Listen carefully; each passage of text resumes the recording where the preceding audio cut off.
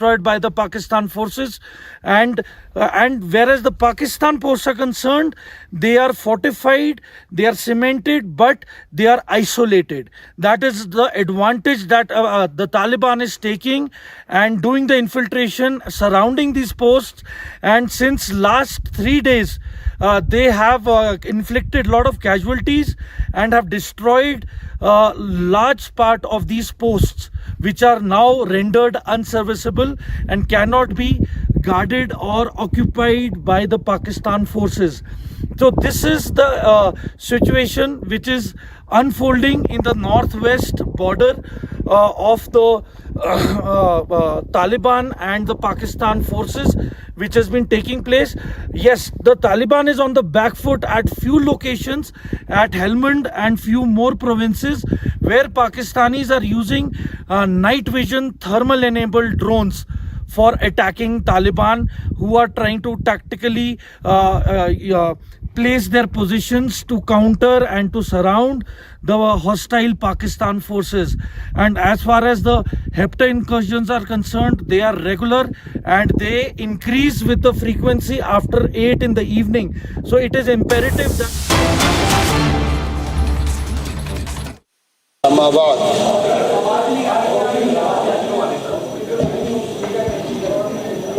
لهر څه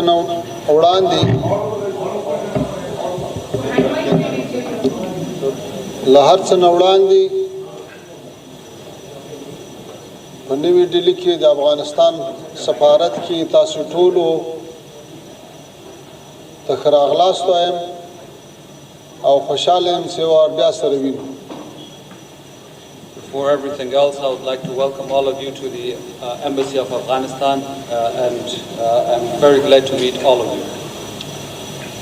او غواړم چې هندوستان ته د خپل سفر په اړه د تاسو سره معلومات شریک کړم. And I would like to share information with you about my visit to India. د جمعې په ورځ مو د هند بهرنیو چارو وزیر سره وکتل، په مختلفو سیاسي، اقتصادي، سوداګریزو، امنیتي او داسې نورو موضوعاتو مو خبرې وکړې. On Friday, I met with the Minister of External Affairs of India and talked about trade, economy, and a range of other issues.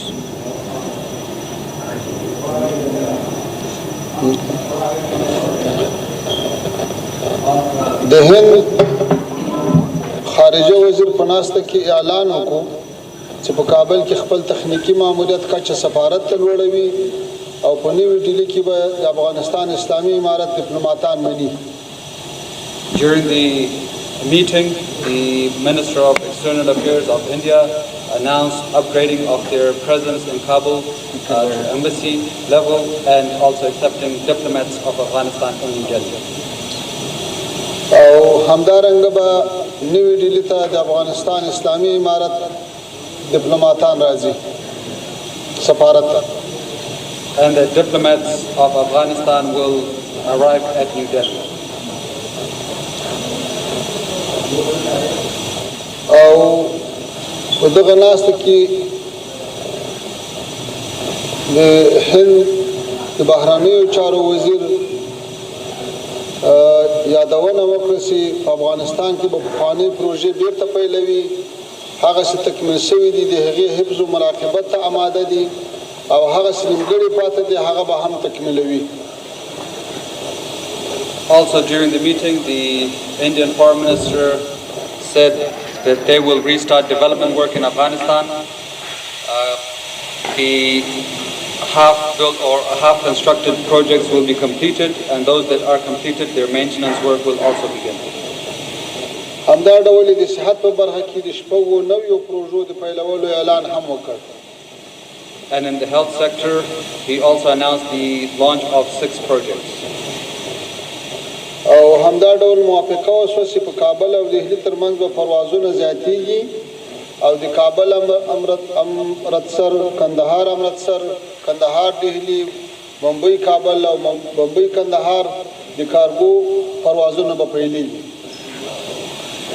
He also announced an increase in flights between Kabul and Delhi, as well as air corridors Kabul Amritsar, Kandahar Amritsar, Kandahar Delhi, Mumbai Kabul, and Mumbai Kandahar.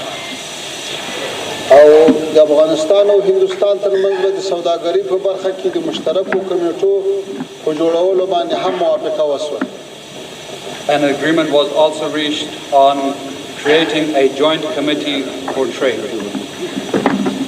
او د هندوستان د بهرنیو چارو محترم وزیر ویل چې مریضانو، تجارانو، محصلینو ته به د ویزو په برخه کې اساني راوړي.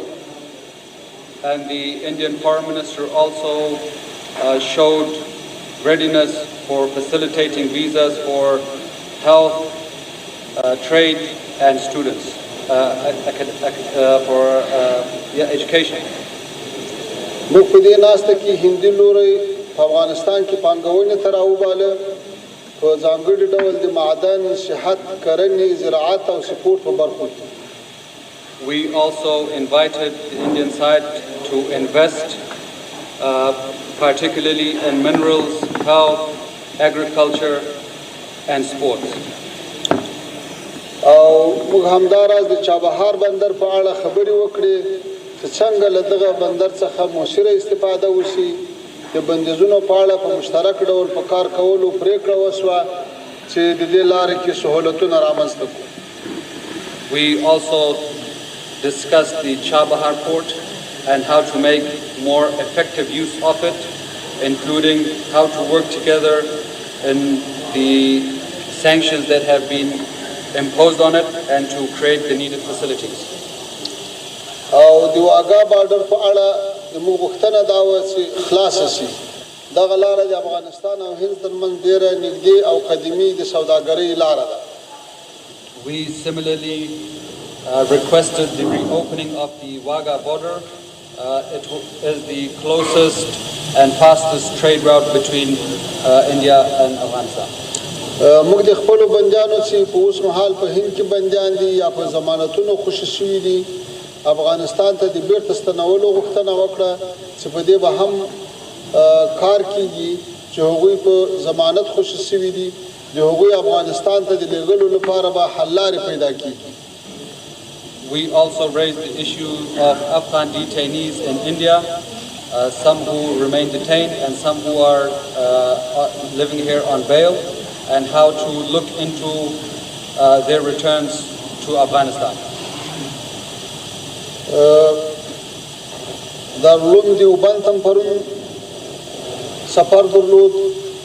موږ له دارالعلوم دیوبند څخه لیدنه وکړه. هلته مو د دیوبند او شاوخوا نورو مدارسو له مشایخو، علماو او زده کوونکو سره وکتل. We also visited Darul Uloom Deoband yesterday. We looked at the seminary. We met with the scholars, the ulama, and also the students. دارالعلوم دیوبند کې مو له افغاني زده کوونکو سره وکتل او همدا ډول مو له دیوبند سره په راتلونکي کې د علمي تبادلې او تګ راتګ په اړه خبرې وشوې. We also met with the Afghan students present in Deoband and discussed ways of restarting the academic exchanges between them. تاسو پوهیږئ چې د هندوستان علما او د افغانستان علما ډېرې تاریخي اړیکې په خپل مابینځ کې لري. د دیوبند علما او د افغانستان د علماو تر مابینځ هم ډېرې ژورې او پخوانۍ اړیکې دي او له دې وروسته به هم راشه درشه زیاتوي. As you are aware, India and Afghanistan have historic ties between the ulama, the scholars, and these deep and long-standing ties will remain, and we hope to increase the exchanges between them. همدارنګه د هند اتاق تجارت سره هم مجلس لرو چې په هغه کې به د افغانستان کې د پانګونې په فرصتونو بحث کیږي. We also plan on meeting with the Indian Chamber of Commerce, where we will look into the opportunities present for investment in Afghanistan. او همدا ډول په هند کې له میشتو افغان مهاجرینو او سوداګرو سره هم ناسته لرو ترڅو د هغوی په ستونزو او د مشکلاتو په حل کې بحثونه ولرو او ګډې هڅې وکړو. We also plan on meeting with the Afghans residing in India the business and also the migrant class, look at their issues and pathways of resolving them. لتوجهنا مننا. Thank you for your attention. You received criticism on Friday for excluding women from your press events. Can you respond to the criticism that you've received, and can you tell us what role, if any, the Ministry of External Affairs had in approving that regulation for excluding women in the event on Friday? جميع برزو نوقف دعوة تاسو خپل کانفرنس کې په دنیا کې آیا تاسو په وضع ورکوي او آیا په دې کې تاسو وزارت موجود تیر ورځ دلته کوم خبري کانفرنس وو د موږ تخنیکی ټیمونو محدود خبريالانو سره رابطه کړې و او هغوی راغوښتي نو هغه کسانو چې کله شرکت وکړو د نورو لپاره تصمیم نه ونیولی د باندې داسې ښکاره شوه لکه ځینې خبرنګاران چې مناسب وي په حقیقت کې یو مشخص لیست لیږل شوی و د هغه له مخې څو کسان راغلي وو نوره په دې کې کومه خاص خبره او ستونزه نه وه. With regards to the press conference, it was on short notice and short list of journalists that were invited. The participation list was presented and it was very specific. It was more a technical issue and no other problems in that regard. د موږ ملګرو داسې فکر کړی و چې باید یوازې هغه کسان راسي چې هغوی دعوت شوي دي نو ځکه هغه محدودیت راغلی و نوره کومه خاصه پرېکړه نه وه شوې. Our colleagues had decided to send invitation to a specific list of journalists and it was no other intentions other than that. مهرباني. Independent journalist. One question: you went and met with people in Deoband. You have close links there. Whether it's Deoband, whether it's Iran, whether it's Syria, whether it is Saudi, women and young girls are not stopped from getting education, not stopped from going to schools and colleges. Why are you doing this, sir, in Afghanistan? When will they be allowed to go back and get their right to education? And secondly, do you have any regrets over the brutal killing of internationally acclaimed photojournalist and my colleague Danish Siddiqui? अगर आप उर्दू में ऐसे बोल सकें please. وهي أكثر زيادة تاسو بند کلاړي همدارنګه ایران او سعودي او سوریه هغه هیوادونه چې د تعلیم باندې محدودیتونه نشته تاسو ته محدودیتونه لګېږي کله به دا بدل شي او ژوند دا ده چې تاسو آیا دانش All right, ladies and gentlemen, that's the live press conference coming in of Afghan Foreign Minister Amir Khan Muttaqi, who faced a lot of backlash on Friday after not inviting women journalists inside his press conference. He's doing it over today again, and women journalists are also being reportedly allowed inside. We'll be closely tracking all the statements that he makes in that press conference. In the interim, here's a quick report that after 30 years of tourist trips, a famed pirate ship based on Christopher Columbus's vessel has sunk off the coast of Puerto Vallarta in Mexico. The iconic Marigalante, which is constructed entirely out of wood, sank rapidly on Friday after a system failure. And here's a detailed report on what exactly happened in Mexico.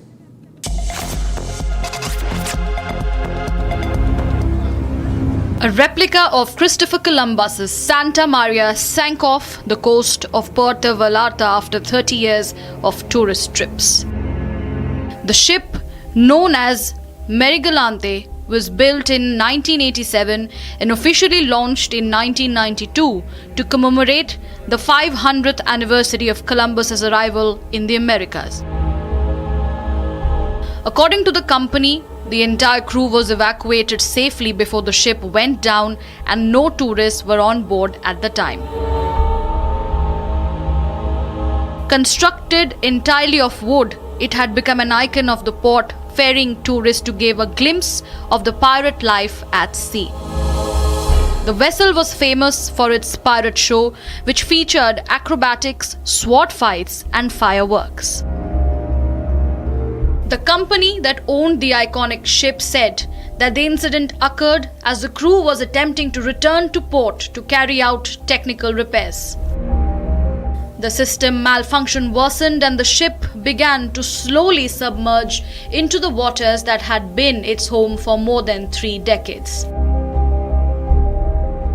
Strong waves in the area intensified the emergency, complicating efforts and leading to the total sinking of the ship. In a statement, the ship company emotionally said that the Marigalante rests in the waters that were always her home, and she will forever remain alive in the memory and hearts of all who watched her sail. On the other hand, the company announced that the Marigalante's sister ship will arrive in the bay to continue its legacy of history. The new vessel is expected to be operational in the Banderas Bay within 3 months.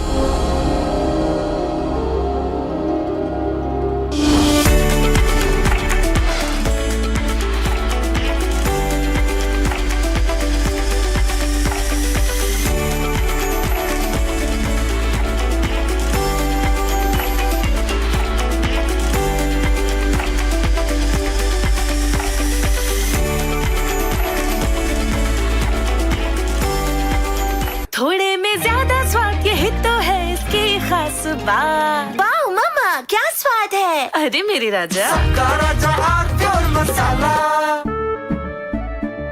केसरिया से मन जोगी हुआ रे, दिल झूमे देखो मतवारा हुआ रे।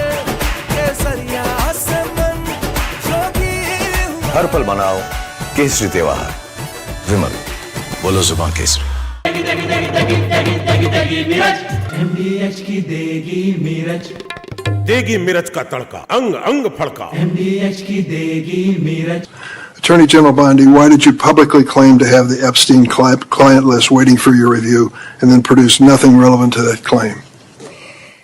Senator Durbin, if you listen to my entire clip on that, I said I had not reviewed it yet, that it was sitting on my... In February, you made a public claim that the Epstein client list was, quote, sitting on my desk right now for review, end of quote. You then produced already public information and no client list at a major media event hosted at the White House. Attorney General Bondi, why did you publicly claim to have the Epstein client list waiting for your review and then produce nothing relevant to that claim? Senator Durbin, if you listen to my entire clip on that, I said I had not reviewed it yet, that it was sitting on my desk along with the JFK files, the Martin Luther King files, and I said I had not yet reviewed it. And if you see our memo on Epstein, you will see, our memo on Epstein clearly points out that there was no client list, our July 6th memo. Going back to the Epstein files, according to another whistleblower who made a protected disclosure to my office, you pushed the FBI to review approximately 100,000 Epstein-related records on an arbitrarily short deadline in March, and the FBI was directed to flag any documents that mentioned President Trump. Nothing came of that review until July when DOJ and FBI released an unsigned memo stating, quote, there's no incriminating client list. Why was the July 7th memo unsigned? The July 7th memo came from the FBI and the Department of Justice. Director Patel answered those questions very clear. And, you know, Senator Durbin, I find it very interesting that you refused repeated Republican requests to release the Epstein flight logs in 2023 and 2024. You fought that.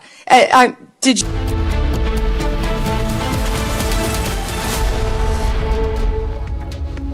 Welcome back, ladies and gentlemen. Afghanistan Taliban government has accused Pakistan on Friday of conducting raids in their capital city of Kabul, where airstrikes were conducted on land, and now they have warned of severe consequences. As per reports, 11 Pakistani soldiers have already lost their lives and many more casualties have been reported. According to Pakistani security officials, 11 more have died on the clashes on just Friday, where the TTP, the Tehreek-e-Taliban Pakistan, has been in a retaliation spree, with the Afghan Taliban also now getting involved. Here's a detailed report and a package on what this entire situation on the Durand line at the moment is all about. Take a look. The ferocious escalation of violence along the Afghanistan-Pakistan border was not a mere spontaneous flare-up. It was the immediate and brutal fulfillment of an explicit threat of revenge issued by Kabul in response to Islamabad's aggressive cross-border actions. The current conflict is rooted in a deadly cycle. Earlier, the Pakistani military announced that its forces had avenged the killing of 11 soldiers by ambushing and killing 30 militants, elements often accused of operating from Afghan soil, in the Orchestrated district. However, the subsequent alleged Pakistani airstrikes on the Afghan capital of Kabul and Paktika province were what broke the barrier of direct hostility. Immediately following the explosions in Kabul, which were widely attributed to the Pakistani military, the Afghan Defense Ministry issued an unambiguous public condemnation. The ministry condemned the action as an unprecedented, violent, and provocative act that violated Afghanistan's sovereignty and warned of serious repercussions. The threat was specific and unequivocal. This cowardly attack will not go unanswered, and if the situation escalates, the responsibility will be of the Pakistani military. This official warning was swiftly followed by a high-alert decree from the highest levels of the Islamic Emirate. In a move signaling full military readiness, Taliban chief Mullah Akhundzada reportedly released a statement asking soldiers to be on guard 24/7 and ordering all province chiefs to patrol at night. This command served as the public mobilization order, preparing Afghan forces to execute the promised revenge. Within hours, the Taliban operationalized their threat. The Afghanistan's 201st Khalid bin Walid Army Corps launched full-scale retaliatory strikes on Pakistani outposts in Nangarhar and Kunar. The results of the swift offensive, which rapidly escalated to artillery exchanges across Kunar, Dangam, Burkot, and Paktia, delivered the threatened consequences. The Afghan Defense Ministry claims that Taliban Islamic Emirate forces captured several outposts from the Pakistan Army. In Khost's Zazi Maidan area, Afghan border guards cut the border fence wire and seized multiple Pakistani posts, capturing military weapons in the process. Reports confirm mass casualties on the Pakistani side, with initial tallies claiming at least 8 Pakistani soldiers were killed in the intense clashes. Afghan forces also reportedly destroyed 2 Pakistani outposts across the Durand Line in Kunar and Helmand provinces. The ongoing border fighting is thus framed not merely as a security incident, but as a direct, promised act of revenge following a clear diplomatic warning.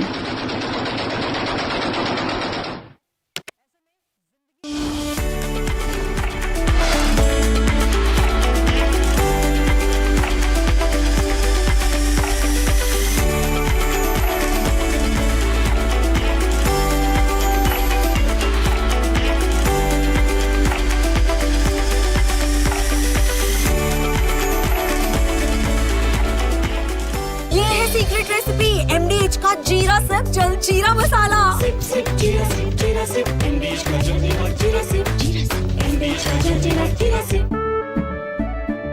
केसरिया से मन जोगी हुआ रे दिल झूमे देखो मतवारा हुआ रे केसरिया से मन जोगी हर पल मनाओ केसरी त्योहार विमल बोलो जुबान Kesari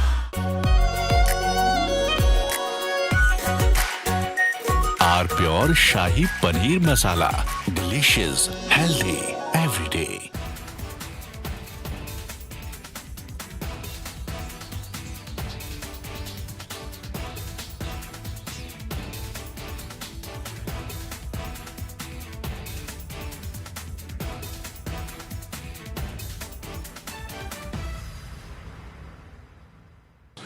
Attorney General Bondi, why did you publicly claim to have the Epstein client list waiting for your review and then produce nothing relevant to that claim?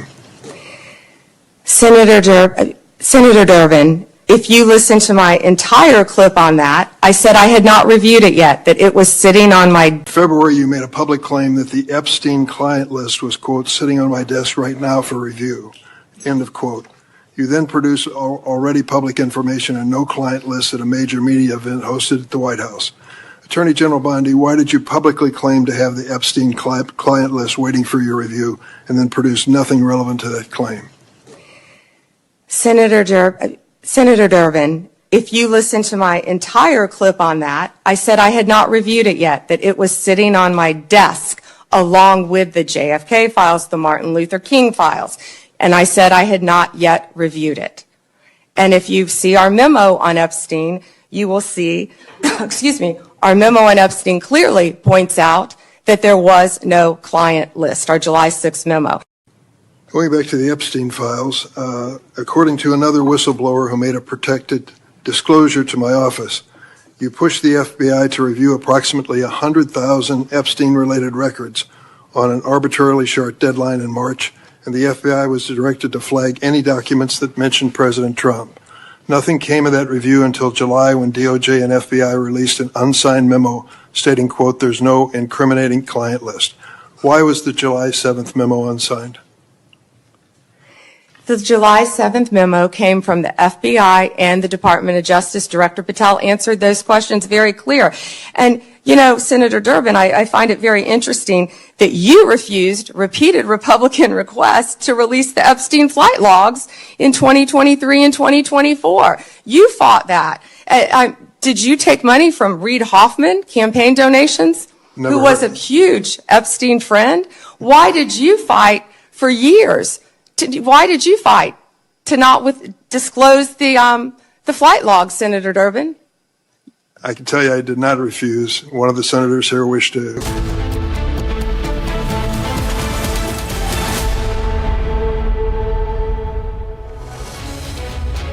Viewers, coming up next week on Republic Media Network is one of India's biggest thought leadership conclave, the Our Bharat Rashtra Sarvopari Sammelan. Our theme this year is Atmanirbhar, Shaktishali Bharat. Join us as we bring together voices from politics, culture, defense, spirituality and enterprise, all united by one vision. Next week on October 15th at Republic Headquarters from 9:30 a.m. onwards, be there. It's time for the headlines now.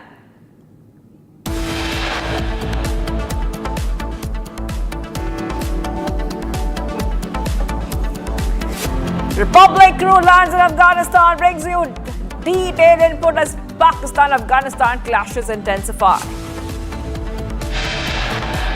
Afghanistan government claims at least 58 Pakistani soldiers were killed, over 30 injured in clashes along the Durand line. Afghanistan issues stern warning to Pakistan, says will not leave any attack unanswered.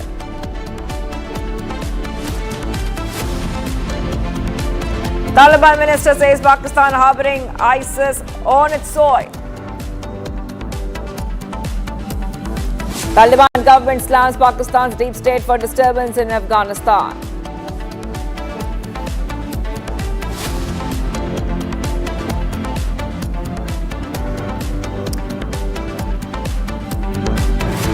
Viewers, we are live and breaking. 58 Pakistani soldiers have been killed in the border clashes with the Afghan forces along the Durand line, and the Taliban government has made it clear that attacks from Islamabad will not go unanswered. Republic's crew has landed in Afghanistan, and we bring you this detailed report from the ground. Take a look. Jai Hind, ladies and gentlemen, and this is an undisclosed location somewhere near the Kunar province, and there is another province called Nangarhar. So these are making the bulge. So I am at somewhere near a province called Kunar, and as you can see, this is a area which is adjoining the Pakistan's Gilgit-Baltistan area, and a huge number of Taliban fighters have started their infiltration from the Kunar province. And as you can see from my right, you can see a little entrant from there. So that is one of the locations where there has been a lot of activity and entering into the forested areas beyond this ridge into Gilgit-Baltistan. And one of the major reasons why this area has been selected by the Taliban to ramp up their operations is because of its mountainous features. There is also vegetation onto the other side of the ridge, which accommodates to getting cover. So basically what has happened is there is a bulge which is from Nangarhar and to the Konar province. So this bulge is actually giving the advantage to Taliban for attacking the Pakistani posts, and they are at a vantage point, so they have advantage for infiltration and spreading their resources and attack in the Konar province. So if we tactically see, the Konar province is adjoining POK, that is Pakistan occupied Kashmir, and with the unrest which has been taking place in Gilgit-Baltistan, so it is imperative that there can be some connection between the freedom fighters in Gilgit-Baltistan and the Taliban fighters. So it is a matter of great concern that if this conflict increases, it is going to cause a lot of ramifications, a lot of geopolitical issues. And one of the main issues that the Taliban has been facing is most of their posts are made up of shelters. So these shelters are basically fiber reinforced plastic and metal sheets. So most of them have been destroyed by the Pakistan forces, and whereas the Pakistan posts are concerned, they are fortified, they are cemented, but they are isolated. That is the advantage that the Taliban is taking and doing the infiltration surrounding these posts. And since last 3 days, they have inflicted a lot of casualties and have destroyed a large part of these posts, which are now rendered unserviceable and cannot be guarded or occupied by the Pakistan forces. So this is the situation which is unfolding in the northwest border of the Taliban and the Pakistan forces, which has been taking place. Yes, the Taliban is on the back foot at few locations, at Helmand and few more provinces, where Pakistanis are using night vision thermal enabled drones for attacking Taliban, who are trying to tactically place their positions to counter and to surround the hostile Pakistan forces. And as far as the HEPTA incursions are concerned, they are regular and they increase with the frequency after 8 in the evening. So it is imperative that the attack HEPTAs and the drones that the Pakistan forces are using are enabled with night fighting capability and high caliber weapons. And at the moment, the Taliban has the firepower, but they do not have anti-aircraft weapon systems. So probably that is what is holding them back. But at night, they avoid moving right now at the moment. They prefer moving during day, because at night it is really becoming difficult for the Taliban to move in towards the Konar border and expand its operation into Pakistan occupied Kashmir. This is Major Samar signing off from an undisclosed location near Konar. Thank you. Getting you some breaking news coming in as anger peaks over Durgapur gang rape horror by shaming the rape victim, the survivor. When asked about the Durgapur rape case, Mamta says, ask the police about this as it is their domain, not mine. Mamta stooped lower and asked how did the victim manage to go out at 12:30 at night. Girls should not be allowed to come outside at night. They also have to protect themselves, especially as there is a forest area nearby. I'm just getting these updates coming in because already 3 people have been arrested in Durgapur medical student gang rape case. The manhunt continues. However, CM Mamta Banerjee has made these statements, where she has said that you can ask the police about this. It is police's domain, not mine, and has asked this question, which is quite shocking given the fact that this has happened in her state where she is the chief minister. Once again telling you exactly what's happened, we see that Mamta said, ask the police about this, and Mamta stooped lower and asked how did the victim manage to go out at 12:30 at night. We have that statement coming in of the CM. Let's go and play it up.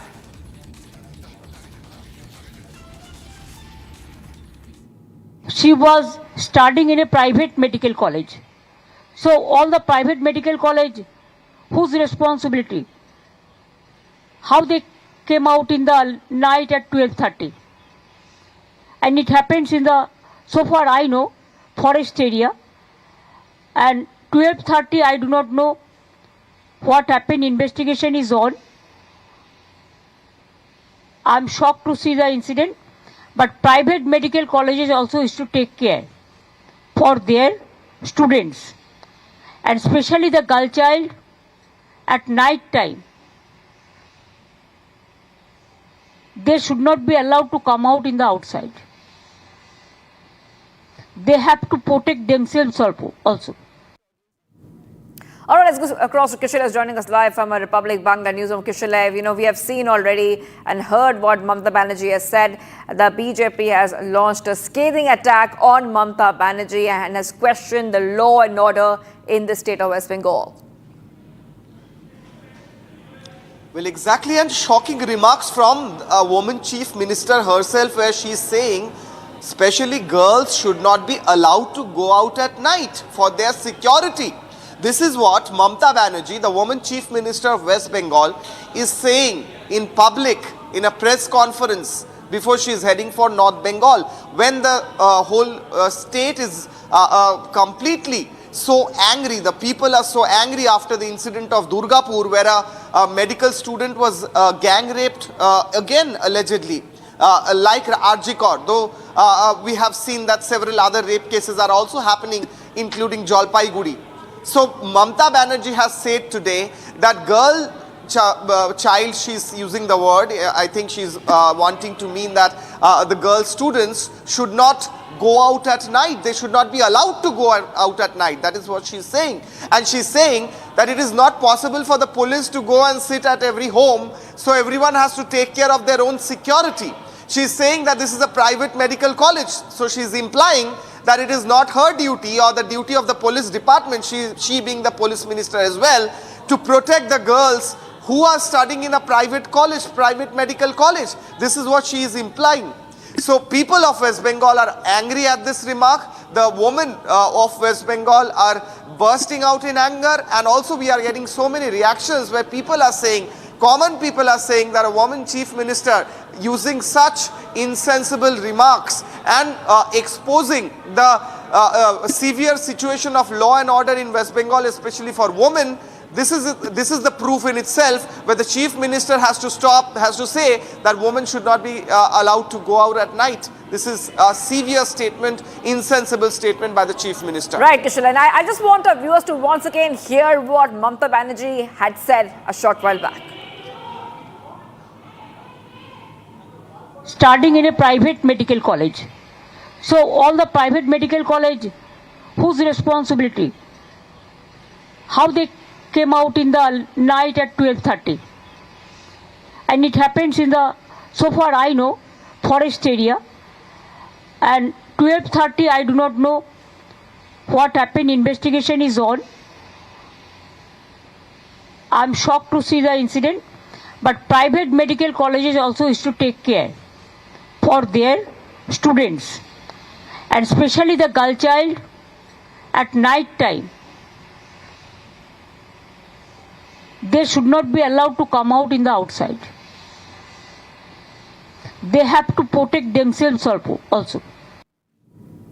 All right, let's go back to Kishal is joining us live. Kishal, we heard that statement once more. The investigation is underway in this case, but also let's put our focus on the situation in West Bengal. We have seen many incidents which are very similar, where we see that the lives of women and girls in West Bengal are in danger.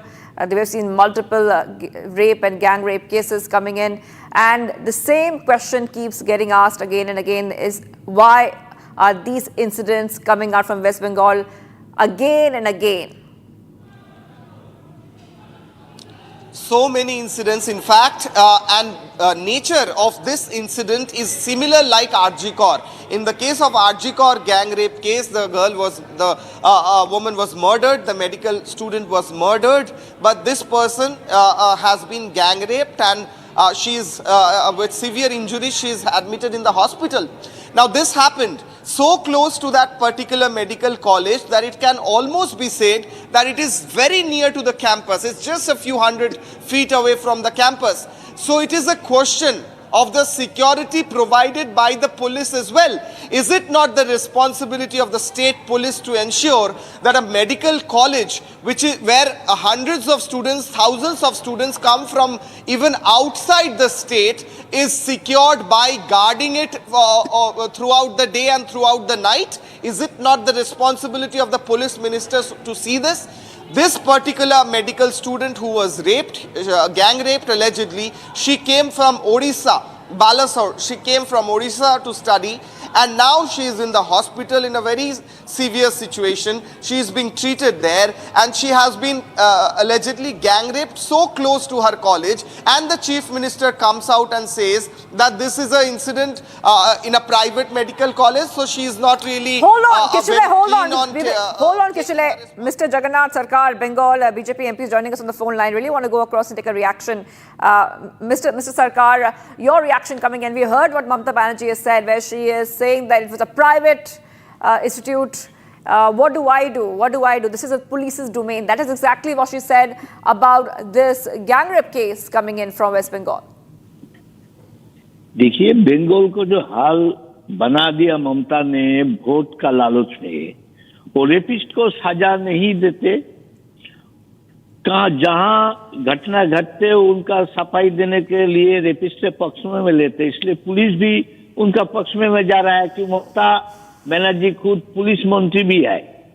इसलिए बंगाल का हाल ऐसा बनाने के बाद ये हर रोज ये बढ़ रहा है कि उनका पनिशमेंट नहीं हो रहा है। इस बारे में ममता जो सजेशन दिया वो मीडिया करके जो लेकिन लोगों को रात में बाहर आना सही नहीं, प्रशासन खत्म करके ये रेपिस्ट को वोट लाने के लिए ऐसा बयान दे सकते किसी स्टेट का सीएम, ये सोचा नहीं को भी।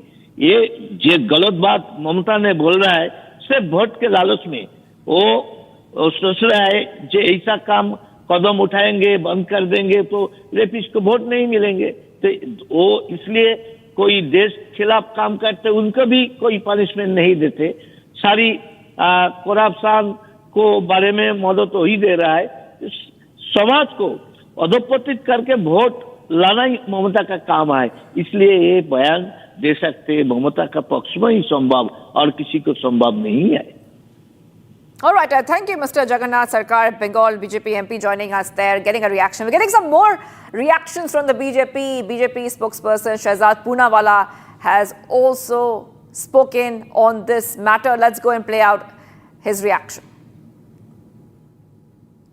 Once again, Mamata Banerjee's comments, most misogynistic, patriarchal comments which do victim shaming, have come to the fore instead of standing in solidarity with the gang rape victim, which was a rerun of Arjikar.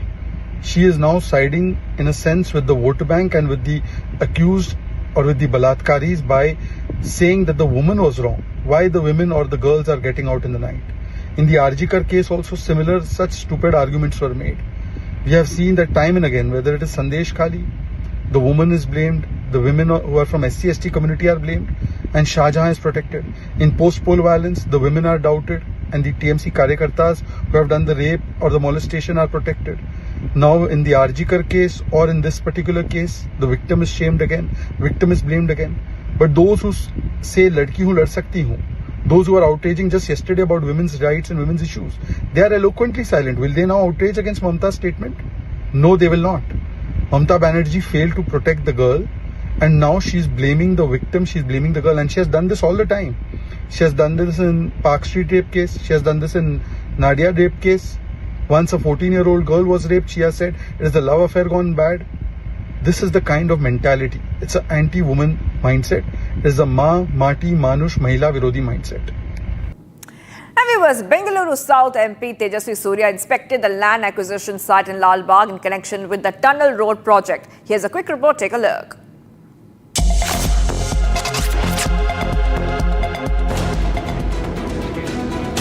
BJP MP Tejasvi Surya inspected the land acquisition site in Lal Bagh in connection with the tunnel road project. Tejasvi said that the tunnel road project as proposed by the Karnataka government is a disaster for Bengaluru. Tejasvi further said that the expensive car-only project will not solve Bengaluru's traffic problems. The tunnel road project as proposed by the state government is a disaster for Bengaluru. This expensive car-only project will not solve Bangalore's traffic problems, but it will cause new problems that will haunt generations of people of Bengaluru. Today, I had called the officials of the GBA to come and explain the 6 acres acquisition that they are doing in Lal Bagh. No officials has ever come and made any assessment, any survey or any consultation. I asked them if they have made a environment impact assessment, which is mandatory before a tunnel road project is made.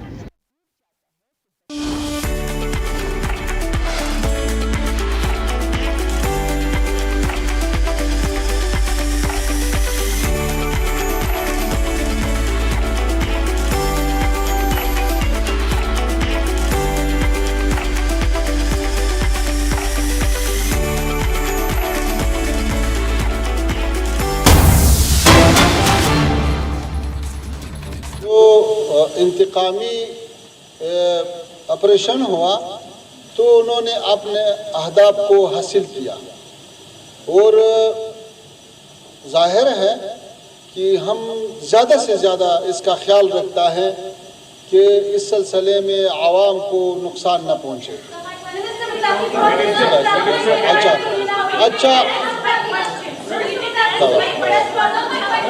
अच्छा बहुत शुक्रिया हाँ बहुत शुक्रिया आपके आने से, चूँकि हमारा दूसरे प्रोग्राम में होता है इसलिए बहुत कम है। अच्छा इंशाल्लाह।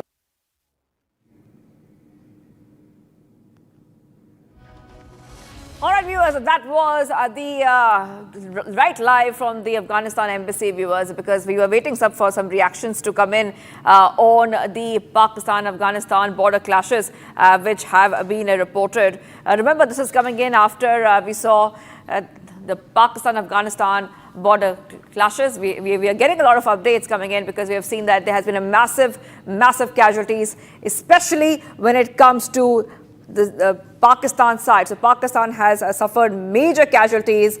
Afghanistan has gone ahead. It has struck Pakistan. It's been a multi-front revenge operation which has dealt a huge blow to Pakistan.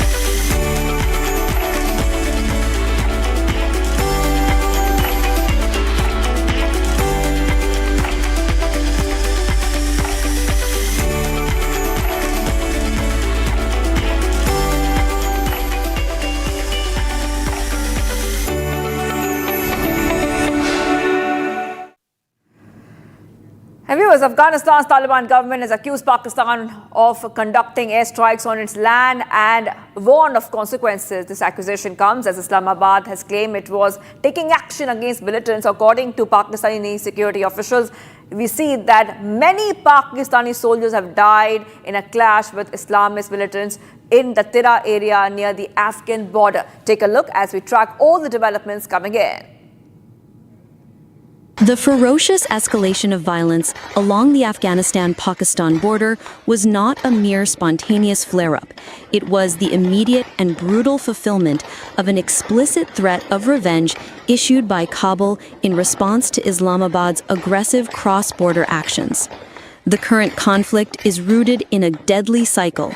Earlier, the Pakistani military announced that its forces had avenged the killing of 11 soldiers by ambushing and killing 30 militants, elements often accused of operating from Afghan soil in the Arnab district. However, the subsequent alleged Pakistani airstrikes on the Afghan capital of Kabul and Paktika province were what broke the barrier of direct hostility. Immediately following the explosions in Kabul, which were widely attributed to the Pakistani military, the Afghan Defense Ministry issued an unambiguous public condemnation. The ministry condemned the action as an unprecedented, violent, and provocative act that violated Afghanistan's sovereignty and warned of serious repercussions. The threat was specific and unequivocal. This cowardly attack will not go unanswered, and if the situation escalates, the responsibility will be of the Pakistani military. This official warning was swiftly followed by a high alert decree from the highest levels of the Islamic Emirate. In a move signaling full military readiness, Taliban chief Mullah Akhundzada reportedly released a statement asking soldiers to be on guard 24/7 and ordering all province chiefs to patrol at night. This command served as the public mobilization order, preparing Afghan forces to execute the promised revenge. Within hours, the Taliban operationalized their threat. The Afghanistan's 201st Khalid bin Walid Army Corps launched full-scale retaliatory strikes on Pakistani outposts in Nangarhar and Kunar. The results of the swift offensive, which rapidly escalated to artillery exchanges across Kunar, Dangam, Burkot, and Paktia, delivered the threatened consequences. The Afghan Defense Ministry claims that Taliban Islamic Emirate forces captured several outposts from the Pakistan Army. In Khost's Zazi Maidan area, Afghan border guards cut the border fence wire and seized multiple Pakistani posts, capturing military weapons in the process. Reports confirm mass casualties on the Pakistani side, with initial tallies claiming at least 8 Pakistani soldiers were killed in the intense clashes. Afghan forces also reportedly destroyed 2 Pakistani outposts across the Durand Line in Kunar and Helmand provinces. The ongoing border fighting is thus framed not merely as a security incident, but as a direct, promised act of revenge following a clear diplomatic warning.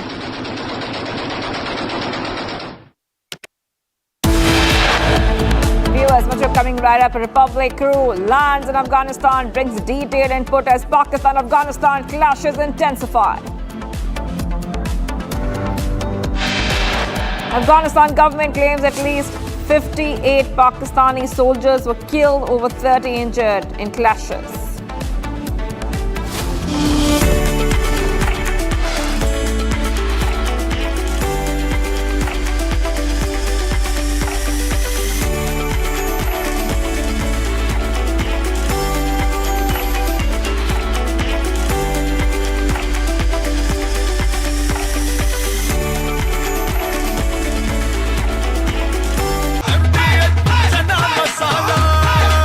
अब छोलिया हो या लोबिया, सफेद चने या काले चने, सब कुछ मजेदार बने।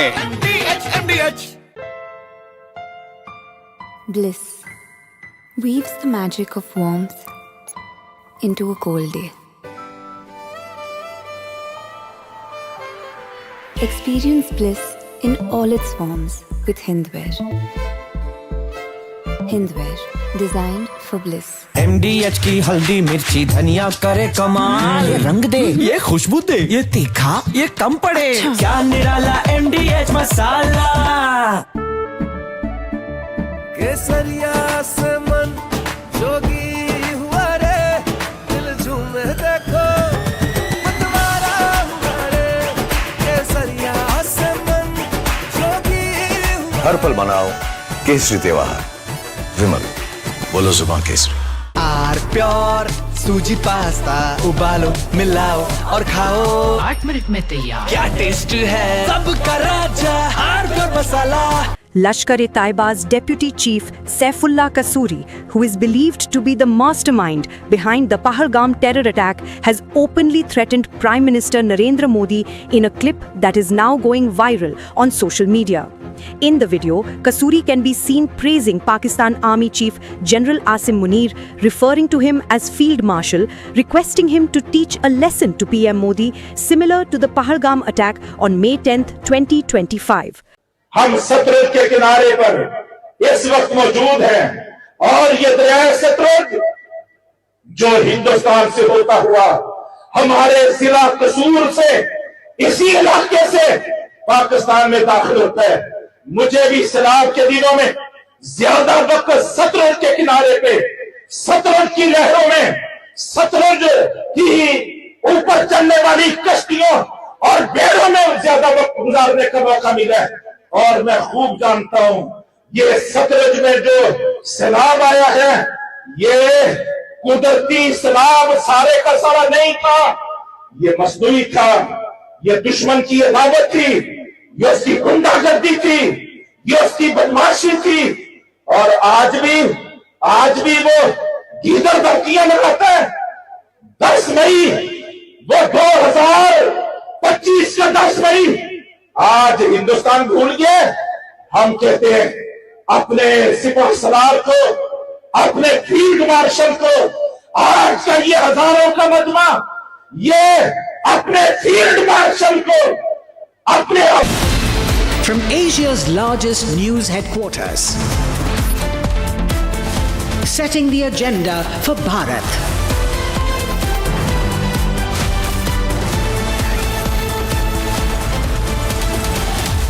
You're watching Republic.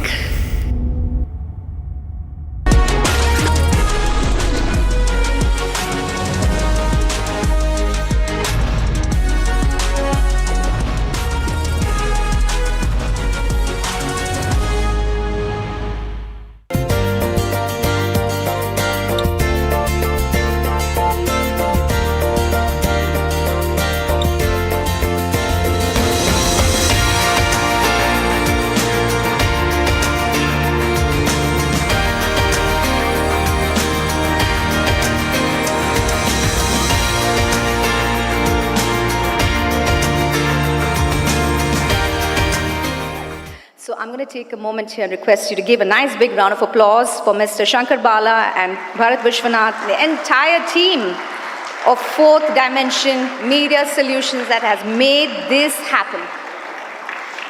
I asked the founders, what is the purpose of this summit? What is the objective? And they said 3 things. Number 1, learning from leaders. Number 2, unlearning what's not important. And number 3, best of the top 2. So let's begin the much-awaited summit with the lighting of the lamp. Viravan Tuakamaga, Vile Catril, and for this I invite our distinguished leaders and visionaries whose presence truly elevates this gathering and truly honors. I invite Mr. Satish Kumar T, Chairman and Managing Director at Milky Miss Dairy, Dr. Shanti Duraisamy, Director, Shakti Masala Private Limited, Dr. P.C. Duraiswamy, Founder, Shakti Masala Private Limited, our beloved Vedic scholar, Dushyant Sridhar, M. Krishnan, Chairman and Managing Director, Sri Krishna Sweets, Mr. Ramesh S. Ramakrishnan, Chairman, Transworld, Mr. Mohit Joshi, CEO, Havas Media Network India, Mr. Venkatesh Vijay Raghavan, MD and CEO, TTK Prestige Limited, Mr. M.V. Manigandan, Founder and CMD, Edisa Developers, Mr. Manohar, Director, Pudhiya Thalaimurai, Dr. Rajamani, the CEO of Pudhiya Thalaimurai. May I please invite all of you to join us on stage to light the lamp.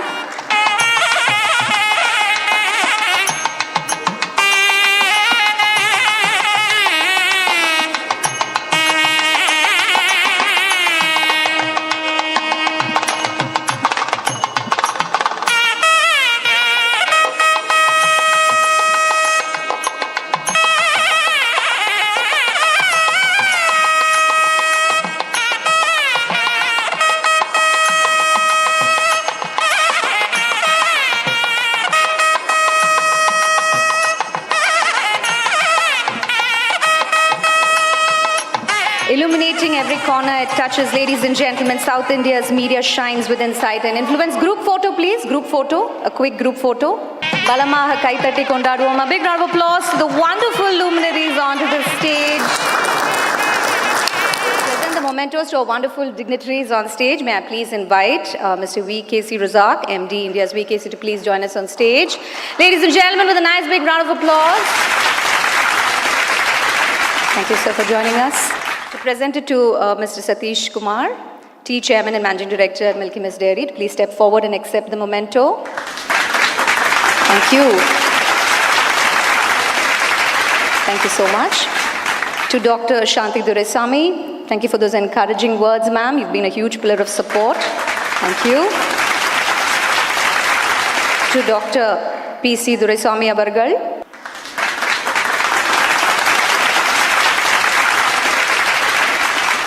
Thank you so much, Dushyant, for joining us. A big round of applause once again. Next up, I invite Mr. Atul Prabhu, Director of Product Management, as Truecaller, to please join us here. With a big round of applause, ladies and gentlemen, to present it to Dushyant Sridhar.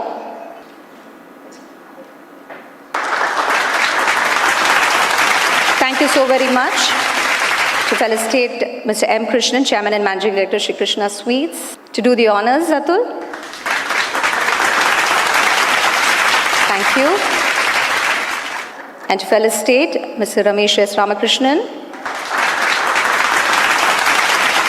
Thank you. To felicitate Mr. Mohit Joshi. Thank you, Mr. Mohit, for joining us and making this a huge success with your presence. Next up, I invite on stage Mr. Balamurli, CEO Transworld Dubai, to felicitate, to honor Mr. Venkatesh Vijayaraghavan. Thank you. To honor Mr. Manigandan. Mr. Manohar, Director, Pudya Talamurai, and Dr. Rajamani, the CEO of Pudya Talamurai as well.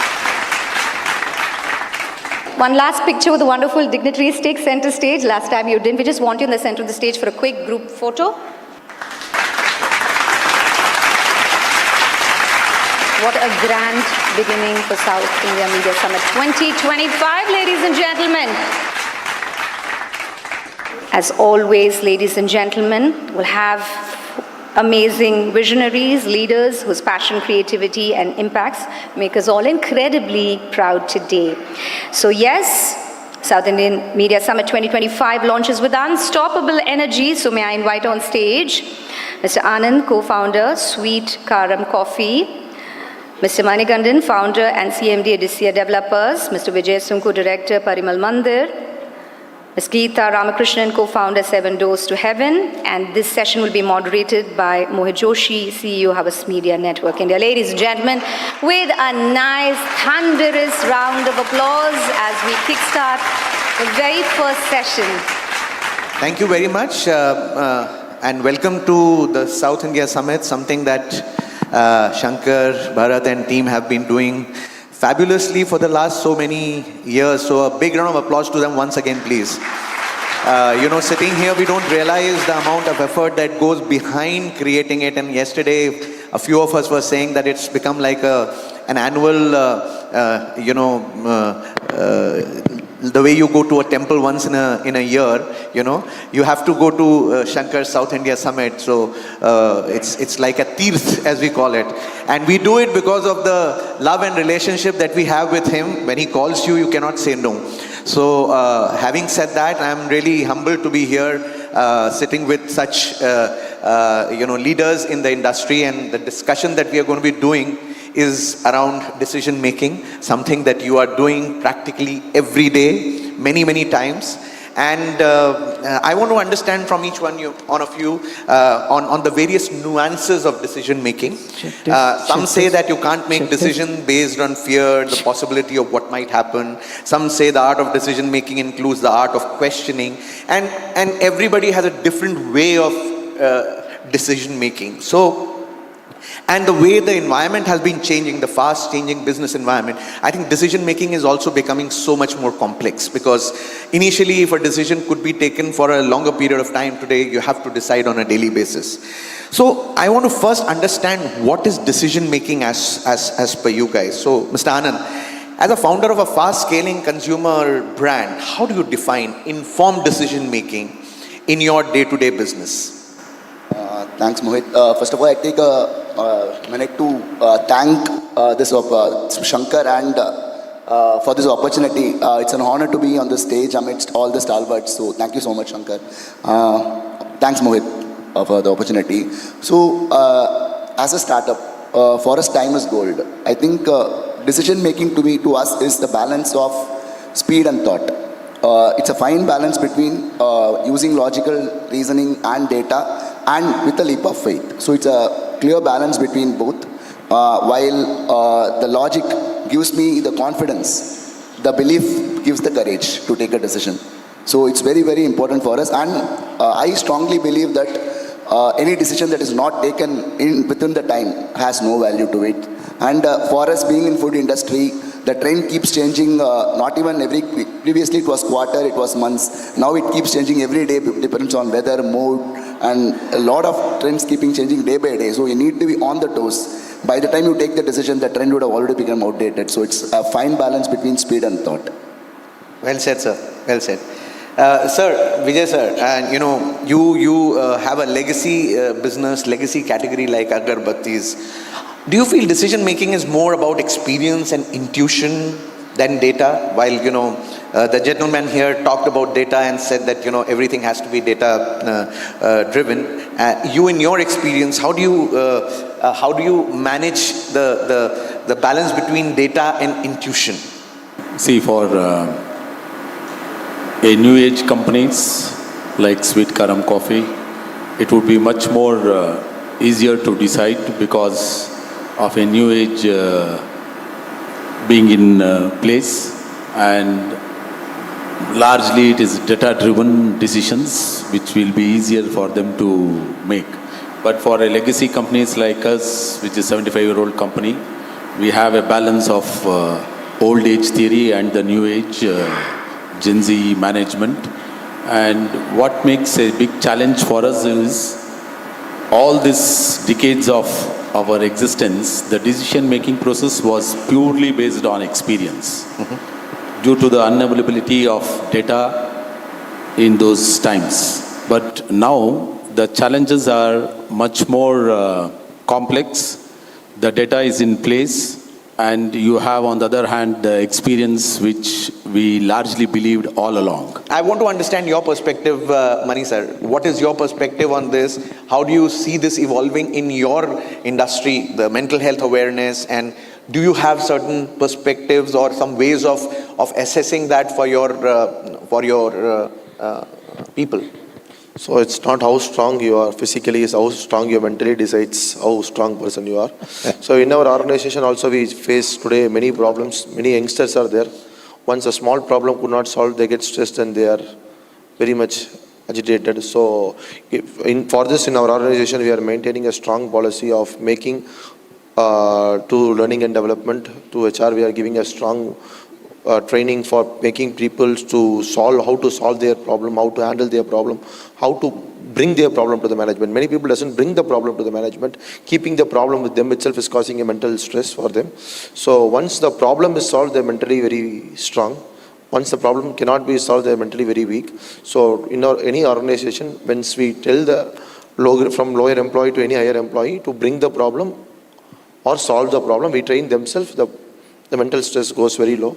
So that is a perspective from my side. Okay, and this is a very important topic. And the culture also plays a vital role. Absolutely. A big round of applause, such prominent speakers, and more importantly, what an amazing session. Ladies and gentlemen, we move on to our next session, which will spotlight business strategies, contingency plans, and negotiating positions for the media and entertainment sector. And the panelists for this session are trailblazers, shaping business and innovation. And for this, I invite on stage Mr. Vivek Nabisan, Managing Director, Nabisan's Dairy Private Limited. Mr. Ganesh Ram, MD and Chief Executive Officer, MF Utilities. Mr. Srikanth Ramani, Director, SGR 777 Foods Private Limited. Mr. KB Balamurli, COO, Transworld Dubai, UAE, to please join us on stage. And we have Mr. Karthik Sharma, Group CEO, Omnicom Media Group, will be moderating this session. Ladies and gentlemen, this is the second session, and you know how fabulous it has been, so give them a nice big round of applause as we welcome them on stage. What is your single most important priority as a leader, and how are you aligning your respective organizations to deliver on the expectations? Anyone can start and then build on each other. Yeah. Hi, Karthik. Thank you for that question. So I think, jumping into your question, I think you just need to be relevant at this point of time. And, to be relevant, you need to embrace change. Right? So I was also attending a leadership program by the LMI Institute. And I was actually fascinated by one of their bylines, which said, challenge to change and changed to challenge. right? So I think I would just want to go by that. And to answer your second question on how do you align yourself, your organization for this, I think in one word, I think it's just going to be how it's preparation, right? And how well you're going to prepare your organization.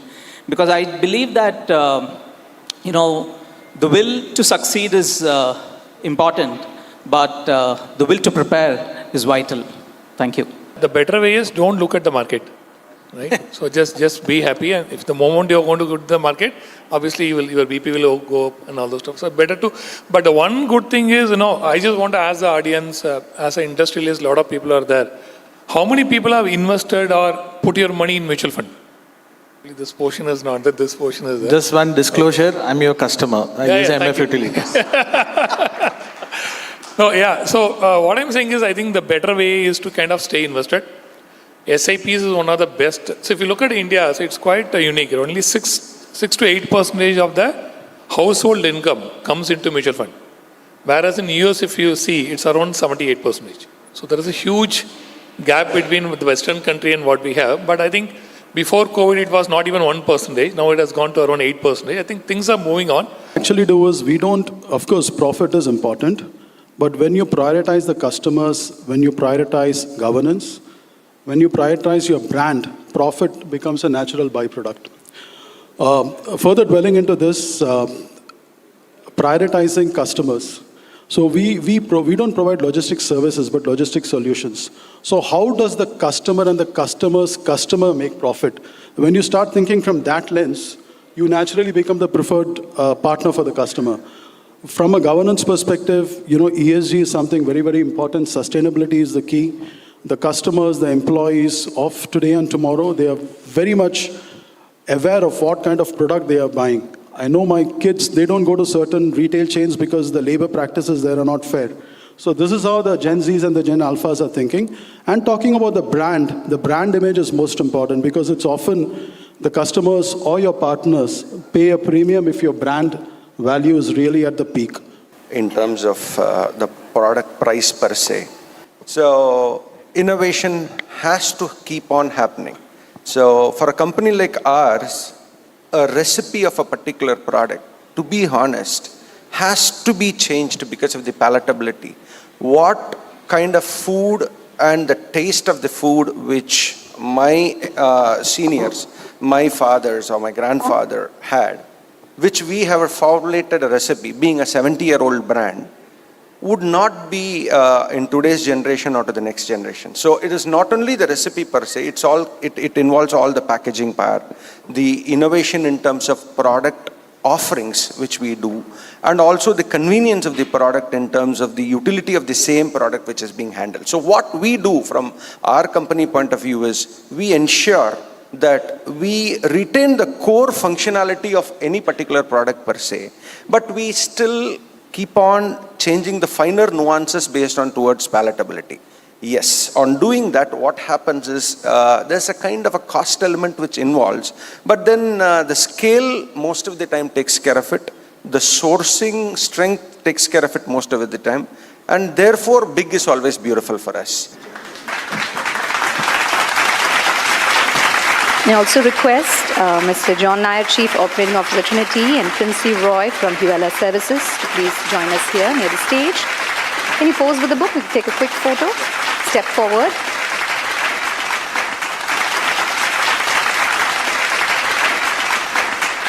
Let me go ahead and invite them on to the stage, ladies and gentlemen. Mr. Venkatesh Vijay Raghavan, MD and CEO, TTK Prestige Limited. Mr. VKC Razak, MD, India's VKC. Preeti Murthy, President, WPP Media. Uday Jadhav, Chief Executive Officer, Sakal Media Group. And this session will be moderated by Shibu Shivanandan, Founder and Managing Director, Pivot Rules. I invite the wonderful panel and the moderator onto the stage. And as always, this is how we'll welcome them with a big round of applause. Any leader, I think he should have a vision. And he should have a strategy. And vision without strategy or strategy without vision doesn't work. So these two things actually, what I would say that he was very good in aligning all these things and very, very well. and all those big ideas he had, that any leader should have a big idea, and he should have a, a way to execute that. I've had the opportunity to work with many leaders, many entrepreneurial leaders who've shaped this country as well. See, I think there are two things. A leader, of course, needs to have a vision, but I think the vision needs to be a shared vision that energizes the team, energizes the people, right? And I think most leaders that I've seen succeed is when they're able to actually touch emotionally. You may have your own preferences, you may have your own ideas, but if you're not able to get the emotional connect with the team, energize them, right? And that, I think, is what I see has been the success hallmark of many of the leaders that I've seen. And that's something that I try to personally emulate as well. I think it's very important that you have a vision, the vision gets shared, and you make the people around you believe in that vision, because at the end of the day, it's not your success, it's their success. My cousin brother, my Masi's son, okay. So when he was in college, he wanted a two-wheeler bike for Bombay college bike. So his father gave a 3-4 hour lecture on how he grew up near Trivandrum, how he used to do 2 buses, or he used to sometimes walk one and skip a bus so that he can save money. He said, your problem, your father didn't give you money. Okay, now his son, my brother was buying a car and upgrading his car. His son gave a good lecture on what are you going to do, save. I don't want your money, I want the car now. Why don't you, instead of this A car, why don't you buy a B car? So this is how the values shift. He says, don't keep for future. You live now, YOLO, FIFO, LOFO, all those jargons come out. On the lighter note, though it is true, I'd like to say, we in Maharashtra say we normally do 4 mistakes in our life. Or we did 4 mistakes. One, we spend a lot of money in the marriages. Then after the marriage, we normally buy our good flat and we took loan for the paying the EMIs. Once we get good flat, we buy car. And if money left, we buy LIC policy. These are the normal mistakes we do. But when I look or interact with the new generations, they are very asset light. They want to, as you mentioned, they don't want to buy a flat. They want to be stay in the rental house. They don't want to buy car. They would like to prefer use Uber or Ola. They don't follow into the long-term relationship. That is also scary. But they are looking for the very short-term relationship, convenient relationship. But I think it's completely changed. They also change their terminology. When I stress, sometimes I stress in the office, the Gen Z team comes to me and say, they ask me, are you stressed? When I say negative, they laugh at me. But we need to use their language also, that the terminology has completely changed. I think sometimes I face problem to deal with this new generation, new Gen Zs. Dishantu medeva sadatvadiyaha dayataranga nuchara katakshaha Shrotreshu pumsam amritam ksharantim saraswatim samshrita kamadhenu. Hoi polloi, a very good afternoon to the audience that is gathered for the 6th season of this beautiful South India Media Summit. Every day, like any other day, today would have begun with a certain number. Wake up at 5 a.m., so the number 5 comes. Have breakfast at 6:30, 6:30 comes. What time did the session begin? 9:52. How many people were there? There were 3 panels, 5 members each, 4 plus 1. So everything is about number. How much ever we have liked, disliked, the prejudice that we have had for mathematics during school days or college days wouldn't stop us from appreciating the number that is credited as salary every month we see. So numbers is all that we have. So there's a very primary level, the way I take it. Every religion, every community has its own set of nice things to say. So from what I have bequeathed, from what I have learned, from what I have internalized are these teachings. So when we deal with Hinduism or Sanatana Dharma or the Vedic civilization, the way we call it, the way we perceive it, often the Western universities often call this religion polytheistic. We aren't polytheistic, we are polymorphic. We believe there is one truth that we see in various forms. So, that we have always been a country that has relied and respected mathematics to the core. Even people who sit by the elevated platforms outside their traditional village houses called Tinnai are called Ganapati. Ganapati means people who calculate and recite Vedas.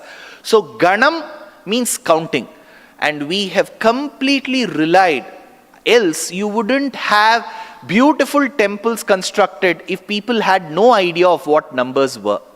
So even our simple recipes are about 7-cup cake. So take this one, take this 2, take this 3, take this 4. Right from food to mathematics to textiles to architecture, this country has relied so much on numbers. Did you want this session to stop? There you go. That's how amazing it was. Thank you. And thank you for celebrating our wonderful culture and reminding all of us, from the food that we eat to the saris that we wear, there is so much richness in us that no other civilization, no other country can compete. Ladies and gentlemen, India is awesome. India is amazing. Thank you. Thank you so very much for reminding us about the richness of my beautiful country. Mohit Joshi, CEO of Havas Media Network India, a leading media agency in our country, and under his leadership, Havas Media Network India has evolved into an integrated powerhouse, aligning media, digital, data, technology and content, and yes, under one cohesive strategic vision. So can I invite Mr. Mohit Joshi onto the stage, affectionately known as Mojo, known for his Mojo selfies. Thank you. And also another stalwart joining this session. His multi-sector experience from FMCG to e-commerce to telecom broadcast gives him a broad view of consumer behavior, media trends, and what works where. He's known for pushing strategic, measured, and creative use of media, and not just run-of-the-mill campaigns. Put your hands together for Jaikishan Chapru, Head Media and Brand PR, ITC. Thank you, Mohit, and thank you, Jaikishan, and thank you very, very much to my dear friend Shankar for organizing this magnificent South India Media Summit. At the start, I would like to say that I am very proud of my association with Fourth Dimension Media and with Shankar, and the way he puts the industry together, the way he's put all of you in one room is truly commendable. So I think we should have a round of applause for this fantastic man, and we're very proud of our association with Shankar. Thank you, Shankar. India Shining, was a slogan given in 2003-2004, coined largely by Pramod Mahajan before the 2004 elections, which ended up being a bit of a flop show for the BJP in 2004. So now every time the opposition also says that they said India shining then, but the results were not shining for them. So when you talk about India shining, there's always a political angle to this. That, the government's trying to give a picture of India shining, but on the ground things are not India shining. On the ground things have not changed. On the ground people are unhappy. And before every election in our country, there is a group of people who call themselves the limousine liberals. Some people from the media who have never gone outside Greater Kailash in Delhi. And before every election, they get onto their chartered planes, they travel around and they say, oh, we've seen the heat and dust of the country and things are not so good. This time I think BJP will lose. This time I think Rahul Baba will come as Prime Minister. So there's a context to that question. Now if I compare Mohit, it is not 10 years, it's actually therefore 21 years since that slogan of India Shining came. But things are vastly different today. In 2004, on the basis of very little achievement, there was a very big marketing claim that had been made by Pramod Mahajan, and he thought the country will get carried away with it, and unfortunately Prime Minister Atal Bihari Vajpayee gave him the freedom, do what you want kind of thing, and the BJP did not do well. The situation here is very different now. In 2004, yes, you had good growth. So that time also the argument is made, there was good growth then, but the BJP was voted out. There is good growth now, but it's not seeping onto the ground. The difference is in 2004, we had growth of about 6.7, 6.8%. Little marginally different from what it is now. But our inflation our inflation was technically 8.2%. Practically, if you would ask people, in 2004 it was almost in double digits of 10%. In this period, now we see the 2014 to 2024 period, I'm not talking of the present, the growth is 6.7, 6.8%. But the inflation is 5%, sometimes under 5%. So you cannot compare 2004 to 2025. I would say things are much better in Modi's India than it was in Vajpayee's India, in terms of for the people. Because Narendra Modi has done a lot of things which previous governments did not. You have a stable economic growth. You have GST. You have GST rationalization. You have demonetization. You have UPI. But most importantly, Prime Minister Narendra Modi understood on day one the biggest problem in our country is we have a lot of money, it doesn't reach the people. So he did direct benefit transfer. So I feel there was an element of social reformation in what Narendra Modi was doing, and therefore I think he kept his focus on the domestic economy. It's not only a marketing focused campaign, and if you were to tell me therefore, shining then compared to India shining now, I would say it's too much to say India shining, but India is far better in 2025 than it was in 2024, which is the reason why when people say, oh, will what happened in Nepal happen in India? Will what happened in Bangladesh happen in India? Absolutely not. Some political parties will want that to happen in our country. But that deep level of personal dissatisfaction which exists in some of our neighbors is not there in India today. So I hope that's a broad answer to your specific question. Absolutely A big round of applause, ladies and gentlemen. I know you've been enjoying the sessions. Let me read the energy in the room. Over to you, Jackson sir. Given that we have media experts sitting out here and marketeers sitting out here, given the current situation, the media landscape, the shift in viewership patterns, shift from appointment viewing, shift to watching short duration content, I think there are a lot of things that are happening, and I think this is amongst one of the better panels to kind of pose certain questions. And so let's kind of hear from the experts. All right, if I may go, I think one of the core philosophies that, most of the agencies, and I'm talking here about us specifically, I think there is a shift between channel budget allocation to audience budget allocation. I don't think there is anything that is not available on digital, yet TV has its own charm. I believe there are fixed ad slots, and the reach is culminating very well. But the measurement, the getting your cohorts right, everything works very well in digital. So for us, it's an integration of screen agnostic planning that's working well. And if I were to keep my answer very short, we would rather be present where the audience is. It can be digital outdoor, it can be TV, it can be print, it can be online video, it could be short form, it could be influencer. Selection is just a function of this. Coming to an advertiser now. So Mr. Nangopal, if you can help us understand, with the changing consumption trends, how finely are you slicing your media spends? With the increasing influence of digital and of course the changing consumer behavior, we have also recalibrated our media investment. So if you look at, there's an ATL and there's a BTL angle to it. And if you look at the ATL side, where earlier, it was 80-20 skewed towards traditional media, today that has increasingly moved to 40-60 for us, for our line of products. And within the digital stream itself, we all know that digital is a very fragmented universe. So we kind of focus more on search, online video and social in that context. Now 40% is moving towards the BTL side. So that's because, we have a lot of push categories. And so on-ground activation becomes important. So if you look at it at an overall pie, it's a 60-40 ratio between ATL and BTL. And within ATL, the construct and breakup that I given. And that's how we're looking at it. When it comes to completely buying, we are not buying anything which is like, we buy and then we fly away, right? So we buy and we continue to buy today, tomorrow, and again future. So we are actually reaching out to a consumer, right? Earlier days also we were doing the same thing. The method of doing was different than today's era.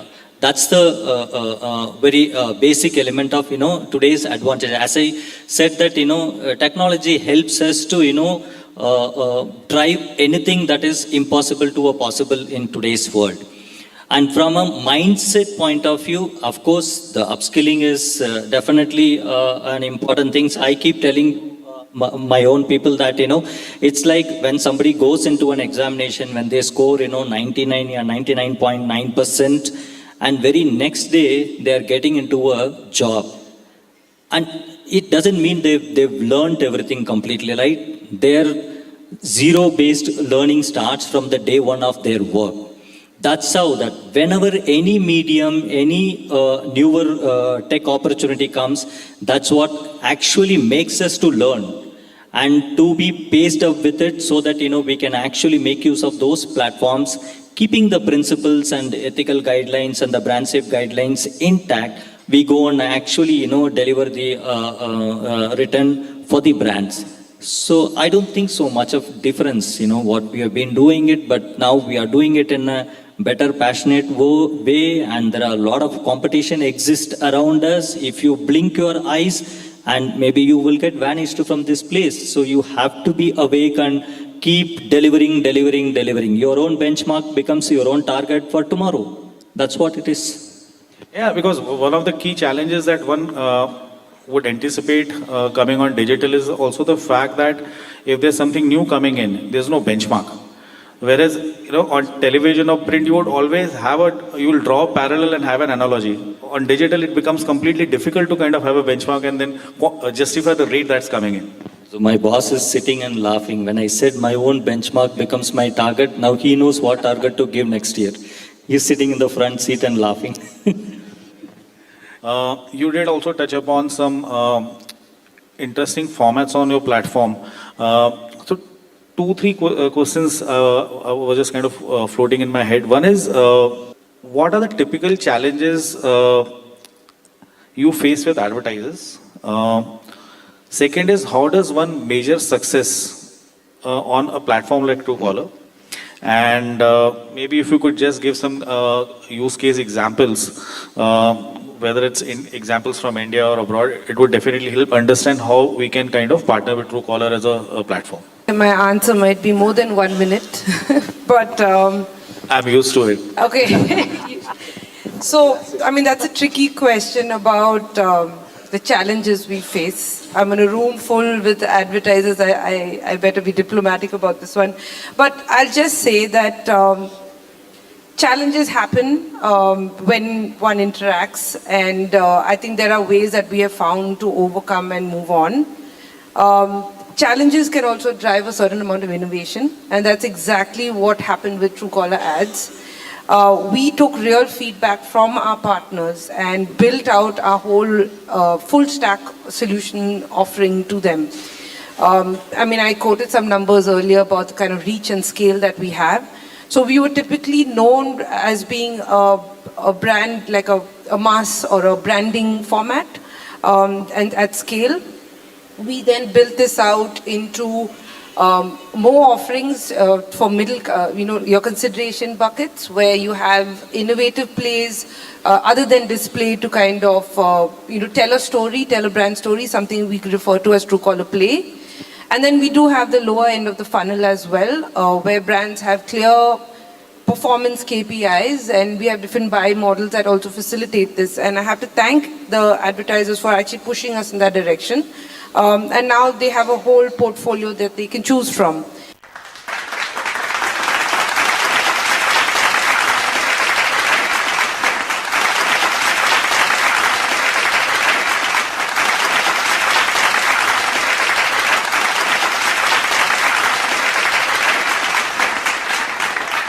Thank you to the organizers for giving me this opportunity to be here in this esteemed, esteemed audience.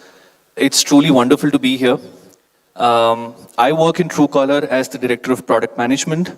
I lead the global ads product. So I and the team essentially obsess about creating ad products which not only fulfill the advertiser's objectives on the one hand, but also create really meaningful and impactful experiences for users. So Truecaller's mission is simple. The mission is to make communication safer, smarter, and more efficient. And if you think about it, this problem has never been as important, as ever before. 1 in every 3 phone calls that an average Indian receives is from outside the phone book. On an average, the Indian consumer receives 3 spam messages in a day. It is estimated that in just last year alone, upwards of 22,000 crores was lost in frauds and scams. So this is a large problem and it's becoming even bigger, and Truecaller is on a mission to solve this. So if you think about it, trust is built very deeply into what Truecaller does, into how consumers use Truecaller on a daily basis, and how the kind of perception we're able to drive in the user's mind. And we do this with the help of our best-in-class solutions. The first is, of course, the caller ID, which helps you identify who's calling. We also have something called verified businesses, which is essentially to let you know if there are legitimate businesses trying to reach out to you. And then, of course, there's messaging or SMS. And now when we think about, talk about ads on Truecaller, like how does it all come together, right? There's a reason why more than 10,000 brands continue to work with Truecaller on the ad side on a continuous basis. And I spoke about trust. I think it goes back to trust. When you have that kind of a product, you have unparalleled reach. Like Althea spoke about this, in this panel. In the world, we have 450 million global users. In India, 300 million. And in South India, we have 75 million monthly active users. And it's not just that, it's also about the stickiness. So if you see our DAU to MAU ratio, it's upwards of 80%. That's right up there in terms of the best apps in the world. So not only do we have a very large base of users, they actually come back onto our app almost on a daily basis, which is phenomenal. And these numbers are right up there in terms of any benchmark that you can think of, in terms of the best media properties which are out there. So think of your IPL cricket season, think of your T20 World Cup, the numbers are right up there. But it's not just about reach, it's also about relevance. And relevance really has 2 parts to it. One is the fact that you're able to meaningfully cohort users. So for example, you're able to reach out to mothers, shoppers, travelers. And then there's also the context in which you're showing. And this is also one of the discussion points that came up in the last panel. So if you think about it, the attention span of users today is lower than ever.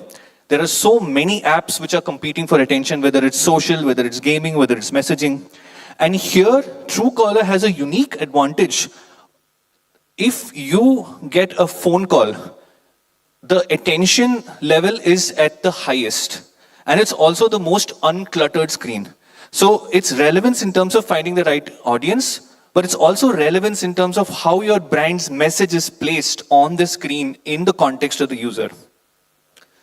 And when we do that, when you reach the relevant users in the relevant manner, we see that it drives results for businesses. Just 3 examples of how we've been able to drive impact among many. And so we have a lovely panel here today who probably will decipher what CTV exactly means, what's the future of television, where is it going, and I hope we are able to create a thought-provoking session. So I'll start with a simple question and with the topic. So when you hear, CTV or future of television, what is the first thing that comes to your mind?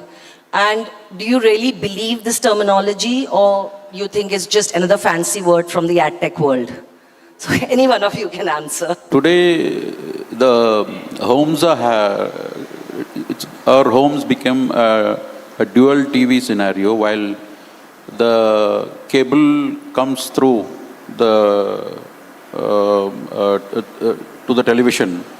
The remote functions as multiple options. So you have a hybrid box which helps you to view the regular broadcast content. At the same time, you also have an internet connected options loaded with apps and other options, which is of our convenience. So one side it is appointment viewing, on the other side it is apna time, prime time. That's it.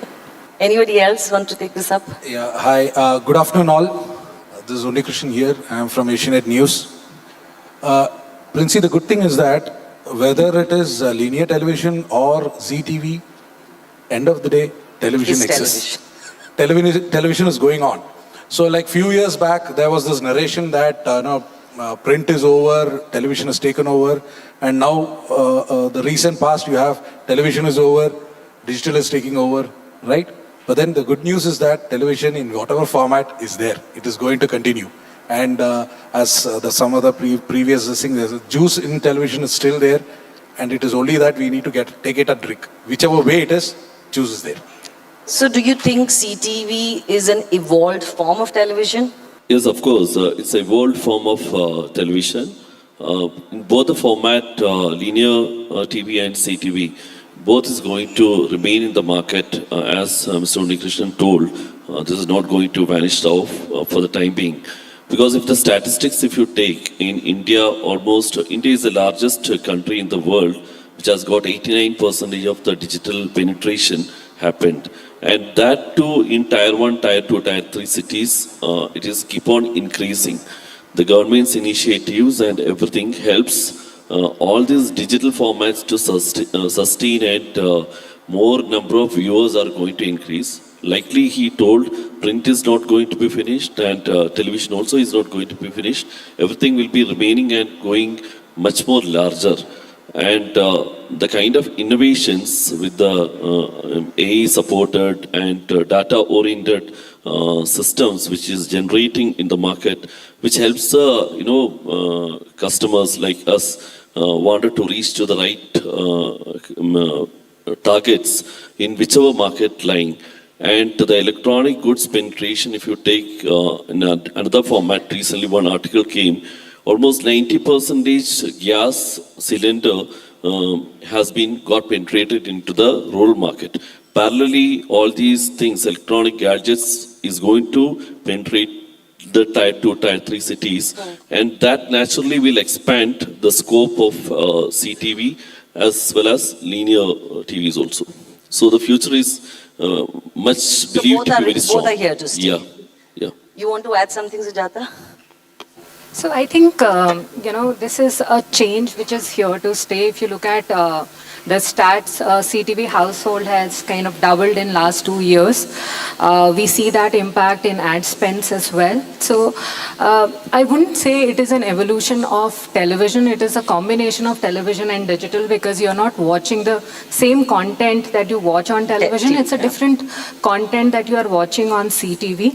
So for the larger question, which is basically, linear TV and CTV, whether, are we going to write the obituary of linear TV? That time is, way too far. We are such a large country that, there is going to be both format or both forms of television consumption. However, having said that, linear TV is what is kind of witnessing an accelerated growth. Only suggestion is, while pitching the client, both the teams have to come and pitch. Both the TVs have to come and pitch? Both the teams. There is the channel Teams team have to come and pitch. and the digital team. Okay. Together, if they come and pitch, client understanding will be. Because digital team always complains about TV. TV's performance. And they confuse He's the talking branded. He is talking blatant Yes, truth. totally. No. So if it's the same organization, suppose for example, it's a bigger agency who have both digital and TV team, they both have to pitch together, give a proper solution. Digital works for, digital may not be, it is a new medium. It takes its own time to settle down. Okay. So you should have a proposal or the team should explain to the management or the brand managers there, 80% or 30% should be digital, 70% should be TV. I mean, some kind of a combo. Should be a combo. The way you're saying, I think it's a very ideal scenario, and I would love, I've been salesperson for a very long time, but unfortunately TV and the discussion around both the things is very different, because TV generally is taken, people think awareness. The moment it comes to digital, it's all about performance. So the journey becomes very different, but yes, completely feedback taken that. TV is a mass medium, no doubt. It doesn't address you think digital is not becoming a mass medium? It doesn't address the right TG. It is throw in the air, TV. But digital, you have that option. You have the option, yes. You can hit whom you want to hit, out to that TG. So it should be a collaborative. Collaboration, absolutely. I totally agree. It is any innovations is always welcomed properly if it been explained by the media people to the clients. That is my only Thank you suggestion. so much. I think for all the salespeople, ad salespeople, if there are any, you should take this feedback, both offline and online teams. And thank you so much. I think it was a wonderful session. And again, the future of television is very, very bright. Wow, wonderful to hear that. A big round of applause.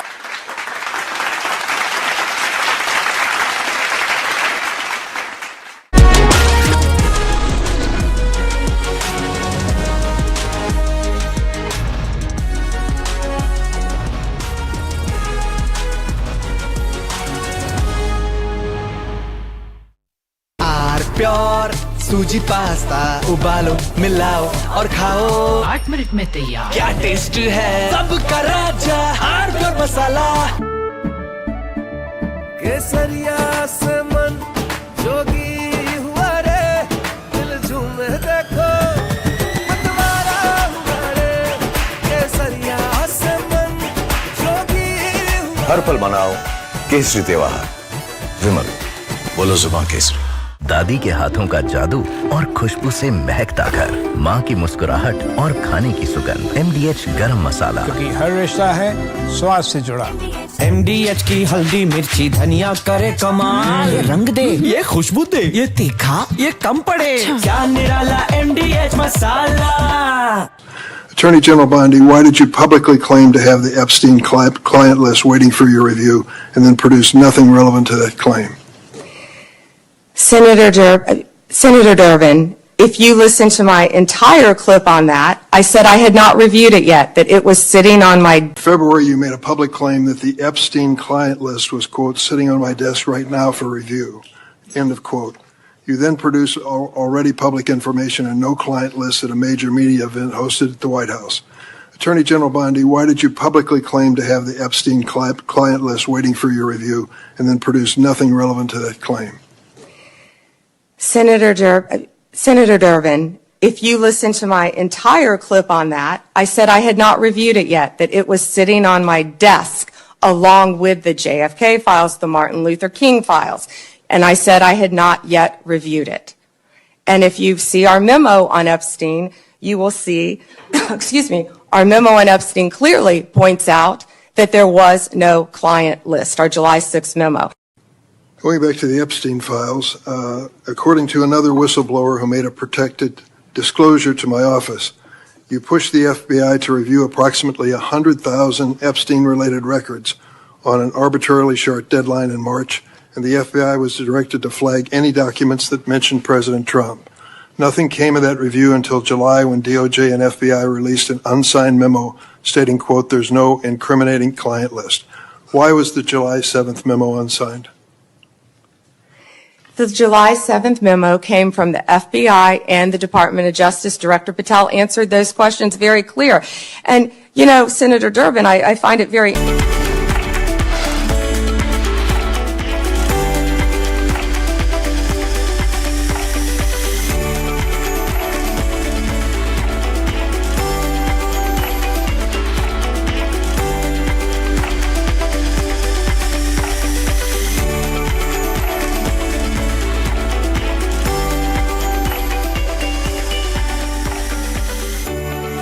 Bowl दही में 4 चम्मच MDH चटनी पुदीना मसाला डाला, stir करो, पुदीना चटनी तैयार। MDH चटनी पुदीना मसाला।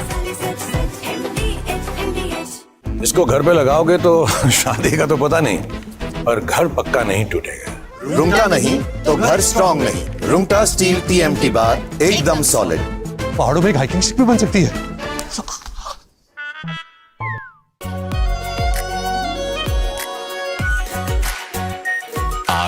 और shahi paneer masala. Delicious, healthy everyday. R pure suji pasta उबालो मिलाओ और खाओ 8 मिनट में तैयार। क्या टेस्ट है सबका राजा R pure masala.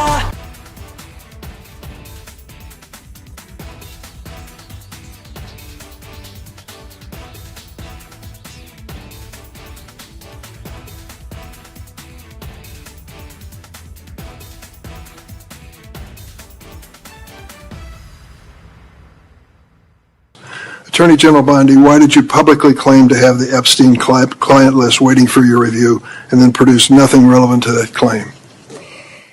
Senator Durbin, if you listen to my entire clip on that, I said I had not reviewed it yet, that it was sitting on my... In February, you made a public claim that the Epstein client list was, quote, sitting on my desk right now for review, end of quote. You then produced already public information and no client list at a major media event hosted at the White House.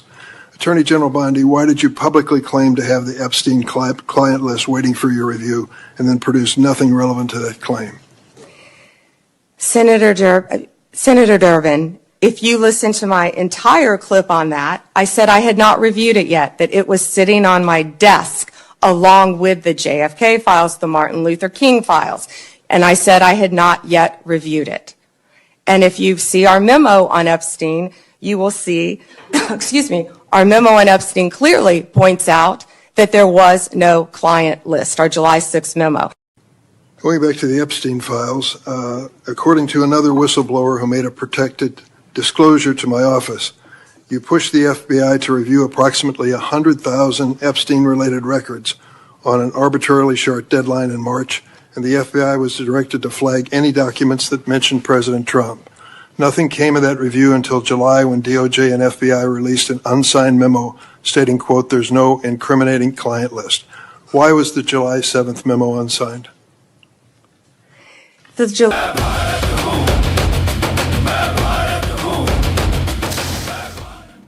Cristiano Ronaldo has already written his name into football history with over 900 career goals across clubs and country. But as he continues to defy age and expectations, the burning question for our fans is, can Ronaldo reach the magical 1,000-goal mark before he finally hangs up his boots? That's the big debate on our sports meter today. Scan the QR code on your screen and have your say, because your vote decides the score. थोड़े में ज़्यादा स्वाद ये तो है इसकी खास बात। वाओ मामा क्या स्वाद है? अरे मेरे राजा। सबका राजा R pure masala. Bliss. It dances on your skin like first rain. Experience bliss in all its forms with Hindwear. Hindwear, designed for bliss. अब छोलिया हो या लोबिया, सफेद चने या काले चने, सब कुछ मजेदार बने।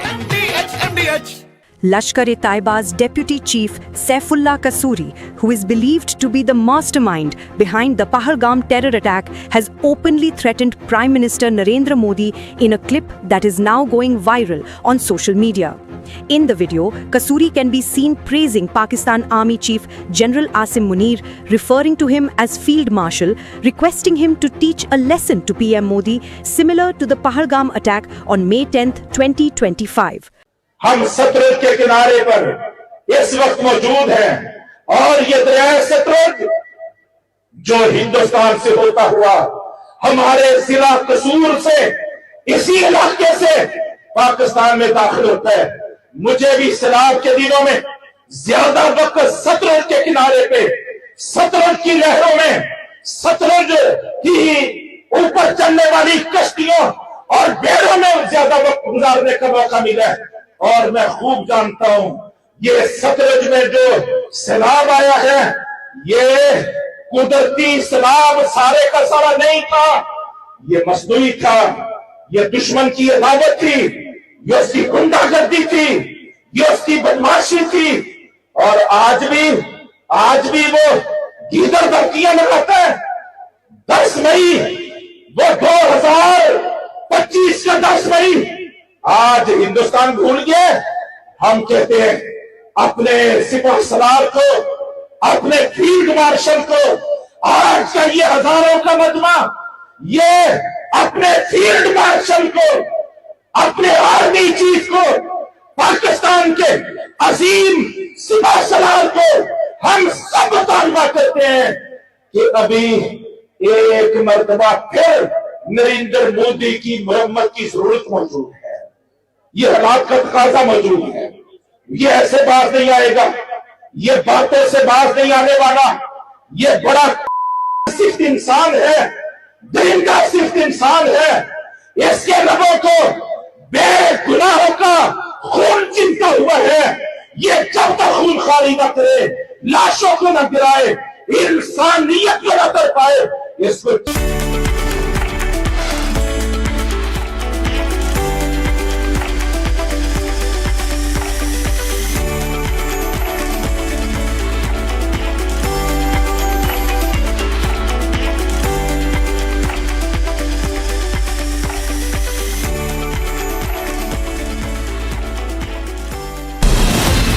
From Asia's largest news headquarters, setting the agenda for Bharat.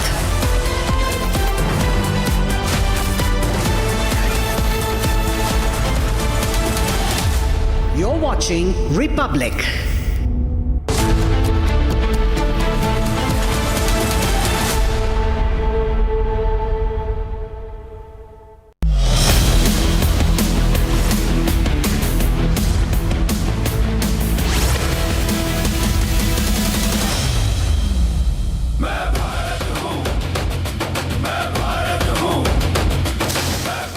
Cristiano Ronaldo has already etched his name in football history with over 900 career goals across clubs and country. But as he continues to defy age and expectations, the burning question for fans is that can Ronaldo reach the magical 1,000 goal mark before he finally hangs up his boots? That's the big question on our sports meter today. Scan the QR on your screen and have your say, because your votes decide the score.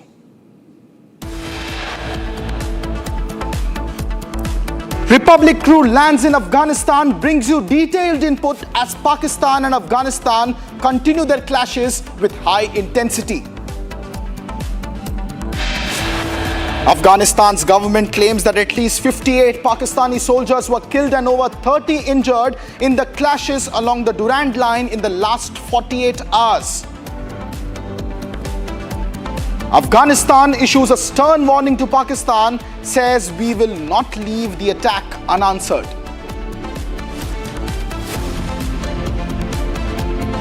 Taliban minister says Pakistan is harboring ISIS terrorists on its soil. Taliban government slams Pakistan's deep state for disturbance in Afghanistan.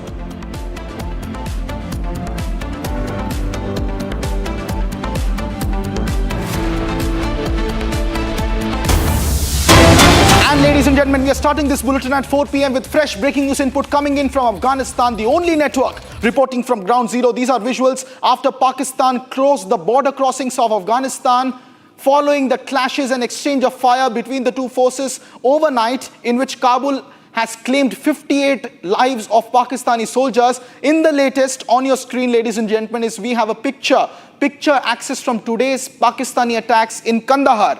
That's the latest escalation on the Afghanistan-Pakistan war alert in the last 24 hours, when Afghanistan is claiming that more than 58 Pakistani soldiers have been killed by Afghan forces along the Durand Line border. These are fresh visuals that Republic is accessing from ground zero from Kandahar, where Pakistan has reportedly once again struck Afghanistan. As the series of fire escalates between Pakistan and Afghanistan in the last 24 hours, we have seen high-intensity battles along the Durand Line, which is the formal border between the Pakistan and Afghanistan territories, which has a difference of perceptions. My colleague Chandrakala is joining us live on the broadcast with more details on this story. Chandrakala, what's the latest exclusive stills and images that we have accessed now from attacks, Pakistani attacks in Kandahar?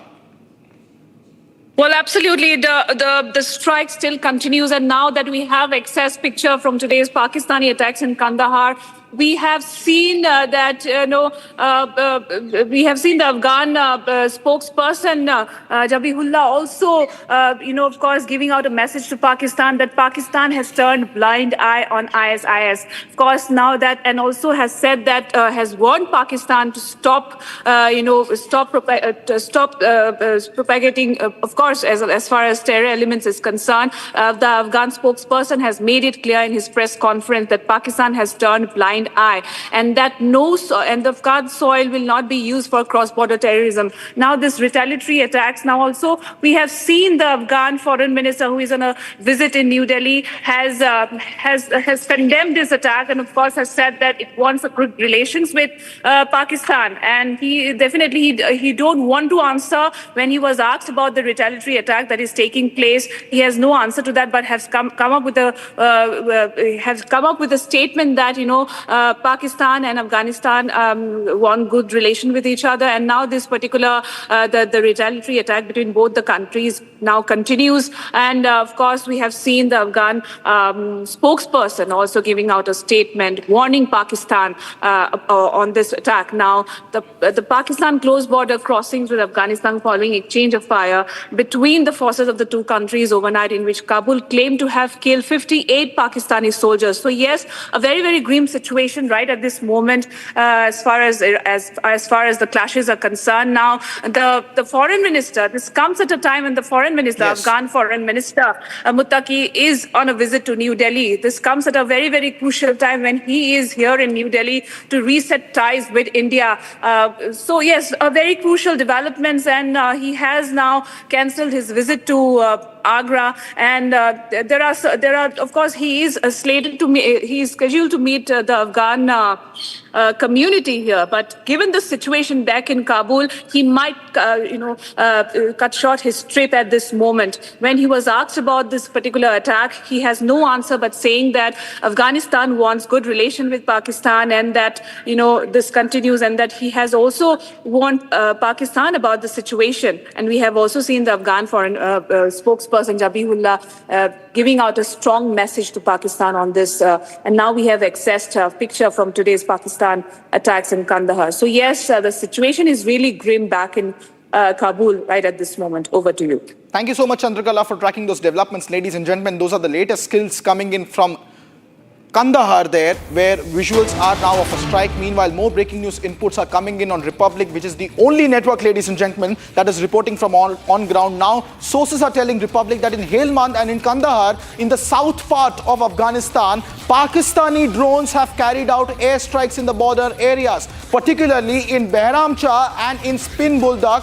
One source to Republic has also said that these strikes took place in Spin Buldak at around 11:30 a.m. this morning on Sunday, that is October 10th. And some other sources have also told Republic that these strikes in Spin Buldak have not just targeted, ladies and gentlemen, military infrastructure, but have also attacked civilians in residential areas in addition to military positions, and that there have been no casualties so far is the input that Republic is receiving from ground zero in Afghanistan at the moment. But the latest series of escalation is that in southern Afghanistan, along the Durand line in bordering areas in Kandahar and in Helmand, Chandrakala, my colleague, continues to remain live with us. Chandrakala, in Helmand and in Kandahar, now information coming in of drone strikes and even potential targeting of civilian areas by the Pakistan armed forces there. No casualties being reported so far. What's the latest that you are picking up on this story, Chandrakala? Well, of course, the sources are saying that sources in Helmand and Kandahar in the south of the country say that Pakistani drones have now carried out airstrikes, retaliatory airstrikes in the border areas of Behramcha and Spin Buldak. One source is of the view that said that the airstrike took place in Spin Buldak at 11:30 a.m. Today, that's October 10th. Some other sources are of the view that in Spin Buldak, drones have attacked civilian residential areas in addition to military positions, but there have been no casualties so far. Yes. Right at this moment, when the diplomatic, of course, we see that India and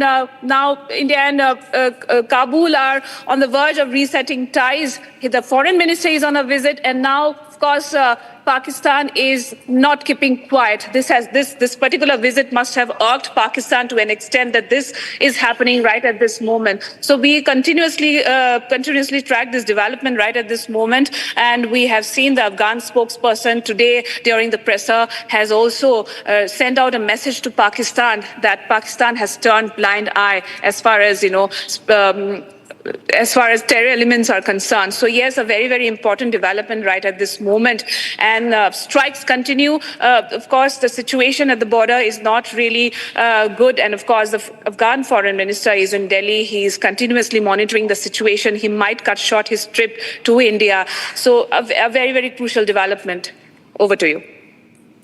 Thank you so much, Chandrakala, for bringing us those details, ladies and gentlemen. The Afghan foreign minister, Amir Khan Muttaqi, is also in India. As you all know, he's on a 6-day visit. So far, indications are that he may or may not cut short his visit, but he is in New Delhi at the moment. He also had a second press conference earlier today. And here's a soundbite of what he has said about Pakistani drone strikes carrying out unabated in Kandahar and Helmand. Listen in to the reaction of the Afghan foreign minister from earlier today.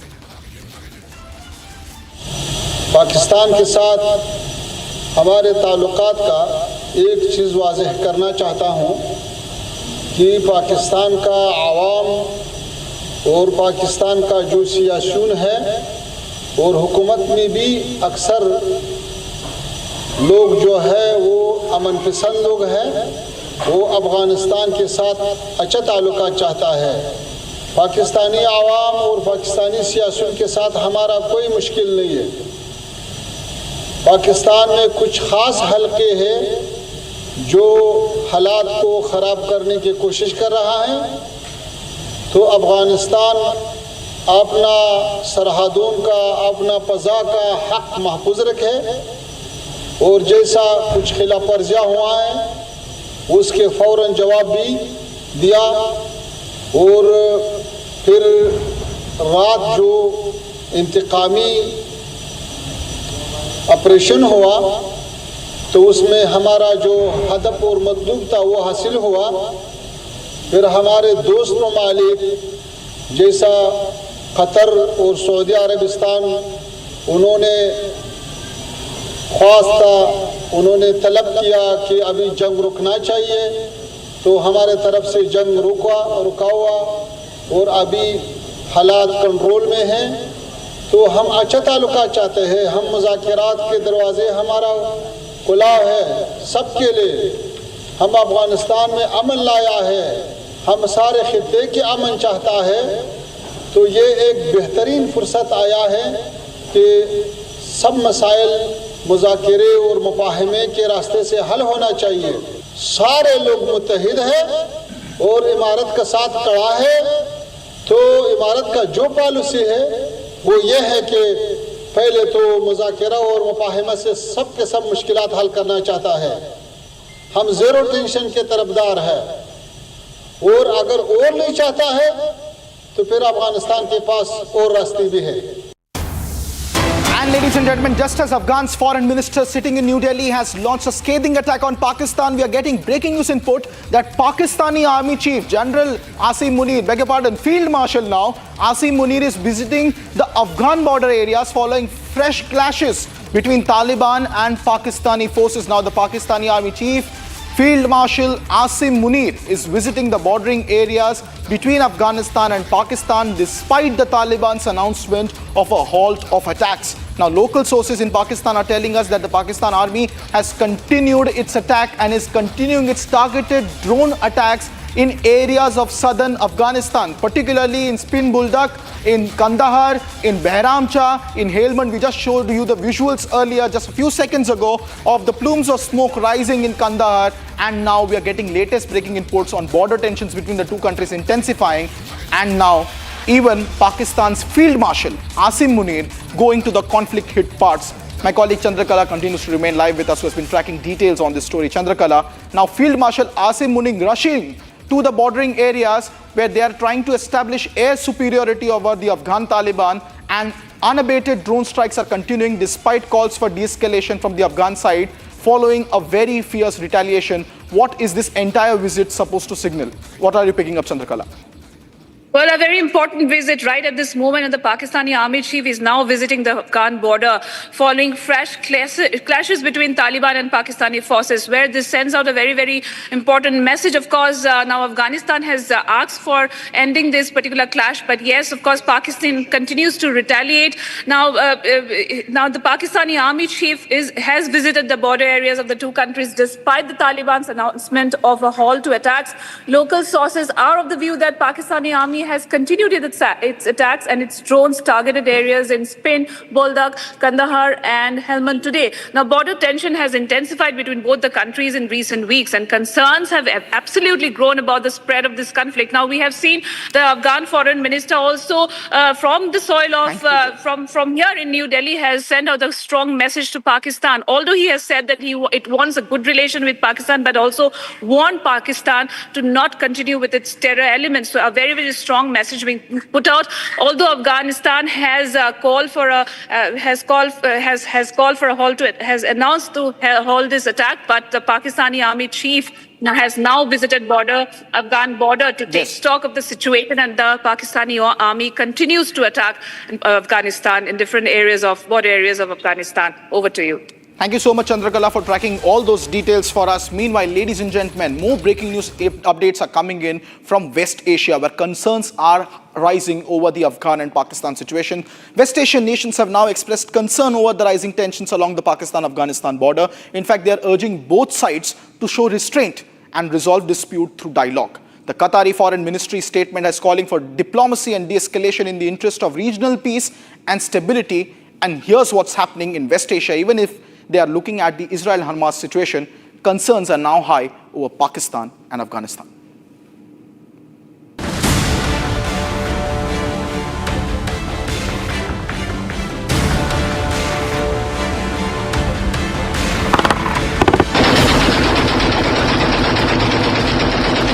The Afghan forces' multi-front operation has delivered a crushing blow to the Pakistan military, resulting in mass casualties of the Pakistani soldiers, military establishment, infrastructure, outpost and weapons.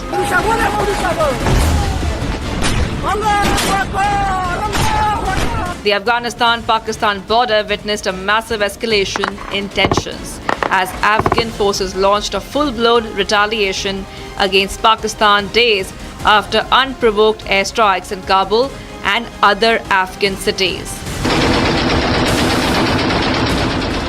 The escalating tensions have prompted regional concern.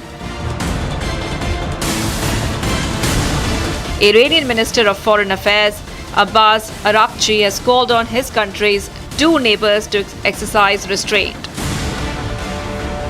Qatar has raised alarm over the situation, urging both sides to prioritize dialogue, diplomacy and restraint, and to work towards containing differences in a manner that helps reduce tension and avoid escalation in order to achieve regional security and stability. The Saudi Arabian Ministry of Foreign Affairs has issued a statement urging both Pakistan and Afghanistan to keep self-restraint to avoid further escalation. The kingdom calls for self-restraint, avoiding escalation and embracing dialogue and wisdom, which will contribute to reducing tension and maintaining the security and stability of the region, the statement said.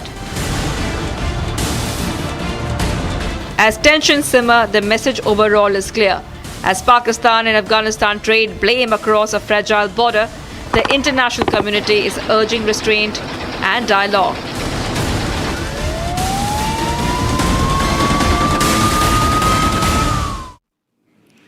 Well, that's the latest coming in from West Asia. Meanwhile, the Indian Armed Forces are also showing their might and preparedness. In a major show of India's future warfighting capabilities, the Northern Command has launched exercise Vidyudh with Vans, a high-tech tri-services military drill combat testing readiness beyond conventional battlefields. The focus of multi-domain operations is under the lens. Scanning spaces, cyber, electromagnetic and cognitive warfare is the main focus of this operation.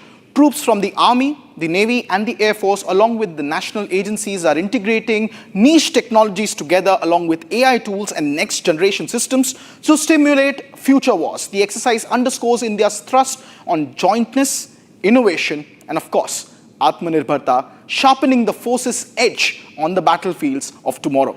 Here's a detailed report on what this exercise is all about.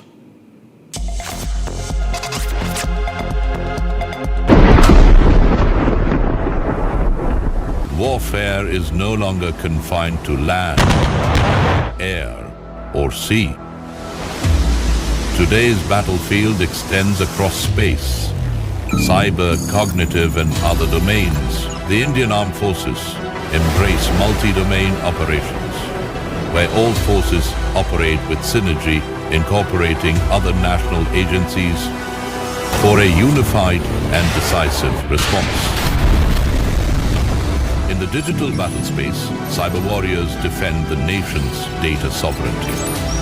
Electronic warfare units dominate the spectrum, disrupting enemy networks, securing ours. Jointness, integration, and innovation form the backbone of future warfare. Every sensor, every shooter, every soldier, connected, aware, and decisive.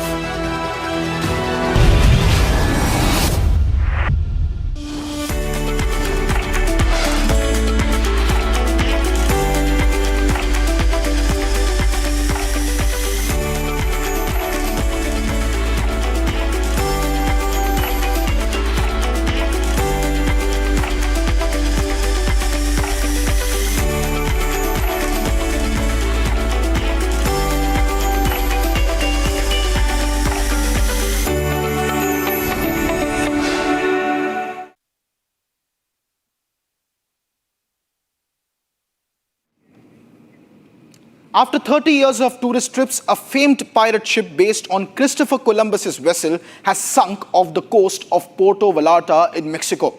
The iconic Marigalante, which is constructed entirely out of wood, rapidly sunk on Friday after a system's failure. Here's what happened in Mexico.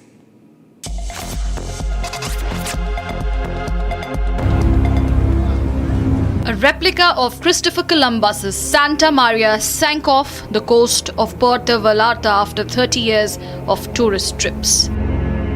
The ship, known as Marigalante, was built in 1987 and officially launched in 1992 to commemorate the 500th anniversary of Columbus's arrival in the Americas. According to the company, the entire crew was evacuated safely before the ship went down and no tourists were on board at the time. Constructed entirely of wood, it had become an icon of the port, ferrying tourists to give a glimpse of the pirate life at sea. The vessel was famous for its pirate show, which featured acrobatics, sword fights, and fireworks. The company that owned the iconic ship said that the incident occurred as the crew was attempting to return to port to carry out technical repairs. The system malfunction worsened and the ship began to slowly submerge into the waters that had been its home for more than 3 decades.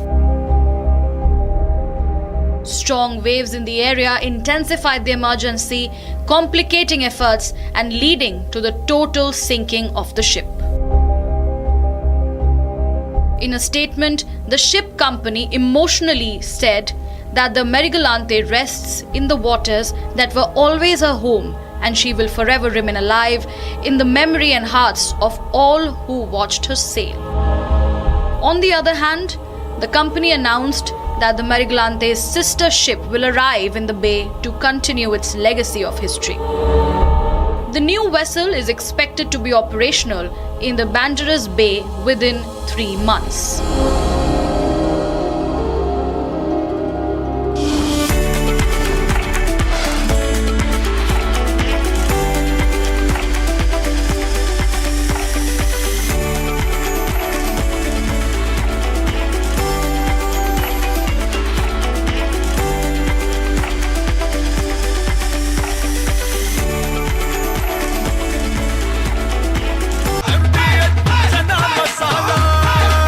अब छोलिया हो या लोबिया, सफेद चने या काले चने, सब कुछ मजेदार बने।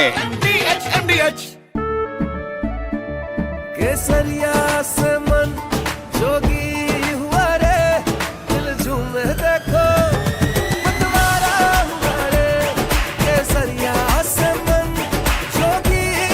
हर पल मनाओ केसरी त्योहार। विमल, बोलो जुबान केसरी। थोड़े में ज्यादा स्वाद, यही तो है इसकी खास बात। वाओ मामा, क्या स्वाद है। अरे मेरे राजा। Attorney General Bondi, why did you publicly claim to have the Epstein client list waiting for your review and then produce nothing relevant to that claim? Senator Durbin, if you listen to my entire clip on that, I said I had not reviewed it yet, that it was sitting on my... February, you made a public claim that the Epstein client list was, quote, sitting on my desk right now for review, end of quote.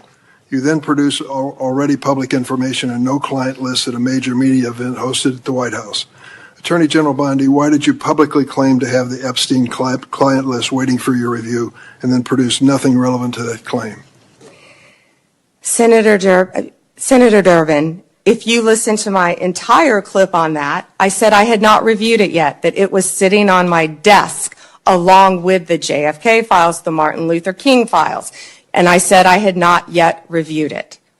And if you see our memo on Epstein, you will see, excuse me, our memo on Epstein clearly points out that there was no client list, our July 6th memo.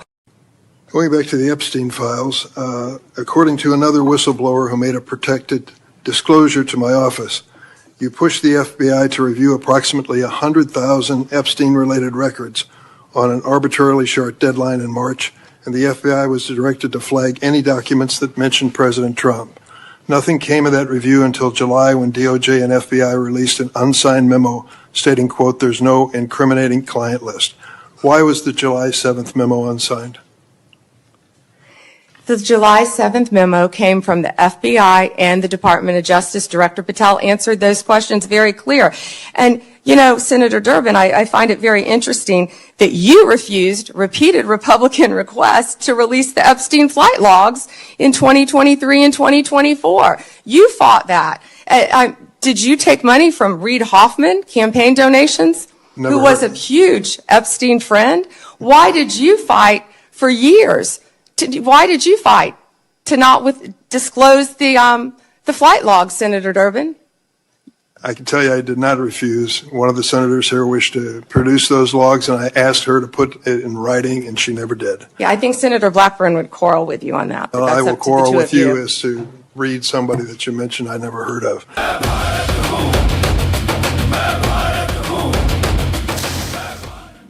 Cristiano Ronaldo has already written his name into football history with over 900 career goals across clubs and country. But as he continues to defy age and expectations, the burning question for our fans is, can Ronaldo reach the magical 1,000-goal mark before he finally hangs up his boots? That's the big debate on our sports meter today. Scan the QR code on your screen and have your say, because your vote decides the score. Our pure Shahi Paneer Masala. Delicious, healthy, every day. केसरिया से मन जोगी हुआ रे, दिल झूमे देखो मतवारा हुआ रे, केसरिया से मन जोगी हुआ। हर पल मनाओ केसरी त्योहार। विमल, बोलो जुबान केसरी। आधे बाउल दही में 4 चम्मच MDH चटनी पुदीना मसाला डाला, स्टर करो, पुदीना चटनी तैयार। MDH चटनी पुदीना मसाला। दादी के हाथों का जादू और खुशबू से महकता घर, माँ की मुस्कुराहट और खाने की सुगंध। MDH गरम मसाला, क्योंकि हर रिश्ता है स्वाद से जुड़ा।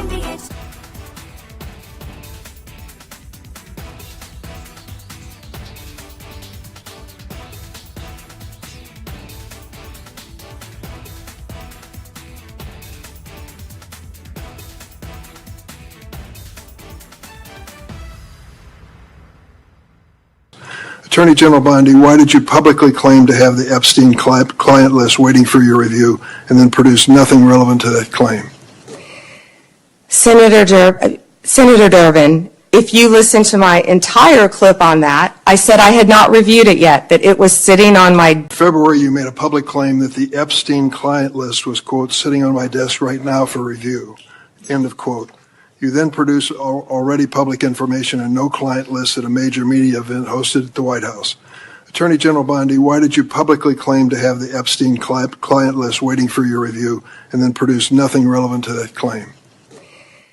Senator Durbin, if you listen to my entire clip on that, I said I had not reviewed it yet, that it was sitting on my desk along with the JFK files, the Martin Luther King files. And I said I had not yet reviewed it. And if you see our memo on Epstein, you will see, our memo on Epstein clearly points out that there was no client list, our July 6th memo. Going back to the Epstein files, according to another whistleblower who made a protected disclosure to my office, you pushed the FBI to review approximately 100,000 Epstein-related records on an arbitrarily short deadline in March, and the FBI was directed to flag any documents that mentioned President Trump. Nothing came of that review until July when DOJ and FBI released an unsigned memo stating, quote, there's no incriminating client list. Why was the July 7th memo unsigned? The July 7th memo came from the FBI and the Department of Justice. Director Patel answered those questions very clear. And, you know, Senator...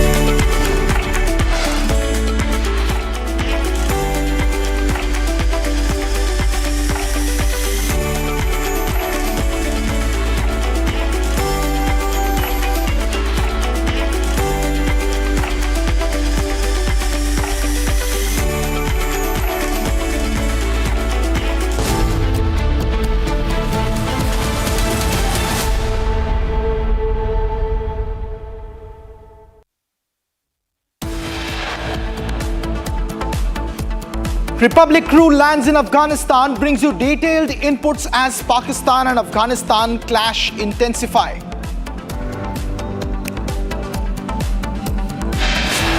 Afghanistan government claims at least 58 Pakistani soldiers were killed, over 30 injured in clashes along the Durand Line. Afghanistan issues stern warning to Pakistan, says we will not leave any attack unanswered.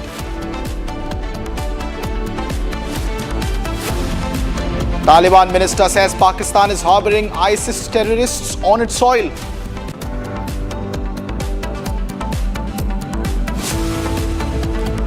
Taliban government slams Pakistan's deep state for disturbance in Afghanistan.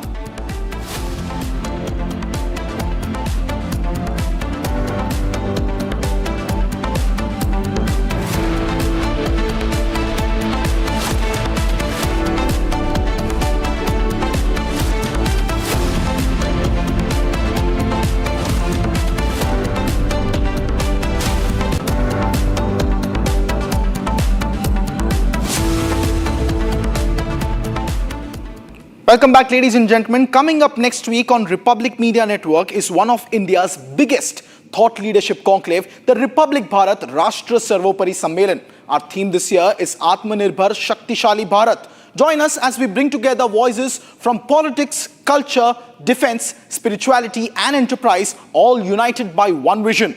Next week on October 15 at Republic Media Network headquarters from 9:30 a.m. in the morning. Be there. Meanwhile, breaking news updates coming in, ladies and gentlemen, on the situation that's happening between Pakistan and Afghanistan. 58, that's the number. 58 Pakistani soldiers have been killed at the border clashes between Afghan forces along the Durand Line, and the Taliban government has now made it very clear that attacks from Islamabad will not go unanswered. Republic's crew has landed in Afghanistan, and we bring you the detailed report from the ground, the only network in the entire nation reporting from ground zero in Afghanistan. Take a look. Jai Hind, ladies and gentlemen, and this is an undisclosed location somewhere near the Kunar province, and there is another province called Nangarhar. So these are making the bulge. So I am at somewhere near a province called Kunar, and as you can see, this is a area which is adjoining the Pakistan's Gilgit-Baltistan area, and a huge number of Taliban fighters have started their infiltration from the Kunar province. And as you can see from my right, you can see a little entrant from there. So that is one of the locations where there has been a lot of activity and entering into the forested areas beyond this ridge into Gilgit-Baltistan. And one of the major reasons why this area has been selected by the Taliban to ramp up their operations is because of its mountainous features. There is also vegetation onto the other side of the ridge which accommodates to getting cover. So basically what has happened is there is a bulge which is from Nangarhar and to the Konar province. So this bulge is actually giving the advantage to Taliban for attacking the Pakistani posts, and they are at a vantage point, so they have advantage for infiltration and spreading their resources and attack in the Konar province. So if we tactically see, the Konar province is adjoining POK, that is Pakistan occupied Kashmir, and with the unrest which has been taking place in Gilgit-Baltistan, so it is imperative that there can be some connection between the freedom fighters in Gilgit-Baltistan and the Taliban fighters. So it is a matter of great concern that if this conflict increases, it is going to cause a lot of ramifications, a lot of geopolitical issues. And one of the main issues that the Taliban has been facing is most of their posts are made up of shelters. So these shelters are basically fiber reinforced plastic and metal sheets. So most of them have been destroyed by the Pakistan forces, and whereas the Pakistan posts are concerned, they are fortified, they are cemented, but they are isolated. That is the advantage that the Taliban is taking and doing the infiltration surrounding these posts. And since last 3 days, they have inflicted a lot of casualties and have destroyed large part of these posts, which are now rendered unserviceable and cannot be guarded or occupied by the Pakistan forces. So this is the situation which is unfolding in the northwest border of the Taliban and the Pakistan forces, which has been taking place. Yes, the Taliban is on the back foot at few locations at Helmand and few more provinces where Pakistanis are using night vision thermal enabled drones for attacking Taliban, who are trying to tactically place their positions to counter and to surround the hostile Pakistan forces. And as far as the HEPTA incursions are concerned, they are regular and they increase with the frequency after 8 in the evening. So it is imperative that the attack HEPTAs and the drones that the Pakistan forces are using are enabled with night fighting capability and high caliber weapons. And at the moment, the Taliban has the firepower, but they do not have anti-aircraft weapon systems. So probably that is what is holding them back. But at night, they avoid moving right now at the moment. They prefer moving during day, because at night it is really becoming difficult for the Taliban to move in towards the Konar border and expand its operation into Pakistan occupied Kashmir. This is Major Samar signing off from an undisclosed location near Konar. Thank you. Meanwhile, ladies and gentlemen, a big breaking news update is coming in from Pakistan, where the ISPR, the Inter-Services Public Relations of Pakistan's ISI, is now admitting to Pakistani casualties along the Durand line after fighting the Afghan Taliban. They say that the Afghan Taliban and Khawarij, Fitna al-Khawarij, has launched an unprovoked attack on Pakistan along the Pakistan-Afghanistan border last evening.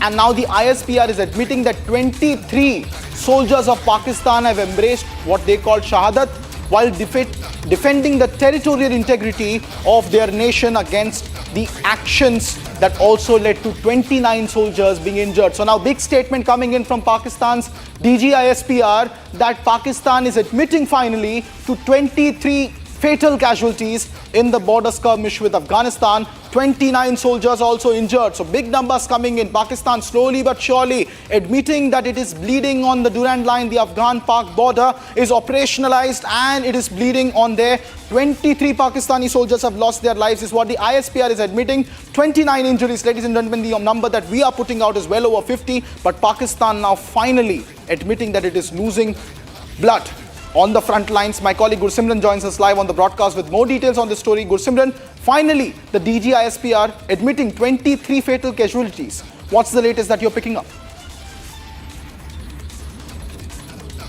See, it's almost 16 hours after the skirmish that has taken place on the Afghan-Pakistan border. ISPR has finally broken the silence and has come out with the statement in which they have tried to put the onus as usual, the rhetoric that every time DG ISPR follows. This time also ISPR press note that has been issued trying to blame it on India and Afghanistan, saying that these Khwarij, that is the Tehreek-e-Taliban Pakistan terrorists, they are trying to enter from the Afghan soil into the Pakistan territory, and they were planning to launch a major assault on Pakistan that was averted as being claimed by ISPR. But one major thing that has come out of this is that ISPR has for the first time has admitted the casualties that have taken place. They have said that the total number of casualties is 42, out of which if we speak of the 52, out of which the fatal casualties is 23 and the non-fatal casualties are 29. So this takes the total number somewhere close to the casualties that have been claimed by the Zabiullah Mujahid when he was addressing the press conference this afternoon in Kabul.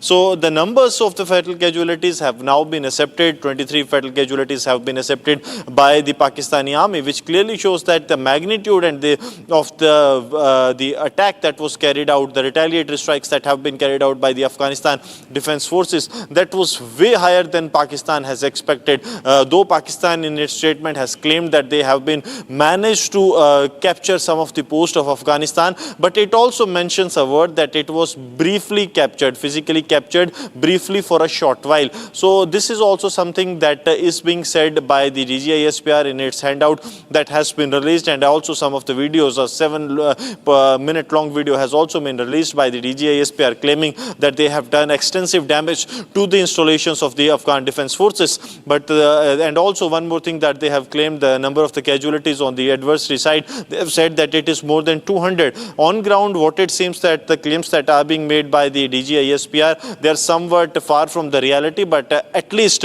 what is the major proportion of this handout is that Pakistan has admitted the casualties to the Afghan side, because what they are terming as a terror attack that has been admitted by the Afghan, that it was their armed forces that have carried out an assault as a retaliatory strike to the Pakistani aggression that has taken place earlier this week, when we saw Pakistan carrying out airstrikes in the garb, stating that it was aimed at the leadership of Tehreek-e-Taliban Pakistan, but it could not actually fetch some good results for Pakistan. Thank you so much, Gursimran, for tracking those details. Ladies and gentlemen, the ISPR finally admitting mass casualties along the Afghan border. Meanwhile, let me take you back to what exactly happened 48 hours ago when Afghanistan's Taliban government accused Pakistan on Friday of conducting airstrikes on its land, particularly in the capital city of Kabul, and warned of consequences. Now, these accusations came as Islamabad had claimed that it was taking action against the Tehreek-e-Taliban Pakistan. According to Pakistani security officials, 11 more Pakistani soldiers had earlier been confirmed, and now subsequently we are getting more information that the ISPR has admitted 23 more fatalities in the clashes. The overall number is looking at over 50. Now in the Tira area near the Afghan-Pak border, where the tensions were particularly also very high, Islamabad is now asserting that Tehreek-e-Taliban Pakistan is operating from Afghan soil, and Kabul is continuing to deny the charge and threatening even more retaliation if Pakistani aggression continues. Here's a detailed report of the account, what happened 48 hours ago. Ferocious escalation of violence along the Afghanistan-Pakistan border was not a mere spontaneous flare-up. It was the immediate and brutal fulfillment of an explicit threat of revenge issued by Kabul in response to Islamabad's aggressive cross-border actions. The current conflict is rooted in a deadly cycle. Earlier, the Pakistani military announced that its forces had avenged the killing of 11 soldiers by ambushing and killing 30 militants, elements often accused of operating from Afghan soil, in the Arnab district. However, the subsequent alleged Pakistani airstrikes on the Afghan capital of Kabul and Paktika province were what broke the barrier of direct hostility. Immediately following the explosions in Kabul, which were widely attributed to the Pakistani military, the Afghan Defense Ministry issued an unambiguous public condemnation. The ministry condemned the action as an unprecedented, violent, and provocative act that violated Afghanistan's sovereignty and warned of serious repercussions.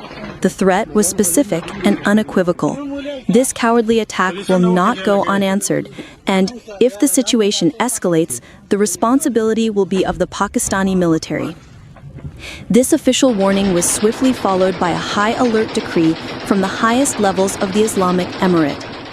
In a move signaling full military readiness, Taliban chief Mullah Akhundzada reportedly released a statement asking soldiers to be on guard 24/7 and ordering all province chiefs to patrol at night. This command served as the public mobilization order, preparing Afghan forces to execute the promised revenge. Within hours, the Taliban operationalized their threat. The Afghanistan's 201st Khalid bin Walid Army Corps launched full-scale retaliatory strikes on Pakistani outposts in Nangarhar and Kunar. The results of the swift offensive, which rapidly escalated to artillery exchanges across Kunar, Dangam, Burkot, and Paktia, delivered the threatened consequences. The Afghan Defense Ministry claims that Taliban Islamic Emirate forces captured several outposts from the Pakistan Army. In Khost's Zazi Maidan area, Afghan border guards cut the border fence wire and seized multiple Pakistani posts, capturing military weapons in the process. Reports confirm mass casualties on the Pakistani side, with initial tallies claiming at least 8 Pakistani soldiers were killed in the intense clashes. Afghan forces also reportedly destroyed 2 Pakistani outposts across the Durand Line in Kunar and Helmand provinces. The ongoing border fighting is thus framed not merely as a security incident, but as a direct, promised act of revenge following a clear diplomatic warning.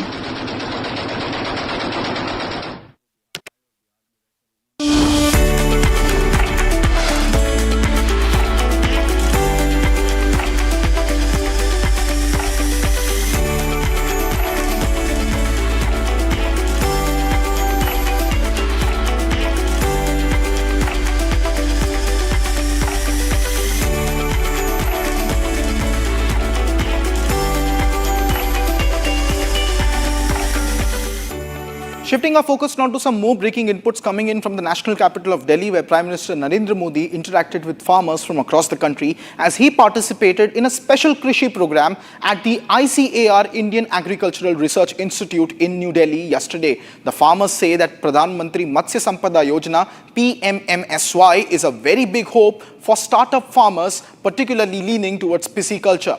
Listen in to this report.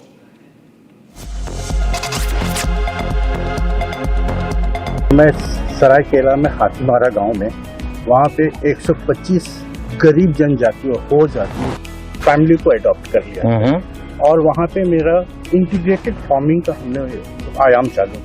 आपकी पढ़ाई भी इसमें हुई है, पहले से कहीं training ली, कैसे मन कर गया इसमें? सर आप मेरे आदर्श रहे। अरे भाई आपने देश को आह्वान किया था कि जॉब सीकर की जगह पे जॉब गिवर बनो। पूरी दुनिया में टाटा स्टील अपना प्रोडक्ट बेचती है, मेरे प्रोडक्ट को टाटा स्टील बेचती है। वाह जी मैं सखी ऑर्गेनाइजेशन से जुड़ी हूँ और हमारा सफर 20 महिलाओं से शुरू होकर आज 90,000 महिलाएं 90,000 जी सर 90,000 महिलाएं काम कर रही हैं और वो दूध बेचकर एक अच्छी इनकम ले रही हैं और हमने आज तक 14,000 प्लस लखपति दीदियाँ भी बनाई हैं। आप तो सर मिरेकल बता रही हो। मेरा बस यहाँ अच्छा फिशिंग बोट है, मच्छी वाला हूँ। अभी आपका स्कीम का वजह से प्रधानमंत्री मत्स्य संपदा योजना स्कीम का वजह से आइस प्लान भी हुआ, कोल्ड स्टोरेज भी हुआ। कितने लोग काम करते हैं आपके साथ? मेरे साथ काम करते हैं 100 लोग काम करते हैं। अच्छा, और भी ऐसे लोग हैं जिनको ये विचार आता है? जी सर, इन लोगों भी दूसरा लोग भी अंडमान जो पहले हम लोग जो ठीक से हम लोग ये फिशिंग बोट जाने नहीं सकता सर। आपका स्कीम का प्रधानमंत्री मत्स्य सम्मान योजना स्कीम की वजह से अभी बोट भी चल रहा है, अभी आईएसपी मिल रहा है सर, यहाँ मच्छी रखने का जगह भी मिलता है सर। मैं कश्मीर से आ रहा हूँ। मैंने एक प्रोग्राम के जरिए आपकी स्कीम के बारे में सुना थी MMSI, तो वहाँ पे जाके मैं उससे मशगूल हुआ, तो मैंने ये कल्चर स्टार्ट किया 3 वजह से। मेरे अभी 14 एम्प्लॉयज है, 14 एम्प्लॉयज है और 15 लाख का मेरा मुनाफा हो रहा है साल भर का।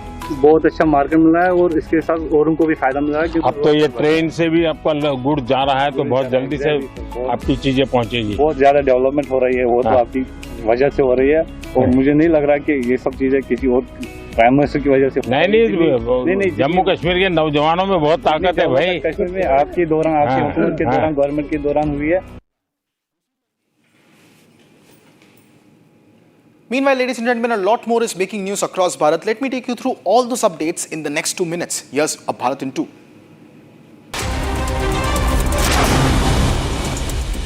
The Bharatiya Janata Party on Sunday has announced names of 3 candidates for the upcoming Rajya Sabha elections in the Union Territory of Jammu and Kashmir. The party has named Dr. Ali Mohammad Mir, Rakesh Mahajan and Satyapal Sharma as its candidates. The polls for the 4 Rajya Sabha seats are set to be held.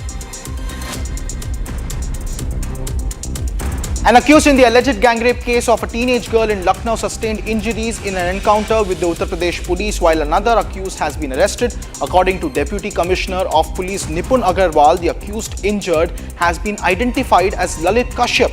The second accused with Kashyap has made the run successfully, while a third has been arrested and has been involved in incidents which is now under further investigation.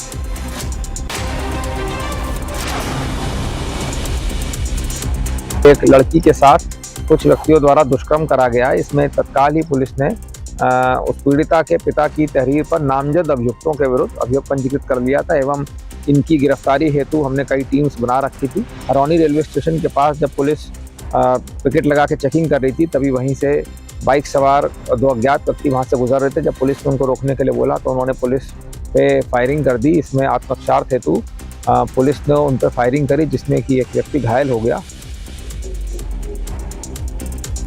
The Bengal police have arrested 3 accused in connection with the alleged gang rape of a medical student from Odisha in Durgapur. According to the medical student's father, she had stepped out with her classmate to get something to eat. However, when 2 or 3 men arrived, her classmate fled and she was raped. Earlier on Saturday, the student was reported to be in stable condition in her recovery.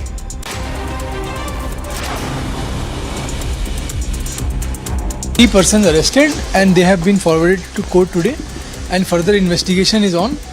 Everything is going according to all the protocol. All investigation is taking place.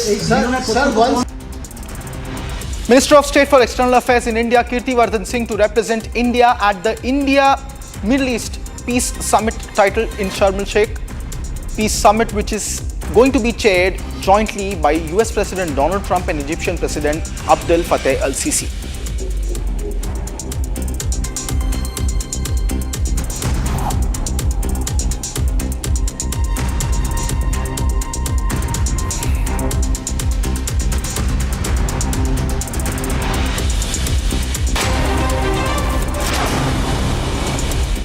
Meanwhile, ladies and gentlemen, more breaking news details coming in on the Afghan-Pakistan war. Now, Taliban has claimed to have captured Pakistani checkpoints. The groups have captured more than 40 Pakistani border checkpoints along the Durand line on Sunday evening, killing at least 58 Pakistani soldiers. That's the big breaking news update coming in.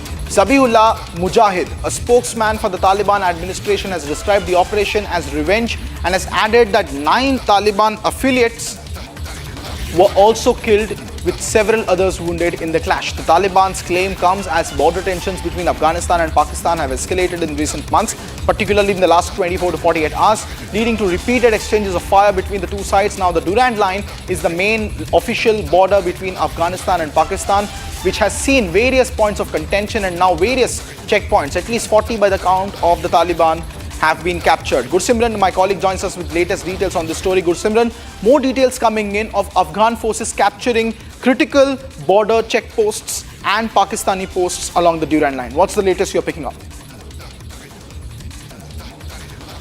Yes, as per the statement that has been issued by the Afghan government through its spokesperson Zabiullah Mujahid, the government has said that they have captured some 40 critical checkposts that were there on the Durand line. They have been captured by Afghan after they carried out the retaliatory strikes on Pakistan. These strikes were in response to the Pakistan's act in which they carried out the airstrikes in Kabul, where we saw that it was intent to target Noor Wali, the leader of Tehreek-e-Taliban Pakistan, but they have failed completely and there was no damage to any of the leadership or infrastructure of the Tehreek-e-Taliban Pakistan that day. But that very given day, the statement has come from the Taliban that they reserve the right to respond to the sovereignty of Afghanistan, and they have done so.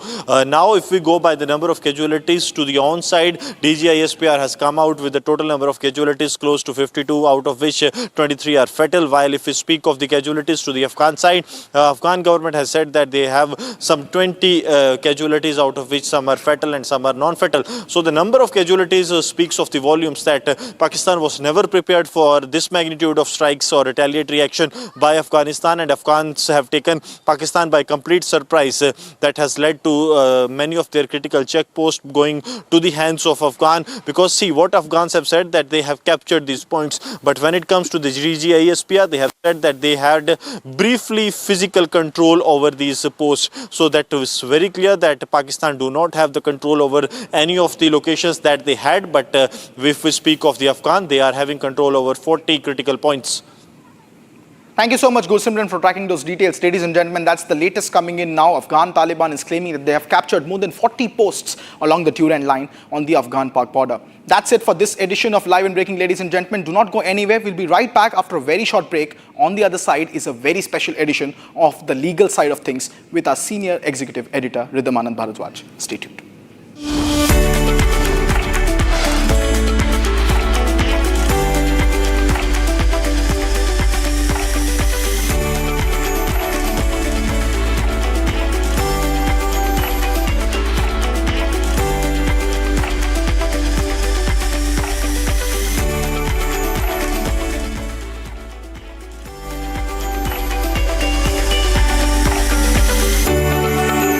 दादी के हाथों का जादू और खुशबू से महकता घर, माँ की मुस्कुराहट और खाने की सुगंध, MDH गरम मसाला, क्योंकि हर रिश्ता है स्वाद से जुड़ा। Bliss. It dances on your skin like first rain. Experience bliss in all its forms with Hindware. Hindware, designed for bliss. R pure suji pasta उबालो मिलाओ और खाओ 8 मिनट में तैयार। क्या टेस्ट है सबका राजा आर प्योर मसाला। थोड़े में ज्यादा स्वाद, यही तो है इसकी खास बात। वाओ मामा क्या स्वाद है, अरे मेरे राजा। सबका राजा R pure masala. Lashkar-e-Taiba's deputy chief Saifullah Kasuri, who is believed to be the mastermind behind the Pahalgam terror attack, has openly threatened Prime Minister Narendra Modi in a clip that is now going viral on social media. In the video, Kasuri can be seen praising Pakistan Army Chief General Asim Munir, referring to him as Field Marshal, requesting him to teach a lesson to PM Modi similar to the Pahalgam attack on May 10, 2025. हम सतलज के किनारे पर इस वक्त मौजूद हैं और ये दरिया सतलज जो हिंदुस्तान से होता हुआ हमारे जिला कसूर से इसी इलाके से पाकिस्तान में दाखिल होता है।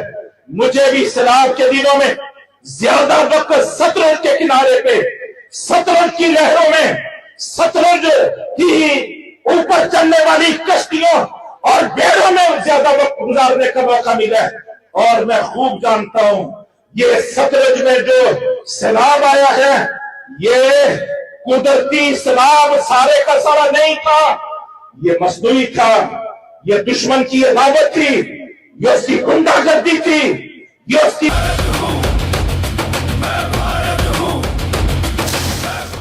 Cristiano Ronaldo has already etched his name in football history with over 900 career goals across clubs and country. But as he continues to defy age and expectations, the burning question for fans is that can Ronaldo reach the magical 1,000 goal mark before he finally hangs up his boots? That's the big question on our sports meter today. Scan the QR on your screen and have your say, because your votes decide the score.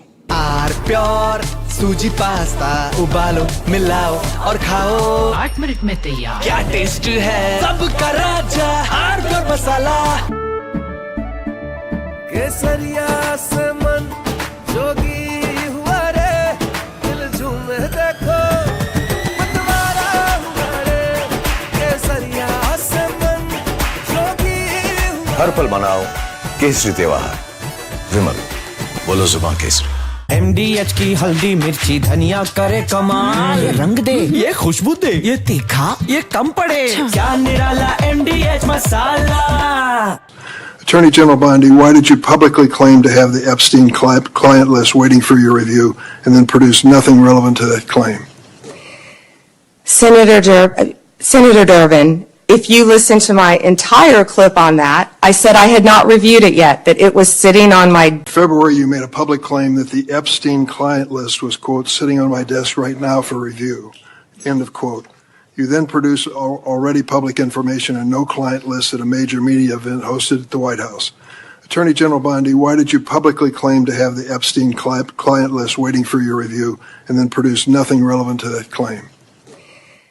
Senator Durbin, if you listen to my entire clip on that, I said I had not reviewed it yet, that it was sitting on my desk along with the JFK files, the Martin Luther King files, and I said I had not yet reviewed it.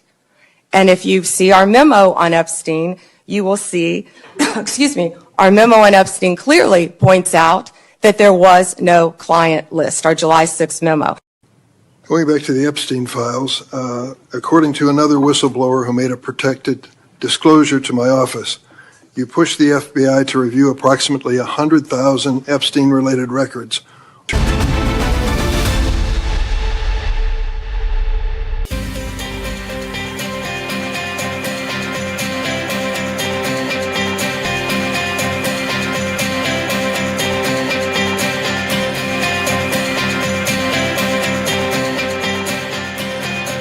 Hello and welcome to the legal side of things. Our guest on the show today is often called Rainmaker, master strategist, also the managing partner of Kranjewala and Company, Mr. Ryan Kranjewala.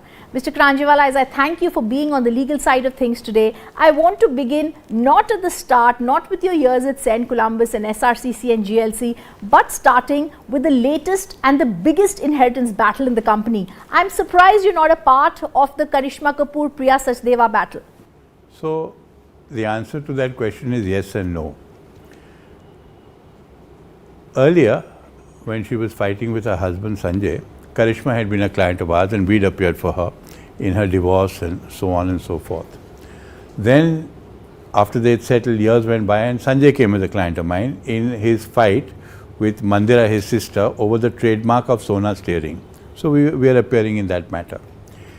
The possibility is that when Sanjay died, Priya Sachdev's side may have come to us. But at that stage, something happened which sort of has kept us out of the matter. Namely, Mrs. Jaya Bachchan is a very close personal friend of Rani Kapoor. And she was very sympathetic to her situation, and she sort of spoke to Manik and hinted that, if you stayed out of this litigation for Rani's sake. Who spoke to you? Mrs. Jaya Bachchan, yeah, okay, all right, spoke to Manik, my wife, Hanji, okay, and who she's very friendly with. And I, of course, know her, but she spoke to Manik, my wife, and sort of hinted that, if we keep out of the litigation, it would be a nice thing to do. So then we listened to her and we stayed out of this litigation. That's the reason why we're out of the litigation. In the meanwhile, one or two intermediaries have approached me, and I have suggested to them what I think is a fair settlement, at least vis-a-vis the mother, and they also thought so. But I don't know whether the situation is such that the matter can be settled at this point of time. So that's why we're not really in the thick of things. Have you seen the latest viral video, the fiery legal battle between Rajiv Nair and Mahesh Jethmalani? What do we make out of such things that happen in the Delhi High Court? Happen every day in court. It's nothing, not such a big deal. Such big words and don't talk back to me. See, you have to understand, these things happen in court. You weren't there in the early days when Fali and Soli used to sort of shriek and bark at each other. But this is all part of the game, and usually 8 out of 10, the minute you step out of court, things are normal again. The other big cases you've done, since I've started with cases, for us, of course, the Shah Rukh Khan case is something that we've seen you as a part of winning it for Shah Rukh. He had this team of lawyers in Bombay. They weren't able to do what your magic and strategy in Delhi got him to do in Bombay. That's not fair. That's not fair. The foundation was laid by the Bombay lawyers, and the sort of icing on the cake was the fact that we were able to get Mukul to come down from London at short notice, and we briefed him, as did the Bombay lawyers, and we succeeded. And I think, frankly, that was a case in which we should have won anyway. So, were you personally involved? Were you there? Only in the sense that I kept in touch with what was happening, and my two partners, Ruby Ahuja and Sandeep Kapoor, were both there personally. Right. And did you think they should have got justice early? Did you think it was... Everyone, look, if I think my client has a good case, then obviously I think he should have got justice at the trial court level. Yes. He didn't. You've also done the defamation case and others for Harpreet Puri. Hardeep's wife. Hardeep's wife, that's right. Yeah. And you won it. Well, we got something. Yes, we did. Yes. So in such cases, what is the advice that you give to your clients when something is spoken about them which is out of context? It depends. It goes from person to person. It goes from situation to situation. So normally when somebody is sort of defamed, you see how serious is the defamation. You see how much it has really hurt the reputation of the person concerned, how worked up that person is about what has been said, and you see how much circulation it has got. Because normally if a well-known person enters the fray and sort of goes ahead and then contests that defamation, then if 10 people read it, 200 will read it. So, and when people read something, whatever you say, some people will believe it, some people, unless it's outrageous, some people will believe, some people will not believe. In this case, we had a clinically open and shut case. There was no way we could have lost it. So we just went to court, and she was she was the wife of a political person. Allegations of a very serious nature of corruption were made. They also reflected on him in a sense, because it was a flat that his wife had when they were foreign IFS officers and so on. So we had no choice but to go to court, and we went because we were on a strong wicket, and we succeeded because we were on a strong wicket. And Maninder, who's our lawyer, was the one who argued it for us. And he's not, Hardeep Puri is someone you've known since the days of SRCC. Yes. So he's not the only one. You had many connections from days of SRCC, whether it's meeting Mr. Jaitley in the first week, or whether it's in GLC where you met Mr. Rohatgi, whether it's Mr. Rohington Nariman. Who are the names that you met back in the early years, including in Columbus, your school? So in Columbus, I had a gang of 4 or 5 friends who are still friends. And in fact, recently we were sort of thinking of, one of our friends. So there were 5, 6 of us. There's a friend of mine called Firoz Masters. There's a friend of mine called Deepak Sarup. There's a friend of mine called Girish Sareen, who I just had lunch with today. There's a friend of mine called Sunil Goyal. There's a friend of mine called Manu Chadha, who's a well-known chartered accountant, T.R. Chadha and company. So these were, in a sense, a core gang of ours, and we used to sort of meet on a day. Then there was Bobby Bedi, the guy who made Bandit Queen. Yes. Then there was Vivek Jain, there was Mohit Satyanand, there was Ravi Dubey, who's no more, and there were a lot of people. But these 5 were the core 5. And we've stayed in touch throughout, because most of them were with me in Shriram College also, and we still stay as friends. So just now, in June or July, I forget exactly when, Deepak took all of us to Bangkok to celebrate his 70th birthday, because we're all going to turn 70 in a short span of time. Nice. So that's how it is. So that was my lot in school. I just interviewed Dr. Singhvi. He told me from KG to 8th in the St. Columbus, he was a topper. Did you know him at St. Columbus? No, he's much younger than me. Okay, he's considerably, 1959. Yes. And you see, unlike in boarding, where you know people 4 batches lower than you, in Columbus school you barely knew people in your own class, and maybe some in other sections, but you knew your own batch. You don't really know, unless they were very well known, you don't really know batches either junior or senior to you. I remember Republic's first summit that happened around 2018. I remember how Mr. Arun Jaitley was there, and you had a key hand in welcoming him in Mumbai in the Trident Hotel for us there. You were with him. I remember both of you discussing shawls. I've forgotten that, but look, Arun was one of my closest personal friends. Take us through that friendship. How did it start? It started in Shriram College. You were in the student union also. Yeah, but that is because of Arun. So it's that friendship started in in Shriram College.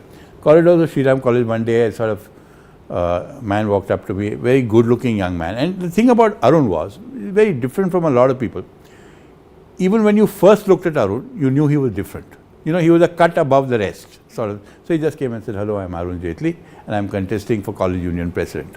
And he won that election. We became very close friends. And then what he did is he inducted me into two things: college union debating and student politics. So I joined the ABVP because of him. Then I became student councillor. Then I became college union president after he had left. He was at that time the DUSU president. And I probably would have been the DUSU president the year after that, but Mrs. Gandhi imposed an emergency, so all elections were cancelled. So that's how I met Arun, and we were just, Rohit and I met a year later. He was in college, and many others. Vijay Goyal, very close friend of mine. Even till today, we sort of meet regularly. Very, very close friend of mine. A lot of other friends I made in Shriram College, all of whom we look upon with great fondness. Even and Mr. Pawan Verma and all of them were there. No, Pawan was not in our college. You see, now people like Hardi, people like Pawan Verma, people like Shashi Tharoor, people like Ramu Damodaran, are all people I met because I was in the debating circuit. Yes, and you were the captain of the I was the captain of, no, I was not the captain when Arun was there. Okay. So I was with Arun. Arun was the captain of, we won the Andrews together. But later on, after he left, yes, I was the captain of the debating team in Shriram College. Suresh Kumar, who was, I think, in Barack Obama's administration and so on. So a lot of people in DU. You see, DU had a lot of articulate people in those days. They were all good debaters, Hardeep himself. So that's we used to meet each other and we bumped into each other, and those were the relationships we made. And what about GLC? What was different about it? What were the connections? Government law was a complete change. See, the first thing about government law you have to remember is the cultural difference between Delhi and Bombay. Right. In those, see, the first thing is that I still remember when we were dating somebody in Bombay, I saw the bill came and I said, I just pay. And she said, no, we'll go Dutch. Which is something that never happened in Delhi in those days. It may happen now, I don't know, because we don't go on dates anymore, but in those days, it never happened. In Delhi, it was assumed that if you took a girl out, you paid. In Bombay, it was always assumed it was Dutch, equal. Amazing. And the great thing about Bombay was that you could be very rich and you were always very simple. I know people who were super rich, I mean, you know, industrial wealth, Mukund Iron and Steel and so on and so forth, Alka Shah and so on and so forth. But either they would come driving up in a car or they very often hop a bus. In Delhi, it was unheard of. I remember my friend Rakesh Jain of Jain Sons had a Chevrolet Impala and very often used to give me a lift. So we used to sit in his car and go. The whole university used to be looking at the car when we walked in. So it was very, very, culturally Delhi and Bombay, especially in those days, because now money has caught up with Delhi. Delhi is also a richer city and so on and so forth, and there's a certain behavioral similarity. But in those days, it was culturally so different that I think it did a lot of good to me. Right. And meeting Mr. Rohatgi, how did so that Mukul happen? was like this. So I had a friend of mine called Anip Sajde. We called him Tony Sajde. Right. So Tony Sajde and us were, I knew him from the 10th standard school, college, and he was also had gone to government law. He knew Mukul. So he introduced me to Mukul and we became like a gang of three. We became like three musketeers, so to speak, you know. And in an average on a weekday, we'd spend 5 days together. Mukul had a car, none of us had a car. Mukul had a car, his uncle used to live with his uncle, Mamas. His mamas used to live in the same joint house, and we were always hopping into his car and going somewhere or the other, and we had a great time together and we were very close. And then we came to Delhi and all of us joined the profession. Obviously all of us had gone to study law. So I brought into our group Arun, who I knew from college, and Tony Sajde brought into our group Rajiv Nair, who he was working with in Khaitans. So we became what they mischievously call us the Panch Pandavas. Ah, very nice story. I haven't heard that one. 1979, you came to Delhi, you joined the bar, you started working with Praveen Parekh, whom you call Praveen Bhai. This was a time when you said he was a hard taskmaster, but it taught you a lot before you started your own practice. See, in fairness to Praveen Bhai, he was not a hard taskmaster in terms of shouting and screaming, not at all. Yes. But he gave you a lot of work to do and he expected. I still remember, you know, I used to join Jimmy Dada Chanji, and Fali spoke to him and Rohinton spoke to him, and Fali said, no, Jimmy, you have to help him. If we Parsis don't help the Parsis, then who will help the Parsis? Oh, yeah, of course, Fali, of course. Then Jimmy said yes, and he went off to Italy. Then he came back, Fali talked, he went off to America, then he came back. So then Fali said, one day Rohinton came to me and said, listen, my dad has decided you join Praveen Parekh. I said, whatever uncle says. So I went to meet Praveen, 8th August, I remember, I went to get my interview. It was my brother's birthday, so I remember, 8th August, and there I go. And Praveen just said two things to me. You work when I work. I work 7 days a week. Simple. And he did. And he was an extremely hardworking man. He used to get up at 4. Now, none of us got up at 4, but he used to get up at 4 and work. He was one of the hardest, he was one of the busiest councils. So, the experience that we got, I think, still stands me in good stead 40 years later. Gosh. That's what I feel. How many Mr. Karanjewala seniors of that time did you brief in these? All of them, all the top seniors. Really? You can't brief every senior, but yes, every yes, top sure. senior. Oh gosh. Anybody you name, Fali, Soli, Venugopal, Chitle, Tarkunde, my father-in-law Justice Tarkunde, Anil Diwan, Mridul, Siddharth Mridul's father, Mridul, Parasran, Mr. Parasran, former attorney general, everybody. We briefed all of them. So I want to ask you a question which is very less asked. These seniors who you briefed, these were the doyens of the law at that time. Did any of them throw files? Were they fiery? Were they angry? Yes, I remember that actually. Fali had that habit. See, because what happened is, you went at about 8:30 in the morning for a conference in Nariman's house. He had 10 matters or 15 matters that day, 10 of which he had seen only a little bit and he had to get ready. And he was incredibly fast. You know, I mean, he read much faster than you spoke, and he would just ask, where is this? And you'd give him the page, where is that? And you give him the page. So you had to be well prepared. Otherwise, you couldn't start reading the brief. I mean, anyway, so he was very, very easy. So he was a little sharp. I mean, I don't think I ever had a file thrown at me, but that's quite a compliment. No. A lot of people didn't have flies thrown at me, but I mean, he could just rubbish, crack, like that. Right, yeah, and you copied that really well. I remember Mr. Nariman's voice saying rubbish like that. So it was like that. Yes. So that was it. Before I ask you about the respect you have and who you like the most out of the seniors or briefing them, 1983 you started your own law firm with your wife. Tell us a bit about that. So what happened was I married Manik. She was Justice Tarkunde's daughter. And 1 month after my marriage, I got married on 17th April. About a month later, the advocate on record exam came up. So Manik was to sit for it. So she was a little hesitant. But her father told her, look, this is the best excuse, even if you don't do well. But I mean, my daughter maintains, we're not sure that she topped that exam. Wow. And I mean, Manik denies it, but I think my daughter checked it out because my daughter also topped it. Wow. And so it's a bit of a record in the fact. I never sat for it. So anyway, then she became an advocate on record, and then this was somewhere in, we married in April, this was in May, and in February 1st we started. How were those years? Where did you start? What was that time like? Those years were great fun. My first office was in my father-in-law's. My father-in-law had a rented premise in B17 Marani Bagh. It was a very well-known house as far as lawyers were concerned, because earlier to that, Dada Chandji had lived in it. Earlier to that, Niran De, who was the Attorney General of India, had lived in it. So my first office was on the Barsati floor of B17 Marani Bagh. And I stayed in for 2, 3, 5. No, I was in that office for 6 to 7 years. I shifted out in 1990 when Indian Airlines, Air India came as clients and we needed a bigger premise and so on. Which was the first successful case, Swadeshi Polytech, that you did? Which is the one that comes to your mind? Swadeshi Polytech was an unsuccessful case. We lost it. Okay. But it was one of the biggest cases of that time. Exciting cases. Yeah, it was one of the biggest cases of that time. So that was the one. You did the Indian Express case in which Guru Murthy was a part. So the answer to that is a yes and no. I initially did the Indian Express case when I was in Praveen Parekh. Okay. It was Praveen's client. Right. Arun Shuri had sent the case to us, and I remember meeting Ramnath Goenka in those days. I knew him well. I knew Ramnathji quite well actually. And I remember meeting him in those days, and he'd been talking about it. And then he suddenly said, he used to call Guru Murthy used to say, I'm known as Ramnathji's Mundu. So Guru he's not very tall. He's not diminutive, but he's not very tall. Very intelligent.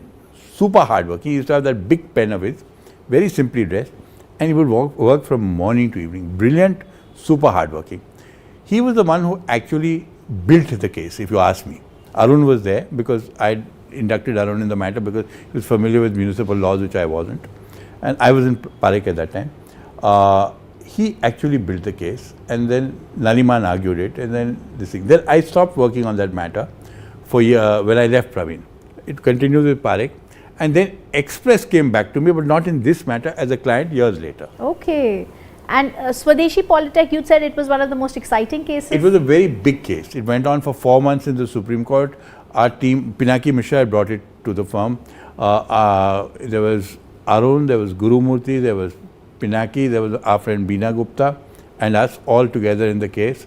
And our lead counsels were as follows: Venugopal, Anil Devan, Ashok Desai. Wow. Ashok Desai was still in Bombay in those days. He'd come down to argue it here. Amazing. Yeah, so it was a great time. And who did you like briefing the most? Among all the lawyers, not only in this case. So, well, different people, different this thing.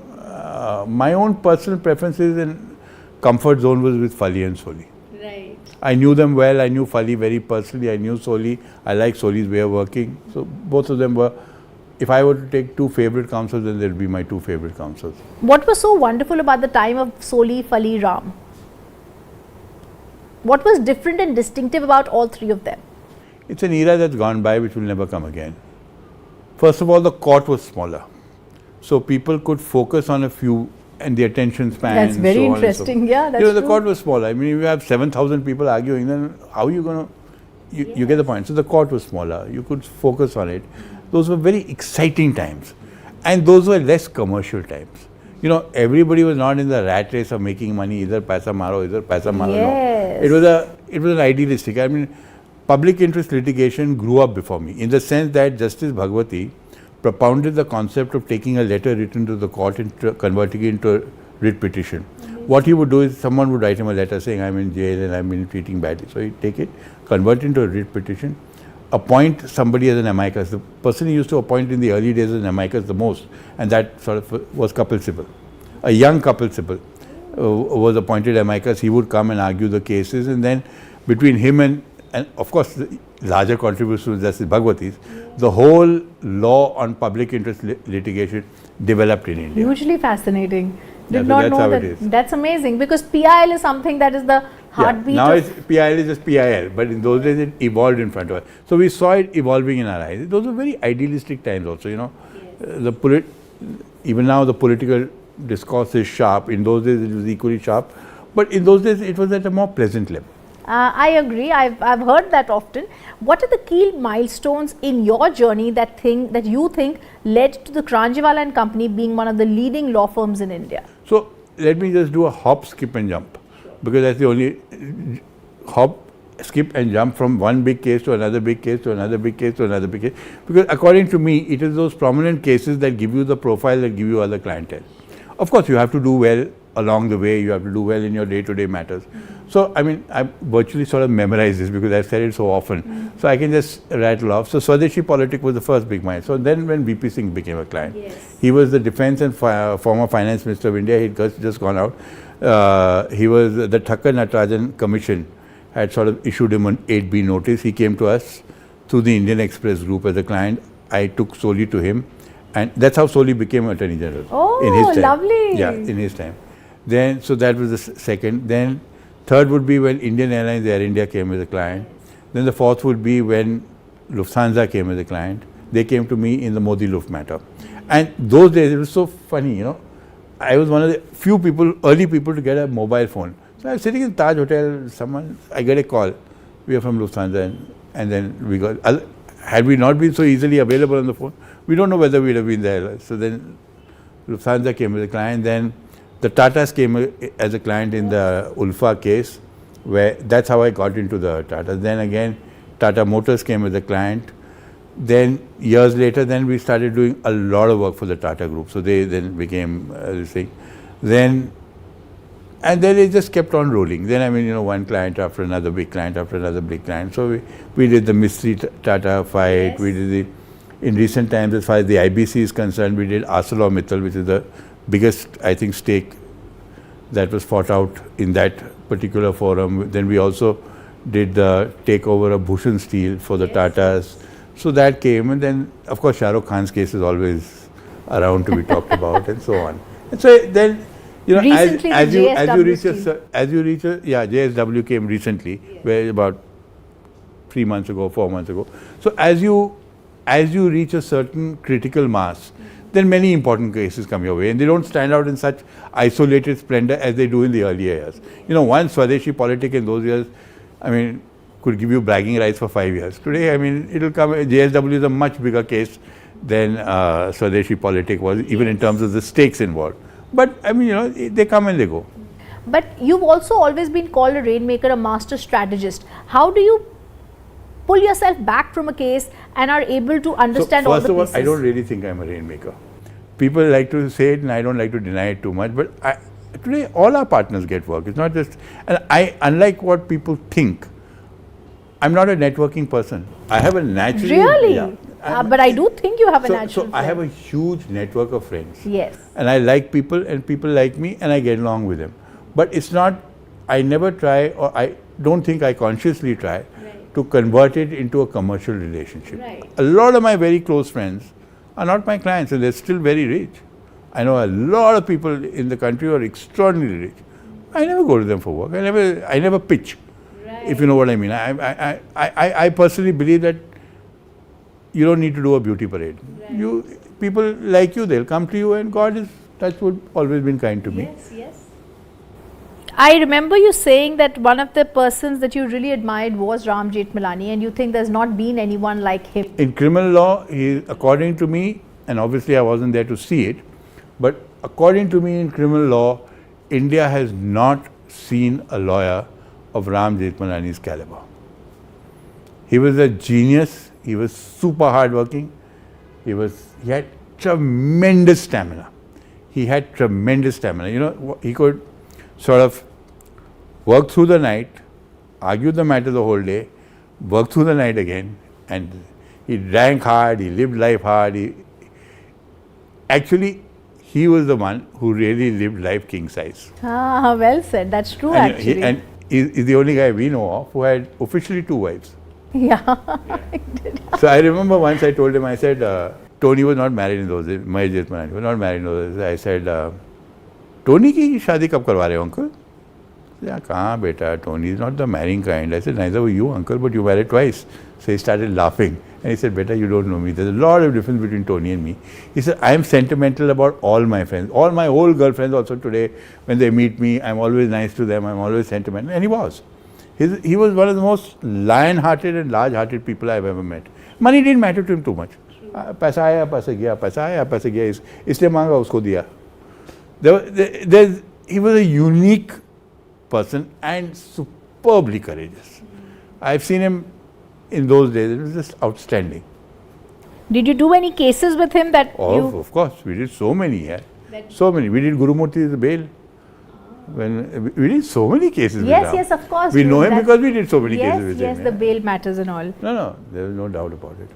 I also want to ask you, what is the spiritual side of being a lawyer? Is there any emotional turmoil that one goes through? Now also So I'll tell you, many years ago one day, Manik was appearing for a husband who wanted custody of the child, and he had run away and then he'd come back and the child's custody had been taken away from him.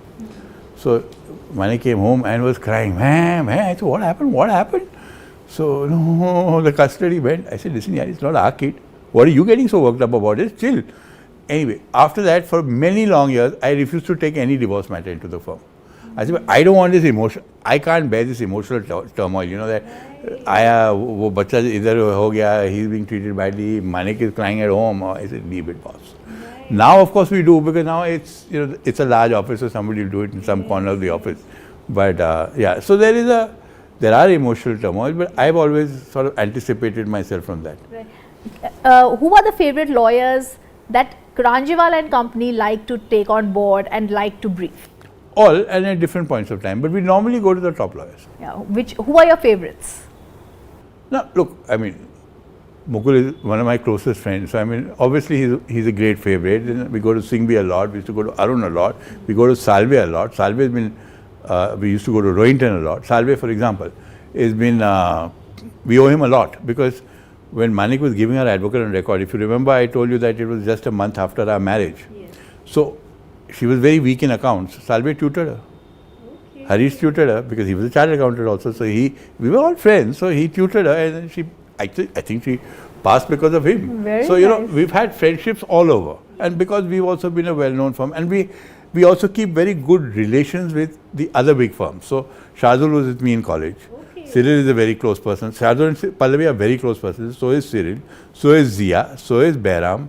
Ajay was with me in college and brilliant. Ajay was absolutely brilliant in our college. Then he went into CA, then he did law. A lot of the leading, Mahesh Agarwal is in a sense one of our biggest rivals, but we are very good friends. So a lot of people we have kept on good relations with. But you know, I find this very interesting, Mr. Kranjiwala, because I did speak to Dr. Singhvi for another episode for the legal side of things, and he was telling me the issue with litigation is we're in touch with all the competitors at an eye's length. So you meet your competitor and there are stories being spread about you right in the court and everyone's able to see everyone. So what happens is, among senior counsel, because there's a cutting edge of argument, it gets a little competitive because, you know, as you saw now, Tony and Rajiv, so kitch pitch. So you won't come away totally smiling after that. But when we're advocates on record, it's not so personalized. That's true. And I've never let it be personalized. Even when I deal with I've always been very particular about my firm that whoever the opponent is, he has to be treated very well with a lot of respect. If you made a commitment to him, okay, yes, I'll agree to the adjournment, then even if your client is against it, you have to agree. So there's a certain fairness of interplay which we keep, and as a result of which we don't have that bitterness in our relationship. I go to a case that started in 2013 and I remember it caused headlines everywhere, the Tarun Tejpal case. Today it went to the Goa Mapusa court, it's gone to the Bombay High Court. There are observations and observations. You were at the very helm of it. So you know so what happened in that case was that there was this guy called K.D. Singh, I think his name was K.D. Singh. He used to own, he was a friend of Tarun's, and I think he owned, I don't know whether he had a share or whatever. So he called me up, yaar, apne dost Tarun ka kuch karna hai. So I said, chalo, theek hai, kar lenge. So I took the case. Oh my God, I mean, every party I went to, it was like whack at my throat. Yeah, people were just going for my throat. How did you take his case? How did you take it? You know, technically, you're supposed to take, anyway, you know all the theories, so I won't get into all that. Anyway, so that was the case. But that was a bit of a learning also, you know, because I realized that in political matters, don't appear for people whose broad politics and yours slightly differ. Because I'll tell you why I say it. Because I remember, at least with Tarun, I felt, he never said it, but I felt that very often when I'd give him advice in the early days, in the early stages of the matter, he would wonder, is he saying this because he's not really pro this thing? Is he saying this for this reason? So it's always safer to do the political cases of the people whose ideology you're broadly with. Because otherwise there's a lot of suspicion, you know, when a man is under a lot of pressure, he's very quick to suspect. So that's one lesson I learned for myself, and I've been careful in the future. You know, when people have come on sensitive matters on the other side, I've sort of ducked them by saying, hey, better that you go here. Yes. Because you know what will happen, I will give my views the way I think are my views. Yes. I always give advice as to what I feel is correct, what I genuinely believe. Now he may not agree with it, and he will then there will be 15 people telling him, because in all sensitive matters there are 20 people who jump in saying, I mean hundreds of people jump in, idhar kaise phas ke tum? Ye to bilkul dusri side ka aadmi hai. So you know, that's one lesson I learned from that case. Tarun and I are friends, of course, and we stayed friendly, and I think Tarun also later on realized that a lot of what I said made sense. But this is where it is. I'm going to quickly ask you a few questions, quick lighting. A case you'll never forget. The Jain Commission, where I appeared for VP Singh, it went on for 5-7 years. I cross-examined Mani Shankaraya, V. George, so many people in that matter, personally cross-examined. So that's yeah, because it was right there, Rajiv Gandhi's murder, this, that, conspiracies, this, that. So that's a big case. Did parts of it and parts of the cross-examination personally, which I normally don't. So that's one you won't easily forget. A client who has surprised you. In what way? Maybe taken you aback, maybe hidden facts from you, maybe you shaken you. No, nothing that I remember. Maybe happily surprised you. No, nothing that I remember. Nobody happily surprised us. Nobody shook. A colleague who you learned the most from. Many. And you imbibe from different people. Like From Arun, we got a sort of we tried to emulate his moral compass. From Kapil, I learned that when you approach a case, don't be too negative. I realized that with Kapil, at a very early age, Kapil would sort of, his success was disproportionate to his age. And part of the reason was his attitude. When people came with a case to him, he didn't say, no, you have no case, you have this. He said, don't worry, we'll do it.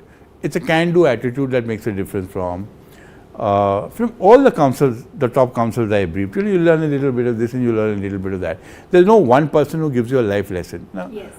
I don't know whether I fully learnt it, but I think the wisest advice anyone has ever given me was Jimmy Dadachandji. I don't know if you know who Jimmy Dadachandji owned India's biggest firm. When Mrs. Gandhi lost the Allahabad case and came to the Supreme Court, she went to Jimmy Dadachandji as a client. Yeah. When Mrs. Gandhi nationalized the banks, the bank nationalization case, Jimmy Dadachandji. Jimmy or Jamshed? Jimmy Dadachandji was his, yes. Jamshed may have been his full name, but he was known as Jimmy Dadachandji. So, Jimmy Dadachandji, bank nationalization. Madhavrao Sindhya, the Privy Purse case, lead advocate on record firm, Jimmy Dadachandji. Keshav Nanda Bharati, lead advocate on record firm, Jimmy Dadachandji. Minerva Mills, again constitutional, Jimmy Dadachandji. He had everyone as his client, there was nobody, like he had the Prime Minister of India as his client, sitting Prime Minister. And I have never met a man, Union Carbide came, they could have gone to any firm in India, they could afford it, they came to him. So I've never met a man with so much contact, so much goodwill as he had. And he was silver tongued, he was golden hearted. So one day, I used to eat in the Machan in those days for lunch. I was sitting alone, he was sitting alone. And I said, Jimmy uncle, I used to call him Jimmy uncle because his father, my father and he were friends. Came and joined, come Ryan, come. So we sat. And I asked him one question. I said, Jimmy uncle, you have had the top clientele of the, you've had kings, you've had prime ministers, you have ministers, you have captains of industry. If you were to distill it and you were to tell me, what is the essence? What is the secret of success? He didn't waffle and say, no, Ryan, you have to be hardworking, you have to be lucky, you have to be this, you have to be that. He just looked at me and said, Ryan, it's simply a matter of managing people's egos. And you don't realize how wise he is till you actually put it into practice. And then you realize how deep the man was. I've never seen better advice in my life than from him. Explain that to us. So, I'm working with you. Right. You're my boss. I'm a subordinate. And suddenly I say, that was very well put. You really made a good point.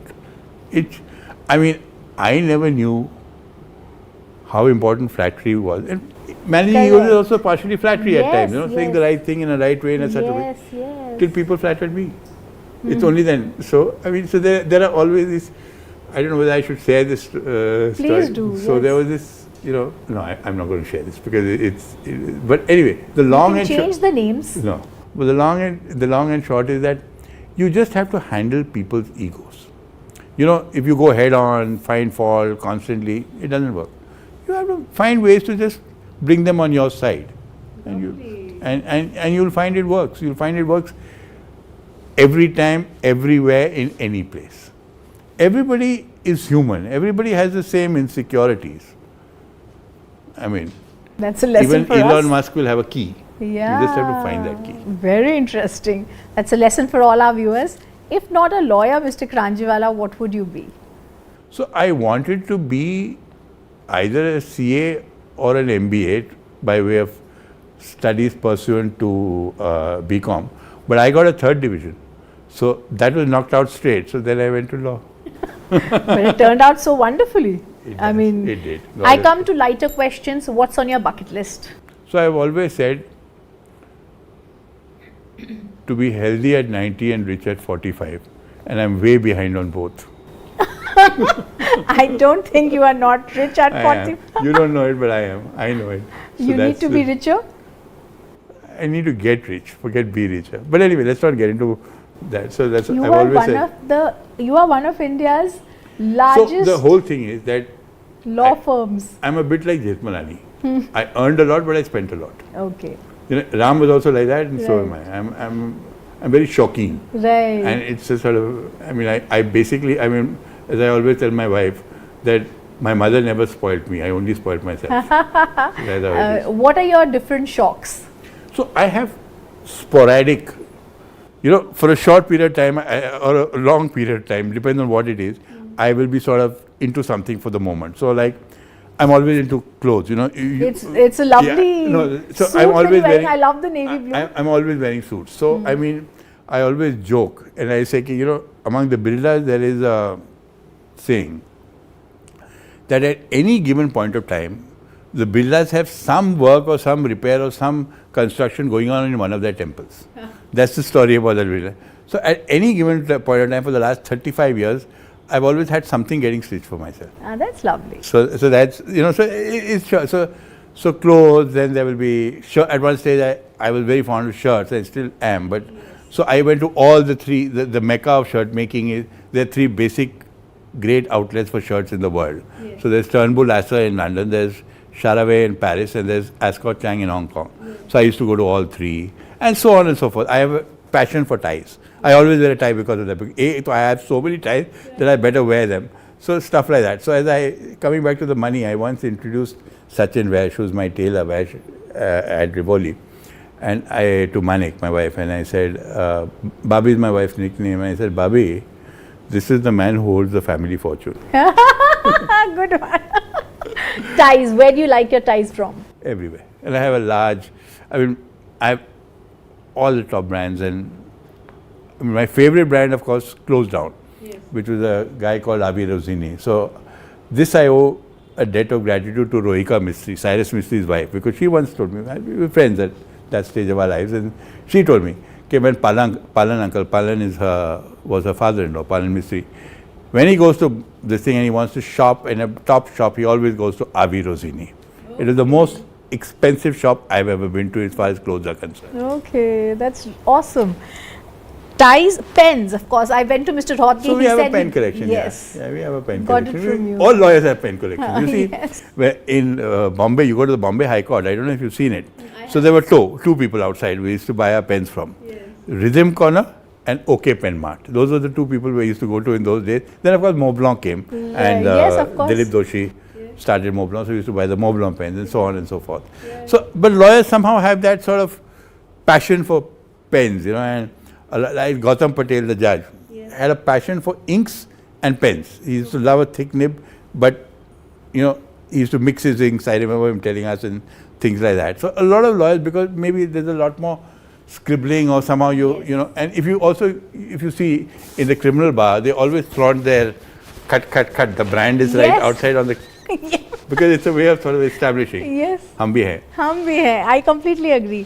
Travel. Do you like traveling? Not really. Okay. I travel, but I'm not a travel person. My wife is, but I'm not.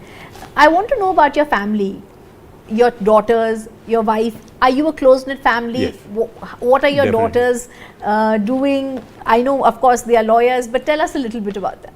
Well, I mean, I'm a very biased father, so I think they're fantastic. But so Manik and I, we were very lucky that we were both in the same profession. You know, when we founded Karanjawala and Company, we founded it together, and in the early years, she was doing all the work. So I remember when our eldest child was born, Tahira, Manik took a few years off because, you know, she had to sort of look after the kid. So all my friends, our own, everybody got a bit nervous कि यार इससे काम संभाला पाएगा क्या? Because Manik was the hard worker. Yes. I was always been a bit lazy. So all of them were genuinely worried कि my God, will Ryan be able to handle the practice now that Manik has to sit at home? But then life was kind and everything went well for us. So both my daughters are lawyers. Both of them work with me. One of them is a partner, Taira. Niharika is my younger daughter. And I think they're very well brought up girls, and I give the credit to two things. One is, of course, their mother, who is a very sensible person and brought them up well. But the second, I give the credit to the school. They went to Carmel Convent. I went to Carmel. Well, so did they. But the thing about Carmel, I love Carmel. Probably in your time and probably in theirs was, it was a school which did not put the value of money into you. It was a very simple school. You know, you prayed to God, and you were, as Tyra once said, you know, between Carmel and Amity, there was such a contrast. Amity is a very commercial place. Within, I think, the first week of them being in Amity, they did a slideshow saying, if you're a lawyer and you're Mukul Rohgi, then you will earn 2 lakhs. I mean, those days they were charging that, but 2 lakhs appearances, Fali Nariman so much, Arun Jeti so much. So I told Mukul, have you gone mad? Do you realize what they're doing in Amity? They're putting it up on a chart, saying how much you guys are earning. So what? I said, yeah. So you see, in Carmel, they only taught you one thing: be good and pray to God. I agree, which was also quite a stretch because we never knew our best friend could have money or not money. We just didn't know. Which is a good thing. Which is a good thing, but it makes you very naive. Yeah. It makes so that those are two things. So what happened was that you never had this showing off. You never said, this summer Switzerland. Yes. You went where you went. You went with your parents. Okay, that's true. But the problem with that school and Columbus was that all of us grew up a little fearful. If you're in modern school, you're a daredevil. You know, ye kar lenge, wo kar lenge, don't bother. So modernites have much more gusto and much more chutzpah, as they say, than the Columbans do. So that's how it is. But I think they grew up very well because they went to that particular school. What do you attribute your success to? What do you think kept you apart from everyone else? What was that one factor? So the real question is, how did you get to be so big by being, despite the fact that you don't work that hard? Because that is the, you know, a lot of people I think you're being modest when you say you don't work that hard, Mr. Kranjiwala. I remember once Zia told me, Zia is a very close personal friend, Zia Modi. So she said, Taru to model unique chhe akhi dunya ma, because he is a workaholic, you know, and she just never understand what is he up to, you know. Taru to model unique chhe akhi dunya ma. So let's just say it's a secret sauce, which I'm not sharing. It's like your grandmother's recipes to be given only to the daughters, not even the daughter-in-law. But I'll say one thing. The Karanjwalas come happy and go lucky. That's so nice. I want to ask you to mimic some more people for us, please. I'm not a mimic, not good at it. Zia is easy to... Somebody, Fali, Ram, Soli. Soli was also easy. No, Soli was okay. Yeah, he used to do. Kitch. Yeah, he was very particular at one point of time. So, I also want to then ask you, where do you relax? What do you do to relax? What is a day in your life like? A day in my life is always relaxed. So it starts easy and it goes well. So because, you know, I'll tell you, very honestly, I own the firm in a sense. I mean, of course, yes. It's shared with the family, but it's owned by me in a sense. Yes. And it's a large firm. Yes. And it's a successful firm. Yes. So now, if you're a litigator in a large firm, you're not going to be in day-to-day litigation. You can't. Yes. Because otherwise you'll get stuck in one matter or the other. So actually, to be honest with you, I was always sort of delegated. You know, I always delegated a lot. But post my tumor operation, I'm on one kidney, I had a tumor. So in the year 2001, after that I sort of stepped further back. Maybe I shouldn't have. So I get up, I sort of get ready and all, go for lunch. Then hit my office post 3:34. Yeah. And then I'm there in office till I feel the work is over, and then I go out. So then in office I do one thing which I do fairly religiously, which is that I check, you see, there's a system which works. So when I get into office, I get some dark pads, so many dark pads come to me with letters. So every letter that goes into the office and goes out of the office, I look at. Amazing. No, it's not amazing. It's just but that's a very thorough practice. No, it's not. It's just a way of staying in touch with what is happening when you're not physically there. Because, you know, we record letters to our clients. Today we went, this happened, that happened. He argued this, he argued that. So I'm not saying I read it like I'm reading a statue. Yes. I read it, I have an idea, and I move on. Yes. So in that sense, I always know what is happening in office. Yes. Secondly, my phone is always on. Yes, it always is. Yeah. Anytime I want to be in touch with you. I have a simple rule which I kept for myself from the beginning. I said, I don't take numbers I don't know, but anybody then can message me. You know, if you want to get, I mean, if you're giving a call to buy some watch or something, then I may not take your call. But if you have an urgent message or something, you just say, I'm so and so, this is the case I have, and I'll immediately get back. So my phone is always on. So in that sense, you know, I'm always available. And I always said to myself, who is going to call you? Clients or friends? And both are entitled. So why get into this? No, I don't answer calls this time. I don't take this. I don't want to. I'm not like that. If it's work, it's any time of the night, any time of the day, I'm ready. Do you read? Do you like movies? I used to read a lot. I read less now. Okay. What did you read? I always read non-fiction. For years, I've been reading non-fiction. I don't read fiction much. So like at the moment I'm reading that Syed Siddiqui's book, Eyewitness. So I'm finding it quite interesting because I like the political this thing. So he's giving an account of, and you know, a lot of things you remember, a lot of people you knew. So it's interesting. So I don't like, I mean, I stopped reading fiction many years ago. So as a kid I was a voracious reader. Yeah, but I sort of, you know, all the usual things you read, but I stopped reading. I prefer non-fiction. And what do you watch on TV, Mr. Kranjiwala? We watch shows these days. So we are again watching something called Only Murders in the Building. It's a comedy show and so on and so forth, up and down.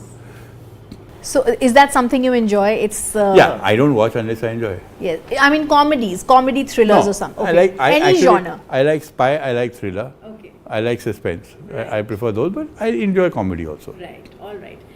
We're going to end this part of the interview right here. I thank Mr. Kranjiwala for being with us. We're now going to take a look at his collection of ties, if we are permitted, and also some of the art collection or something in his entire drawing room to understand the passion for art as well. Tell us a little bit about the wonderful art in your drawing room that we've been looking at since such a long time. So, the real person who should have been here and should have talked to you about it is my wife. Because I'm not that passionate about art. I sort of have a sporadic liking for it. But so our interest in art came up in a very strange way. Several years ago, I shifted to my office at 7 Factory Road. Now, the owner of the office is a person called Nitin Bhayana. Nitin Bhayana is an art collector. He's not only has a very large art collection, but he's very knowledgeable and he also deals in art. So through him, he sort of come to us and said, Ryan, they're saying, you know, there are some good pieces. So Manik took interest, I took interest, and then, you know, slowly through him, we started buying. And some of the art is of course gifted, but we started buying because we realized that with Nitin, two things are going to happen. You're going to get a genuine piece and you're going to get something which he thinks is worth keeping in the long run. Right. So all the Souzas, and I'm particularly fond of these Souzas. I loved the Souzas, all these Souzas were given to us by Nitin, and there's some others upstairs and so on. So that was, my other favorite piece is the Hussain out there. Yes. You know that Hussain, it's Nitin got it for me at quite a deal. And then of course Manik's favorite piece is the Padamsi. Okay. Yeah, that is Manik's favorite piece, and my other favorite piece is statues is the Ganesh. That's the wonderful one that he I really like it. I'm very happy to get it. And why Ganesh? There is so much Ganesh all around. I just like it. You know, it's sometimes you have an affinity for something. So, yes. so I was very happy to get that Ganesh. Then of course, some of them, like one of the Prabhas over there, yes, was gifted by Pinaki Mishra to us on our housewarming when we shifted to this house. Right. Then there's Satish Gujral, which... So which one are you talking about, this one? Yeah, I think that one. So that was gifted by Pinaki. Then, you know, there's a Satish Gujral. Yeah, yes, Gujral, yes, yeah, that's so lovely. The Satish was gifted by his son Mohit to me when I did a case for him. Then Anjali Ila Menon has given us... Okay. Anjali Ila Menon has given us one or two gifts, and one was given by a friend of ours called Imran Beg when I did a case for him. So some of the art is sort of collected and bought, and some of the art is gifted. Very nice. And that's how it is. And this has been mostly your choice or Manik Ma'am's choice?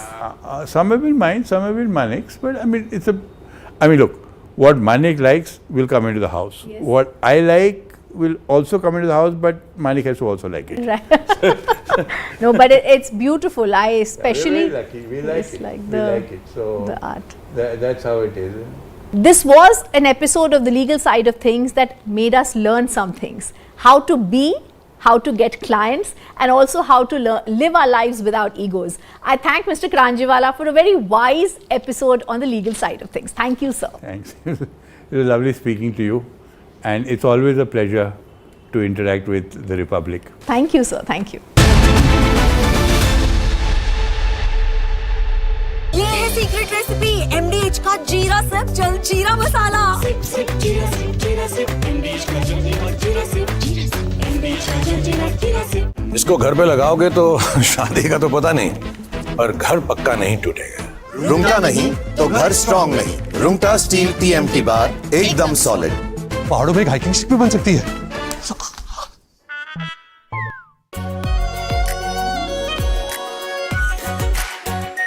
Are pure shahi paneer masala, delicious, healthy every day.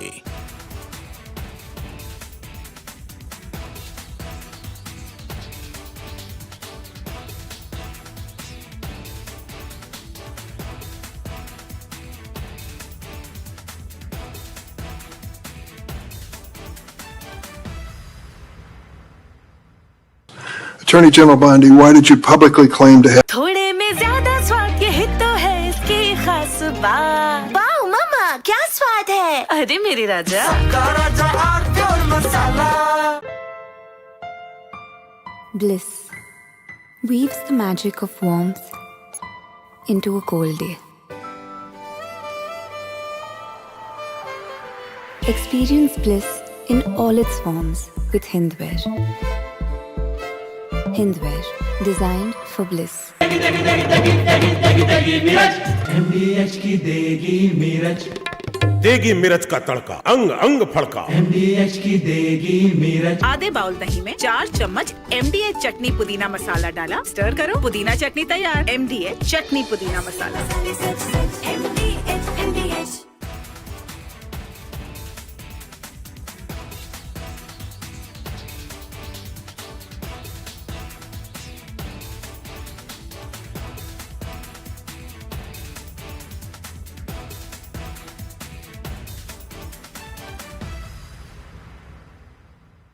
Lashkar-e-Taiba's Deputy Chief Saifullah Kasuri, who is believed to be the mastermind behind the Pahalgam terror attack, has openly threatened... ये है secret recipe MDH का जीरा SIP जल जीरा मसाला। SIP SIP जीरा SIP MDH का जल जीरा सिप MDH का जल जीरा सिप। त्योहार की खुशियाँ होंगी double. Hyundai super delight days में आपकी मनपसंद कार्स पर मिल रही है कमाल के डील्स। वैसे लोगे तो आप हुंडई, चाहे दिल की सुनो या डील्स की। थोड़े में ज्यादा स्वाद, यही तो है इसकी खास बात। वाओ मामा, क्या स्वाद है। अरे मेरी राजा, सबका राजा R pure masala. Attorney General Bondi, why did you publicly claim to have the Epstein client list waiting for your review and then produce nothing relevant to that claim? Senator Durbin, if you listen to my entire clip on that, I said I had not reviewed it yet, that it was sitting on my... In February, you made a public claim that the Epstein client list was, quote, sitting on my desk right now for review, end of quote. You then produced already public information and no client list at a major media event hosted at the White House. Attorney General Bondi, why did you publicly claim to have the Epstein client list waiting for your review and then produce nothing relevant to that claim?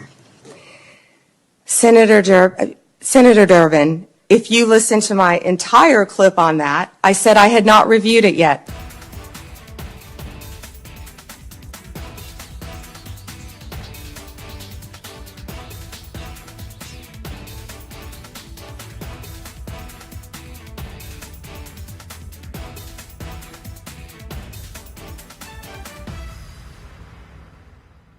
MDH की हल्दी मिर्ची धनिया करे कमाल, ये रंग दे, ये खुशबू दे, ये तीखा, ये कम पड़े। क्या निराला MDH मसाला। थोड़े में ज्यादा स्वाद, यही तो है इसकी खास बात। वाओ मामा, क्या स्वाद है। अरे मेरी राजा, सबका राजा R pure masala.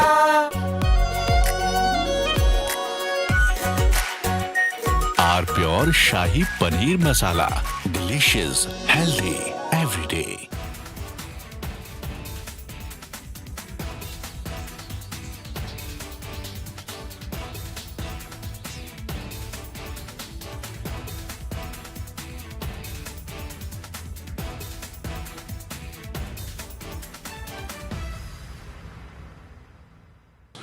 Attorney General Bondi, why did you publicly claim to have the Epstein client list waiting for your review and then produce nothing relevant to that claim?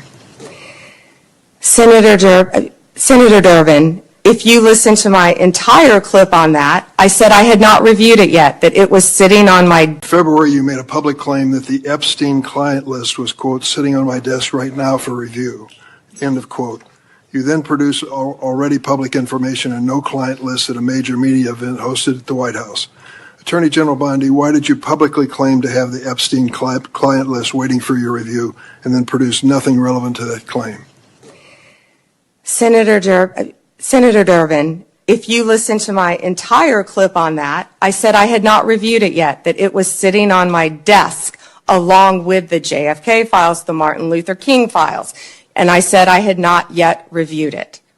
And if you see our memo on Epstein, you will see, our memo on Epstein clearly points out that there was no client list, our July 6th memo. Going back to the Epstein files, according to another whistleblower who made a protected disclosure to my office, you pushed the FBI to review approximately 100,000 Epstein-related records on an arbitrarily short deadline in March, and the FBI was directed to flag any documents that mentioned President Trump. Nothing came of that review until July when DOJ and FBI released an unsigned memo stating, quote, there's no incriminating client list. Why was the July 7th memo unsigned? The July 7th memo came from the FBI and the Department of Justice. Director Patel answered those questions very clear. And, you know, Senator Durbin, I find it very interesting that you refused repeated Republican requests to release the Epstein flight logs in 2023 and 2024.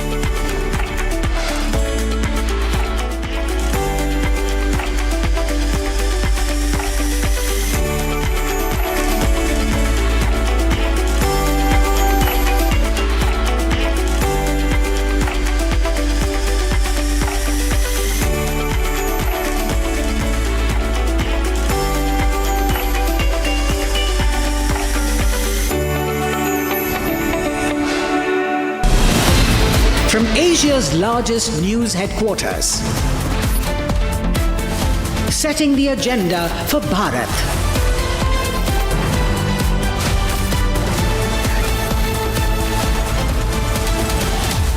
You're watching Republic.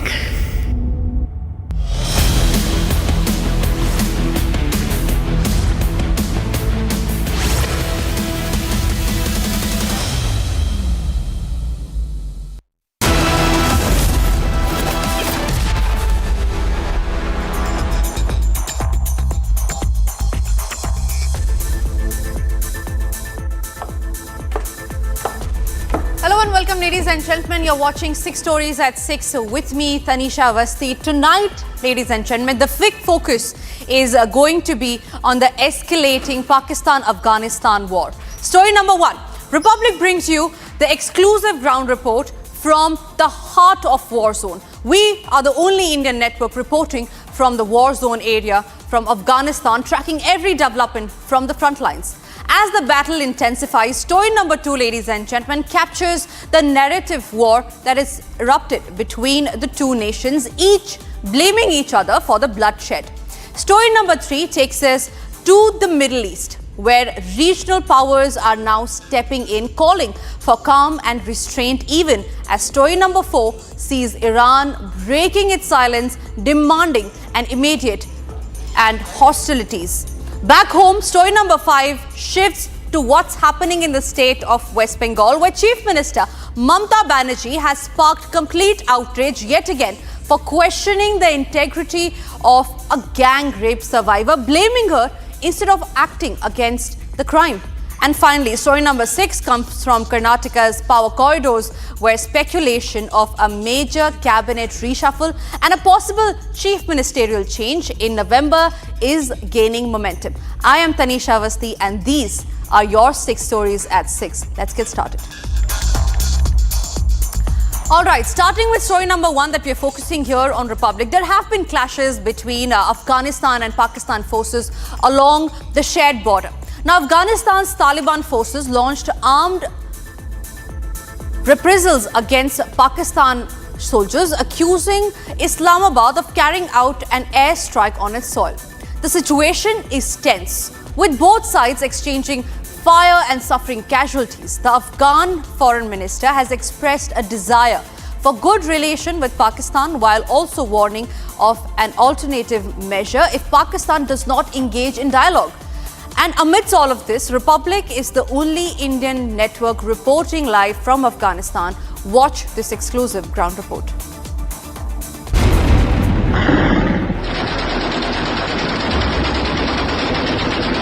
At a time when Afghan security forces launched attacks on Pakistani border posts late Saturday, in what the Taliban government described as the retaliation for repeated violations of Afghan territory and airspace. Republic is the only Indian channel reporting live from Afghanistan from an undisclosed location.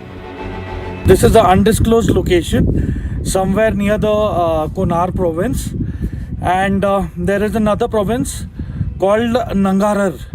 So these are making the bulge. So I am at somewhere near a province called Kunar, and as you can see, this is a area which is adjoining the Pakistan's Gilgit-Baltistan area, and a huge number of Taliban fighters have started their infiltration from the Kunar province. And as you can see from my right, you can see a little entrant from there.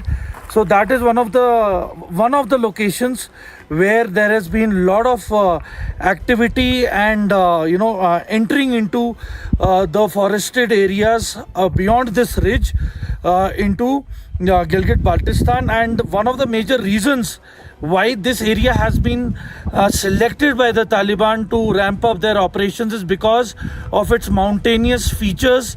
There is also vegetation onto the other side of the ridge which accommodates to getting cover.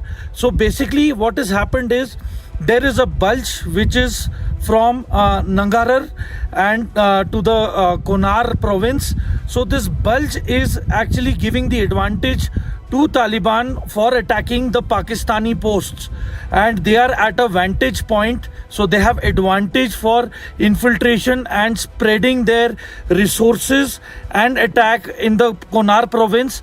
So if we tactically see, the Kunar province is adjoining POK, that is Pakistan occupied Kashmir, and with the unrest which has been taking place in Gilgit-Baltistan, so it is imperative that there can be some connection between the freedom fighters in Gilgit-Baltistan and the Taliban fighters. So it is a matter of great concern that if this conflict increases, it is going to cause a lot of ramifications, a lot of geopolitical issues. And one of the main issues that the Taliban has been facing is most of their posts are made up of shelters. So these shelters are basically fiber reinforced plastic and metal sheets. So most of them have been destroyed by the Pakistan forces, and whereas the Pakistan posts are concerned, they are fortified, they are cemented, but they are isolated. That is the advantage that the Taliban is taking and doing the infiltration surrounding these posts. And since last 3 days, they have inflicted a lot of casualties and have destroyed a large part of these posts, which are now rendered unserviceable and cannot be guarded or occupied by the Pakistan forces. So this is the situation which is unfolding in the northwest border of the Taliban and the Pakistan forces, which has been taking place. Yes, the Taliban is on the back foot at few locations, at Helmand and few more provinces, where Pakistanis are using night vision thermal enabled drones for attacking Taliban, who are trying to tactically place their positions to counter and to surround the hostile Pakistan forces. And as far as the HEPTA incursions are concerned, they are regular and they increase with the frequency after 8 in the evening. So it is imperative that the attack HEPTAs and the drones that the Pakistan forces are using are enabled with night fighting capability and high caliber weapons, and at the moment the Taliban has the firepower, but they do not have anti-aircraft weapon systems. So probably that is what is holding them back. But at night they avoid moving right now at the moment. They prefer moving during day, because at night it is really becoming difficult for the Taliban to move in towards the Konar border and expand its operation into Pakistan occupied Kashmir. This is Major Samar signing off from an undisclosed location near Konar. 58 Pakistani soldiers and 9 Afghan soldiers were killed in the overnight fighting between the two sides along the shared border. As tensions escalate along the Durand line, both sides remain on high alert. The latest exchange marks one of the deadliest confrontations in recent months, raising fears of a wider conflict in the region, and the story is far from over. And even as we speak, there is a big escalation that is shaping up between Kabul and Islamabad. Afghanistan has sent out a direct warning to Pakistan, saying that no attack will go unanswered. Hours after its retaliatory strikes, the Taliban government has accused Pakistan of harboring ISIS on its soil and backing those groups that destabilize Afghanistan. Kabul has blamed the ISI for fomenting trouble in Afghanistan. Here's a detailed report on all that you need to know about how the blame game has completely shifted.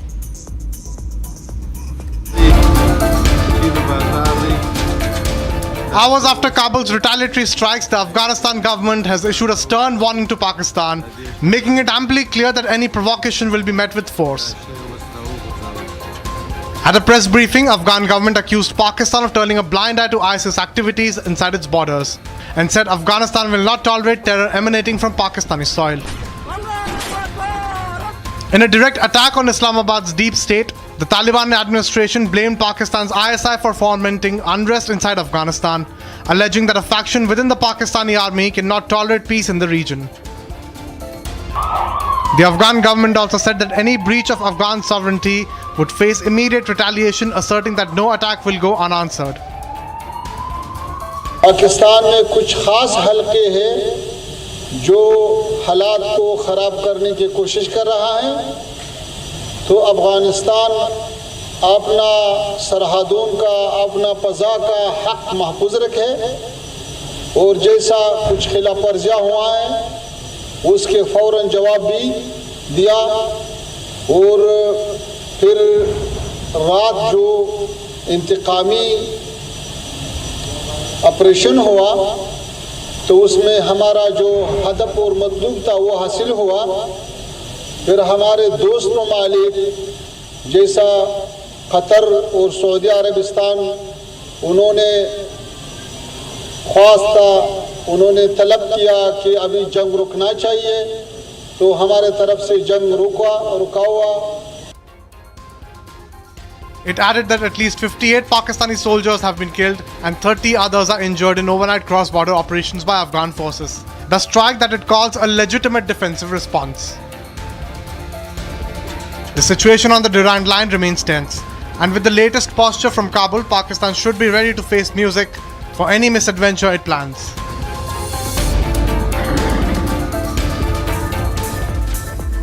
Middle East nations have expressed concern over rising tension along the Pakistan-Afghanistan border, urging both sides to show restraint and resolve disputes through dialogue. The Qatari Foreign Ministry's statement calls for diplomacy and de-escalation in the interest of regional peace and stability. Here's how the Middle East is reaching out.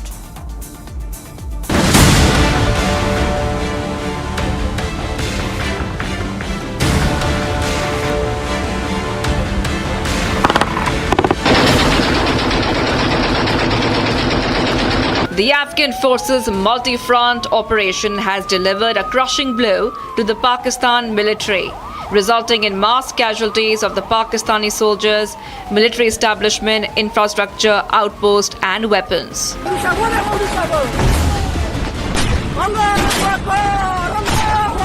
The Afghanistan-Pakistan border witnessed a massive escalation in tensions as Afghan forces launched a full-blown retaliation against Pakistan days after unprovoked airstrikes in Kabul and other Afghan cities. The escalating tensions have prompted regional concern. Iranian Minister of Foreign Affairs Abbas Araghchi has called on his country's two neighbors to exercise restraint. Qatar has raised alarm over the situation, urging both sides to prioritize dialogue, diplomacy and restraint, and to work towards containing differences in a manner that helps reduce tension and avoid escalation in order to achieve regional security and stability. The Saudi Arabian Ministry of Foreign Affairs has issued a statement urging both Pakistan and Afghanistan to keep self-restraint to avoid further escalation. The kingdom calls for self-restraint, avoiding escalation and embracing dialogue and wisdom, which will contribute to reducing tension and maintaining the security and stability of the region, the statement said. As tensions simmer, the message overall is clear. As Pakistan and Afghanistan trade blame across a fragile border, the international community is urging restraint and dialogue.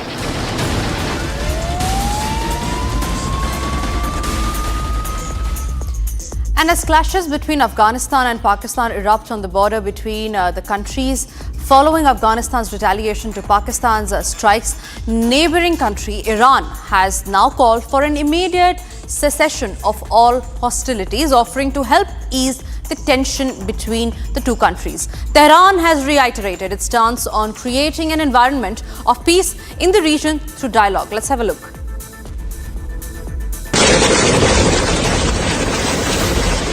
Heavy clashes erupted along the Afghanistan-Pakistan border as the Afghan forces launched a retaliatory attack against Pakistan following alleged unprovoked airstrikes in Kabul.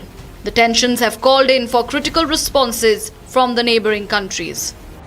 Iran has expressed its readiness to help ease tensions between Pakistan and Afghanistan. Iran's foreign ministry has called for restraint and the immediate start of dialogue between both the nations. This with the goal of de-escalating tensions and resolving disputes through diplomacy.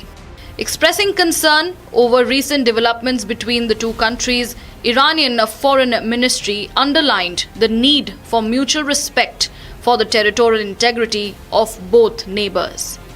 The ministry emphasized that Islamic Republic of Iran attaches great importance to maintaining peace and stability in its surrounding region. Iran also said that it stands ready to offer any assistance that could help reduce tensions between the two neighbors. The incident has pushed the long-standing tensions between the two neighbors to an unprecedented level, prompting strong reactions from Afghan political leaders and security institutions. As per the latest, several Pakistani soldiers have been killed in the retaliation by Kabul. Hitting back after Pakistan's recent airstrikes in Kabul, Afghan forces targeted Pakistani posts in several provinces. Afghanistan's Defense Ministry also announced end of retaliation in the Pakistan-Afghan border conflict. But the ministry warned that any escalation would have consequences for the Pakistani military. In the recent months, TTP militants have escalated their attacks on Pakistani security forces, particularly in the mountainous regions along the Afghanistan border. Islamabad has accused the Afghan Taliban government of failing to expel militants who use Afghan soil to stage cross-border attacks, an allegation that Kabul denies. And back home, let's tell you what's happening in the state of West Bengal. There's outrage in Bengal tonight. Chief Minister Mamata Banerjee has shocked the nation with her insensitive and tone-deaf remark on the Durgapur gang rape. Instead of showing empathy to a 23-year-old survivor, what Mamata Banerjee is doing is blaming the victim, questioning why she was out at night and even dragging other states to deflect the blame. Is this leadership or blatant victim shaming? A young woman is battling trauma. Her family fears for her safety, and Bengal's chief minister is busy making excuses. This political callousness at its worst. Here's the story.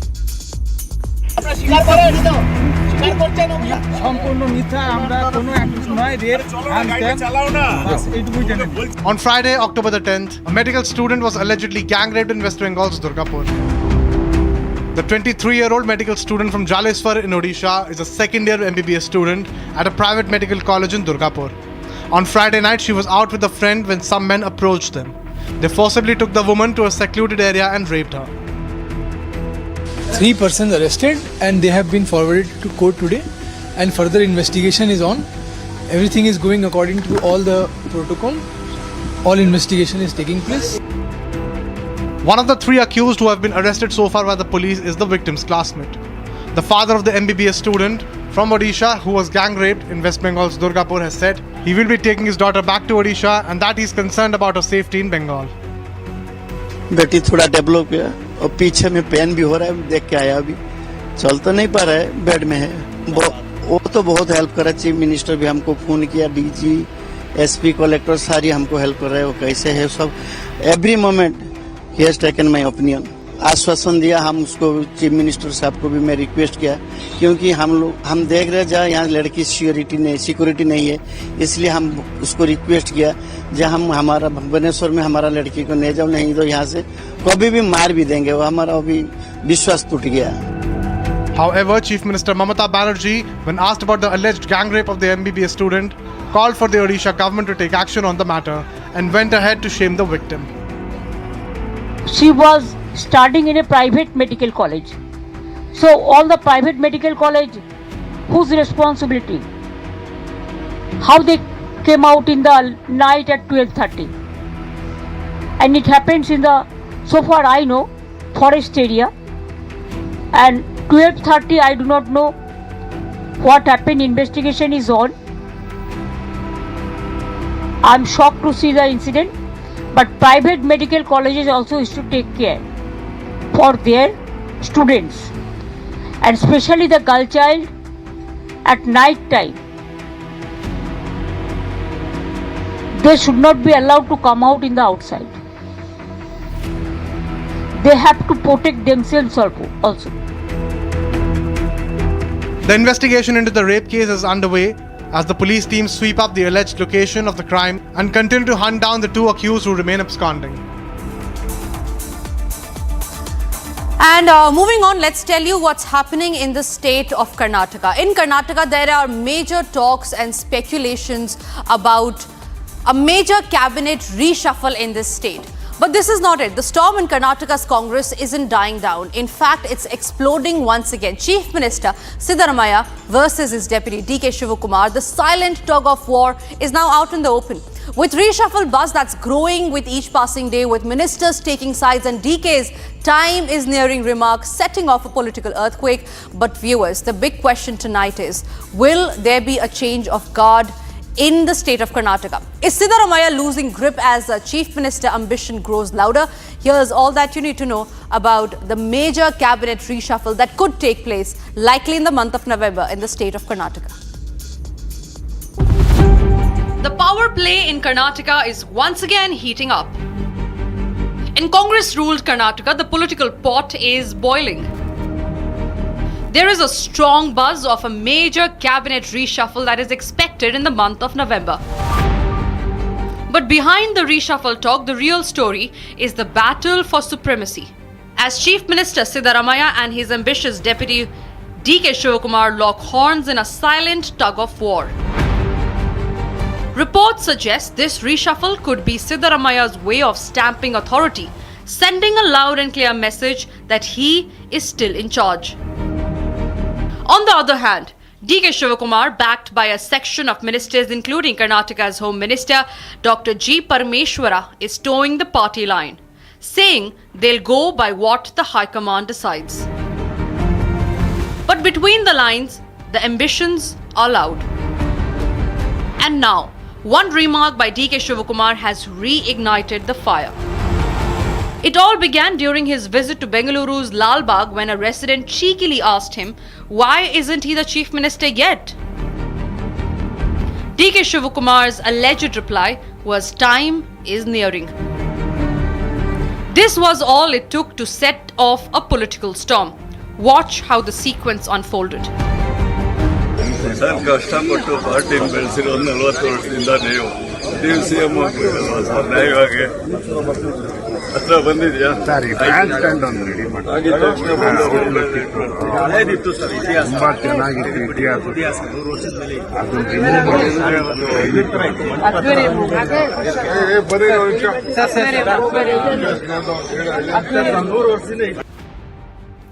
Soon after, DK Shivakumar tried to douse the flames, warning the media not to twist his words, insisting he is not in a hurry to take over. But by then, the spark had already turned into a wildfire. Adding fuel to the fire, Karnataka Home Minister Dr. G. Parmeshwara dropped a bombshell of his own. His latest comment reeks of aspiration and adds yet another twist to the Chief Minister change saga. ಯಾರಿಗೆ ಯಾಕಾಗಬಾರ್ದು thank you. As the government's halfway mark of 2.5 years approaches, murmurs are growing louder. Will Siddaramaiah make way for DK Shivakumar as per the so-called power-sharing formula? Even as DK plays it cool, saying he knows nothing about any reshuffle, the Chief Minister has called a dinner meet with cabinet colleagues tomorrow, setting off fresh speculation of something big that is brewing. The Congress may try to downplay it, but the writing on the wall seems clear. So, is Karnataka heading for a political shake-up? Has the countdown to change of guard already begun? Or is it, once again, just smoke without the fire? In Karnataka, the suspense continues, but the storm within the Congress is only growing louder. And before we end this edition, ladies and gentlemen, there is some extremely important breaking news that we have to get to you, and this is on the Bihar elections. And finally, the BJP has ironed out the flaws. It has put out the seat-sharing pact that is now complete. And we have the full list here. The BJP and the JDU is going to contest on 101 seats each. The LJP gets 29 seats, that is Chirag Paswan's party. The RLM gets 6, and HAM, that is Jiten Ram Manjhi's party, gets 6 seats. So RLM and HAM have been bottled down to 6 seats each. BJP and JDU to 101 seats each, and LJP, which is Chirag Paswan's party, gets 29 seats. The seat-sharing pact, ladies and gentlemen, has finally been sealed. NDA has finally done it. The murmurs and the speculations that were there on how the NDA could likely break up before the elections are coming because of the mismanagement in the seat-sharing pact has finally been solved. The NDA has put it out officially that it is going to fight together.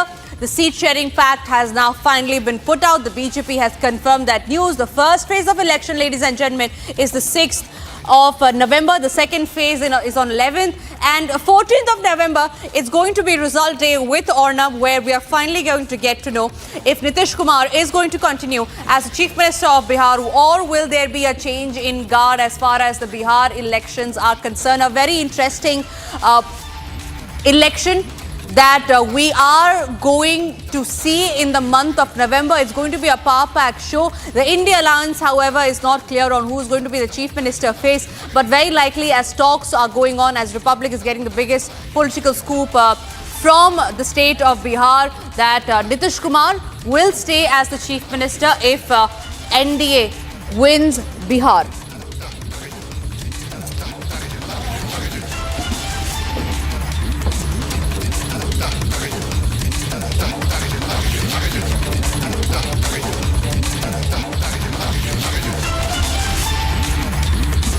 All right, ladies and gentlemen, that's the biggest news break that we're getting to you. The NDA has finally sealed the seat-sharing pact. It has ironed out the flaws, and it is all set to fight elections under the leadership of Prime Minister Narendra Modi, with Bihar Chief Minister Nitish Kumar, the current Bihar Chief Minister, who will be going to stay as the Chief Minister if the NDA wins this election. That's the biggest political scoop that we're getting here on Republic. And that's all that we've packed in this edition of 6 Stories at 6. Thank you for watching. We'll see you next week on Monday, 6 p.m, same time, same show. Thank you very much.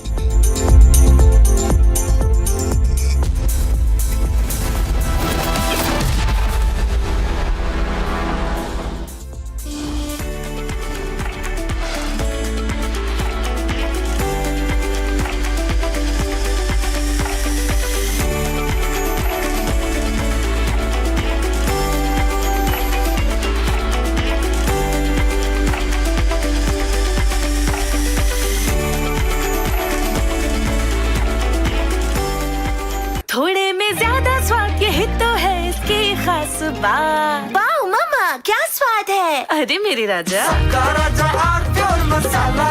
Some places feel like they've been waiting for you, where every piece speaks of legacy, from diamonds that celebrate ambition to festive gold that honors tradition. LD Sons.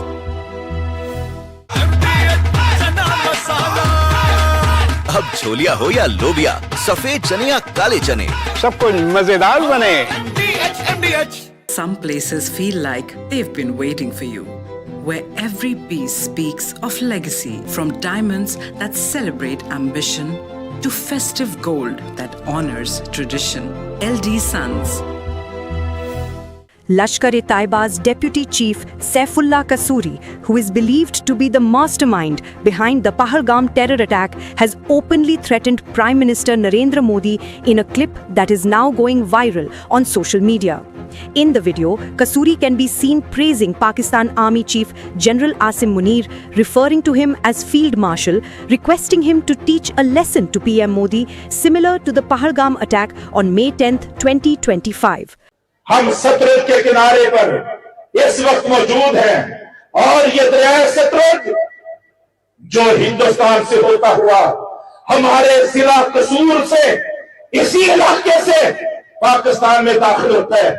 मुझे भी सैलाब के दिनों में ज्यादा वक्त सतलुज के किनारे पे, सतलुज की लहरों में, सतलुज की ऊपर चलने वाली कश्तियों और बेड़ों में ज्यादा वक्त गुजारने का मौका मिला है। और मैं खूब जानता हूं ये सतलुज में जो सैलाब आया है ये कुदरती सैलाब सारे का सारा नहीं था, ये मसनूई था, ये दुश्मन की अदावत थी, ये उसकी गुंडागर्दी थी, ये उसकी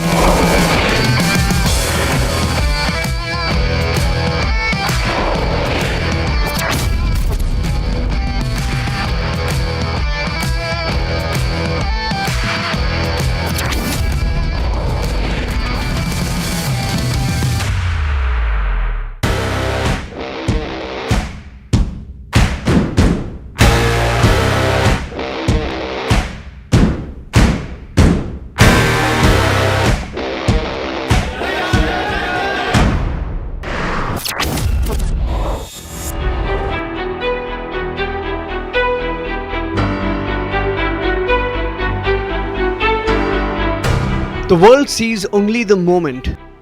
The weight leaves the ground. They see the medal, the title, the impossible strength.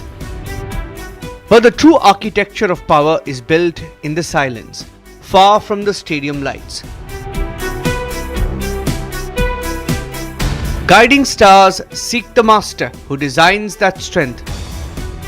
The guru who transforms raw ambition into an iron will. He is an architect of power, a philosopher of discipline. Coach Bhupinder Dhawan has not merely trained champions, he has created a dynasty of titans. He is the Dronacharya awardee whose wisdom is heavier than any weight lifted in his academy.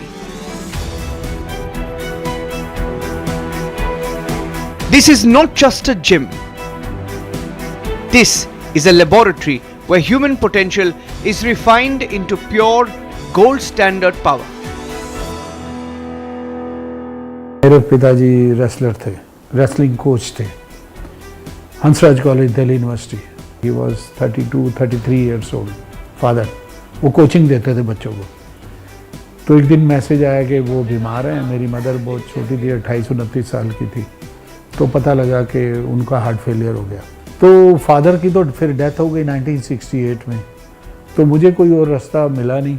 Mummy को job मिल गई father की जगह छोटी। और mummy बड़ी दुखी थी कि कुछ मैं करता नहीं हूँ, मुझे करना था स्पोर्ट्स।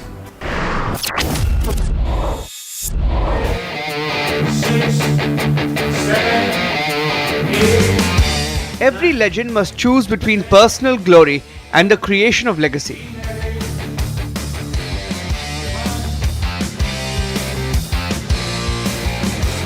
मैं यहाँ से पैदल चल के रात को, तब नाइट सर्विस नहीं होती थी, 4 पराठे बना के अपनी सिस्टर से, यहीं से 20 किलोमीटर पड़ता है, रात को 2-2:30 बजे विदाउट टिकट फ्रेशा कोटला में घुस जाता था। तब कन्नोली, पॉल शीहन, डग वॉल्टर्स की टीम आई हुई थी, मुझे अभी भी याद है। मैं जाके वो सारा क्रिकेट मैच विदाउट टिकट देखता था और शाम को घर आके फिर मार खाता था। फिर फुटबॉल का मैच होता था तो अंबेडकर स्टेडियम में मैं जैसे 4-5 बजे शुरू होना है तो मैं 1 बजे 1:30 बजे पहुंच जाता था। जब सफाई वाले पहुंचते हैं तो उनको लगे कि मैं सफाई वाला हूँ और विदाउट टिकट जाके देखता था। पर मैं फुटबॉलर और वो नहीं बन पाया, घर के लिमिटेड सोर्सेज थे। देन आई स्टार्टेड, मैंने कहा थोड़ी ये ढका व्यायामशाला इधर गांव है, उसमें वर्जिश करता हूँ। वर्जिश करते करते मुझे थोड़े डोले शोले बनने शुरू हो गए। Then I started lifting wait.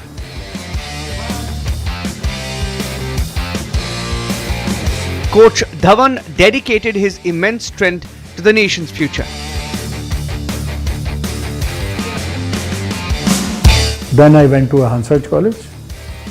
और हंसराज कॉलेज की टीम में कंवर मंगल सिंह थे डायरेक्टर फिजिकल। उन्होंने मुझे हेल्प की कि इसके फादर, मेरे फादर की डेथ वहीं हुई थी, तो उन्होंने बोला यार इनके फादर नहीं है, इसको जूस ज़्यादा दे दिया करो, इसको 2 एग्स ज़्यादा खिला दिया करो। तो मुझे लगा कि ये बहुत बड़ी बात है। कभी ट्रैक सूट दे देते थे उस ज़माने में, बहुत बड़ी बात थी। तो मुझे लगा यार ये मेरे को पीठ थपथपा रहे हैं।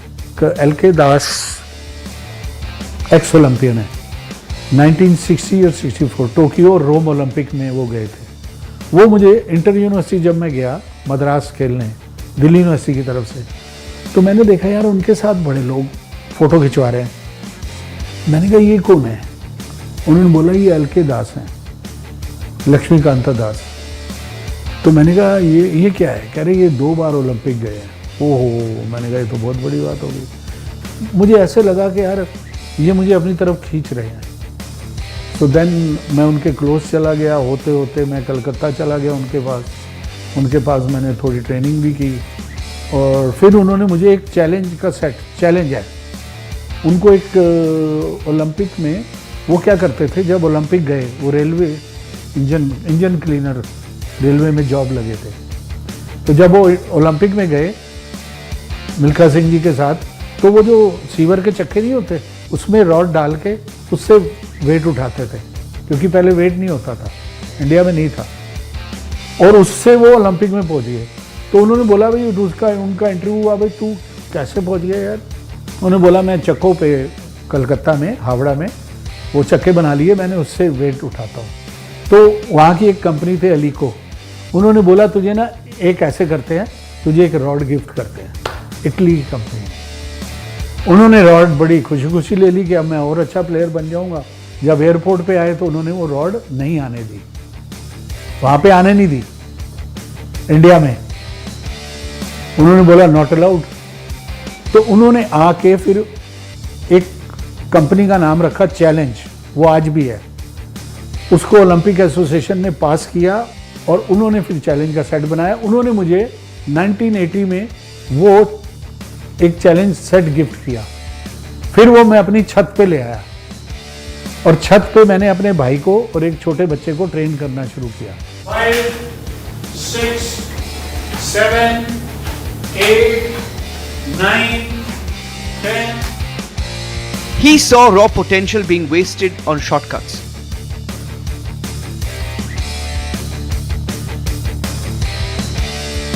शादी हो गई, वो भी जॉब में थी, हमने थोड़े बहुत पैसे जोड़ के दोनों लोन लेके 1990 में मैंने फिर दिल्ली में ये जिम शुरू किया 1990 में। देन आई कन्वर्टेड इनटू बच्चे तैयार करने, थोड़ा एक्सपीरियंस से करते करते फिर वो 94 में मेरे को पहली बार इंडिया टीम का कोच पावर लिफ्टिंग में। देन 99 में मैंने बॉडी बिल्डर भी बहुत तैयार कर दिए थे। 99 में मैं फिर बॉडी बिल्डिंग का भी नेशनल कोच बन गया। 2 गेम का पहली बारी ओलंपिक बुक रिकॉर्ड्स में भी आया कि I am the only Indian to become a national coach for body building and power lifting.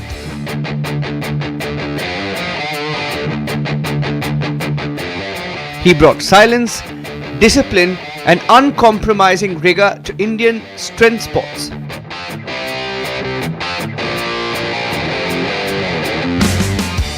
मेरे घर में 20-22 खिलाड़ी रहते थे, खुद मेरा हॉस्टल था 80 गज के घर में ही।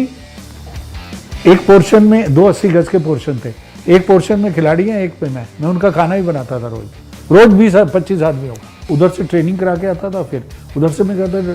मतलब मुझे नींद नहीं सताती थी, मुझे परफॉर्मेंस सताती थी कि यार ये परफॉर्म कैसा करेंगे। नींद तो छोड़ो, बात की सेकेंडरी थी है, पूरी उम्र नींद हो जाएगी, आदमी मर के भी सो जाता है, वो तो बाद में देख लेंगे, लेकिन पहली है परफॉर्मेंस। तो वो मुझे जोश और एनर्जी देती थी कि इनकी परफॉर्मेंस क्या आएगी, कि गांव से आए हुए हैं, इनको आगे लाना है, इनको आगे लाना है, इनको आगे लाना है।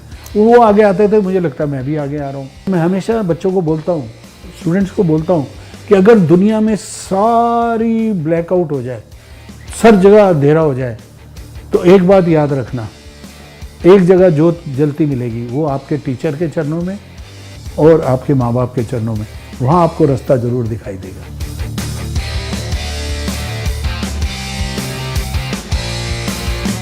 The Dronacharya Award was the ultimate validation of a process designed to breed world beaters.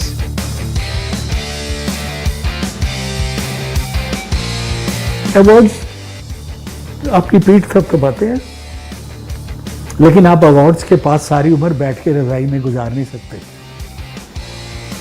वो वहां रखने के लिए आपको परफॉर्म करना है जमीन पे। एक ही अवार्ड के सहारे, एक अचीवमेंट के सहारे आप पूरी उम्र नहीं जी सकते। कि आपके पास 1 लाख रुपया हो तो आप पूरी उम्र उसी पे नाचते रहोगे? क्यों अगले दिन जाके उठ के जाते हो और ट्राई करते हो?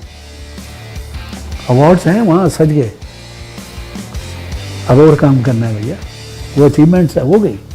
अब उसके पास ही बैठ के मैं धूप बत्ती ऐसे नहीं, ऐसे हाँ मैं दे रहा, ठीक है सेटिस्फेक्शन है, और ट्राई फॉर मोर। हम ओलंपिया गए, ओलंपिया जीते। अब लास वेगास शहर है घूमने फिरने का, आपको पता है वहाँ नाइट, रात को दुनिया सस्ती है, सोता ही नहीं है वो शहर। हमने जीता, एक दिन रात को स्टे किया, नेक्स्ट डे की फ्लाइट। क्योंकि हम करने क्या आए थे। अगर मैं उन रातों में खो जाऊंगा तो और ओलंपिया पैदा नहीं होगा। मैंने अपना काम किया, बैग उठाया, चलो, ना उसको घुमाया ना खुद घूमे, चलो अभी और करना है। His philosophy is built on an immovable rock. Discipline is the currency of success. First mind, इसके मसल होना बहुत जरूरी है। मैं क्या करूंगा, पहले आपके माइंड को ट्रेन करूंगा। नॉक कि भैया बॉडी पे आ रहे हैं, ध्यान रखना। पहले माइंड के मसल तैयार हो जाएंगे कि सोच, मतलब सोच लोहे की तो बॉडी लोहे की, सोच लकड़ी की तो बॉडी भी लकड़ी की। सबसे बड़ी टेक्निक जो है, मेरी ट्रेनिंग जो मैं बोलता हूं, जब तक आपका माइंड आपके कंट्रोल मुट्ठी में नहीं है तब तक आपकी शरीर भी नहीं है, वो वैसे एक्ट ही नहीं करेगा। He teaches his athletes to become scientists of their own bodies, meticulously tracking nutrition, ensuring joint health, and cultivating absolute mental clarity.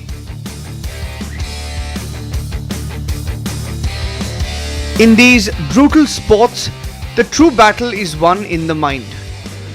The spirit must always be heavier than the weight on the bar.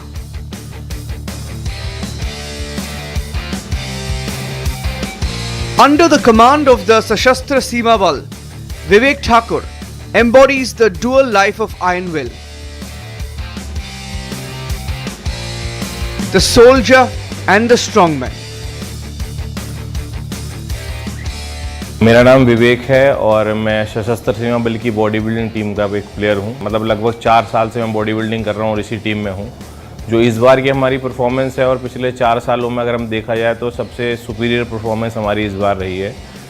वो होता है ना कि अभी तक हम खुद कर रहे थे, जो भी कर रहे थे, किसी कोचेज़ के अंडर हमने भी काम नहीं किया, क्योंकि डिपार्टमेंट के हैं, सर्विसेज के हैं, बहुत सी चीज़ें होती हैं पहले डिसाइड की जाती हैं। तो इस बार हमें मौका मिला था कि हम यहाँ पे आके सर के अंडर ट्रेन कर सकें और सिनेरियो बिल्कुल डिफरेंट है। और अब हमें लगता है कि हम भी नेशनल और इंटरनेशनल में जो है अपना जहाँ भी खेलने जाएंगे तो मतलब पहचान बना सकते हैं। आप फैंसी जिम्स में भी जाते हो जिसमें पूरे मतलब बहुत बड़ा एरिया होता है, बहुत तरह तरह की मशीनें होती हैं।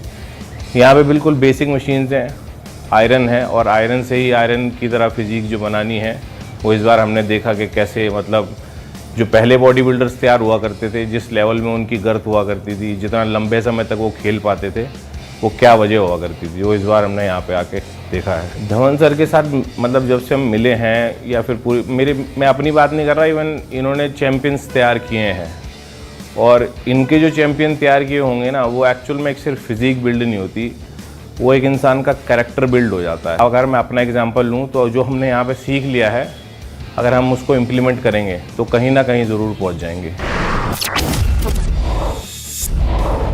Here, military precision meets the pursuit of physical perfection.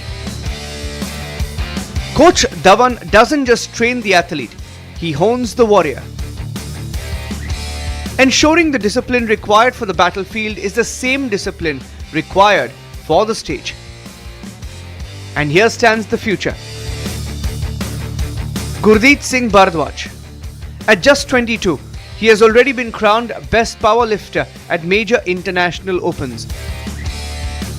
मेरे पास यहाँ जो जर्नी थी आने की गुरुजी के पास, वो इस तरह थी कि मैं स्कूल ख़त्म होते ही स्पोर्ट्स का शौक़ था। एंड कभी भी आप सर्च करेंगे कि डेड लिफ्टिंग में कभी एडी हॉल का वीडियो देखा हुआ आपने 500 kgs वाला, that's a trigger point for me कि मेरे को कुछ करना है इस लिफ्टिंग की कम्युनिटी में। Then I search out how to deadlift, सबसे पहला वीडियो गुरुजी का। एंड आई वॉज लाइक कि अगर मेरे को नॉलेज गेन करनी है, ट्रेन करना है किसी के पास, तो इंडिया में सबसे नॉलेजफुल पर्सन गुरुजी। मतलब यहाँ पे जो इंस्टीट्यूट का एक बिलीफ सिस्टम होता है ना, वो गुरुजी। मतलब I got injured last year after my competition in London, तो थोड़ा फॉल्टी बेल्ट की वजह से। बट इस सीज़न मतलब पूरा 6 months I was not in training, मतलब मेरी ट्रेनिंग नहीं चल रही थी। बट एक गुरुजी का बिलीफ सिस्टम होता है कि हाँ तू कर लेगा, बस 1.5 महीने में कॉम्पिटिशन है, यू विल गेट रेडी, ठीक है। मतलब मुझे अपने में बिलीव नहीं था, बट मेरे गुरु को मेरे में बिलीव है, वो बहुत बड़ी बात होती है। बिलीव एंड बिलीफ, मतलब गुरु को बिलीव है मेरे में, तो मेरे को बिलीव होना चाहिए उनकी बातों पे। मतलब उन्होंने कुछ बोल दिया तो मेरे पास सेकंड क्वेश्चन नहीं होना चाहिए मेरे माइंड में, वो सबसे ज़रूरी है, नेसेसिटी है। अगर मेरे को कोई चीज़ बोली गई और मैं जाके उसको रिसर्च कर रहा हूँ अलग से अपने उस पर, तो फिर मेरा बिलीफ नहीं है। अगर मेरे गुरु को मुझ पर बिलीव है, I can, then I can, that's it. मैं पहला कॉम्पिटिशन खेला था अपना, तो मैं 18 years का आया था, मैंने बताया। पहला कंपटीशन जब अपना खेला हूँ तो वहाँ पे मेरी कैटेगरी में 265 पे गोल्ड मेडल था एंड आई फेल्ड 180 kg की लिफ्ट मैंने फेल कर दी। आई वॉज डिसहार्टेंड कि यार मेरे तो बस का नहीं है, मेरी कैटेगरी का आदमी 265 लगा रहा है और मैं 180 भी नहीं उठा पा रहा हूँ, 170 लगाया। मैं गुरुजी के पास आया, आई वॉज लाइक गुरुजी बस यही लगा, 170 लगा, ऊपर लगा नहीं। गुरुजी ने कहा यहाँ कितना किया था? जिम में जब चेक हुआ था मैंने 150 किया था, वहाँ 170 लग गया। एंड ही वॉज हैप्पी कि तूने ऊपर मारा है। तब मुझे होगा कि यार उनको मेरे में बिलीव है, मैं तो तोड़ के बैठा हुआ था, मेरे को तो था यार मेरे से नहीं होगा, कुछ और काम धंधा देख लेते हैं। गुरुजी की आवाज़ कैसे आएगी? अगर आपका ध्यान ज्ञानों में है, अगर आपका ध्यान आपकी बॉडी से दूर है, तो आपका रिजल्ट तो आपका जो वेट उठाना है वो है, गाना उसमें कुछ नहीं करेगा। बिकॉज जब आप कंपटीशन के स्टेज पे जाएंगे तो वहाँ गाने नहीं सुन पाएंगे। गुरुजी का ही सिखाया हुआ था, हंगर, फायर एंड पेशेंस। ये 3 चीज़ें जो उनसी होती है ना, ये थोड़ा सा नेसेसिटी बन जाती है। जब आपको कोई और सपोर्ट ना करे तो आपका खुद का होना चाहिए। He's the pure, uncut expression of a legacy that has only just begun. He arrived with raw power, and Coach Dhawan gave him the structure to turn potential into international dominance.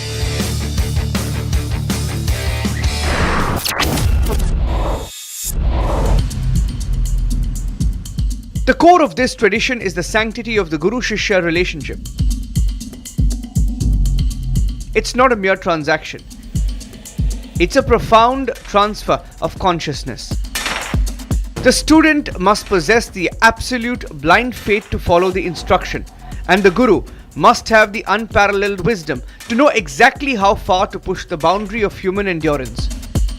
Coach Dhawan trains them to respect their sacrifice and to carry the torch of integrity for the sport.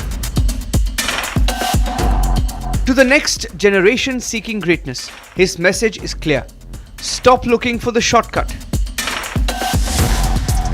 For there are no secrets in strength. There is only work. Be disciplined. Be patient. Dedicate yourself entirely to the uncompromising process. The reward is not just a medal. The reward is the champion you become. You know, when success comes, then so many people to clap you. When success is not there, and you have to clap yourself. चलो चल बेटे चल बेटे अपने आप को clap करना है और फिर दुनिया को प्रूव करना है.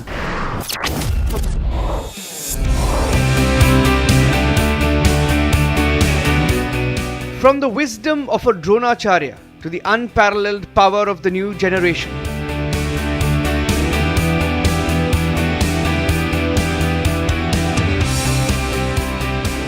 जो कोचेस थे जो दुनिया में नहीं रहे, जिन्होंने ये शिक्षा बांटी, अब वो ड्यूटी हमारे को दे गए हैं. हम उस प्रसाद को बांटना चाहते हैं. प्रसाद को कभी भी जेब में नहीं रखना चाहिए. मेरे गुरुजी बोलते हैं ये प्रसाद बंटना चाहिए सारी सोसाइटी में. तो ये प्रसाद बांटने का काम है. जैसे मंदिर में प्रसाद बांटते हैं, गुरुद्वारे में बांटते हैं, हर एक आदमी तक वो प्रसाद पहुंचना चाहिए.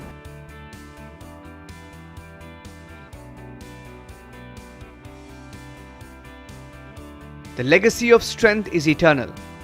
Vivek Thakur continues his disciplined pursuit, and Gurdeep Singh Bharadwaj stands ready to conquer the world stage again and again.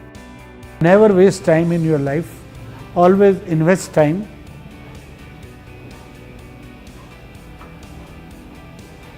मेरी फोटो जरूर लगाना, लेकिन मेरी फोटो के पास हमेशा खड़े मत रहना. काम करना, कर्म योगी बनना, आपको रिजल्ट मिलेगा.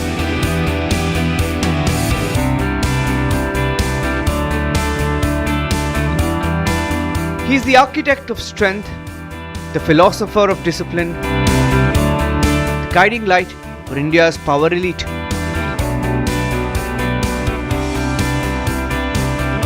He is Dronacharya Bhupinder Dhawan. And this is the true essence of a guiding star.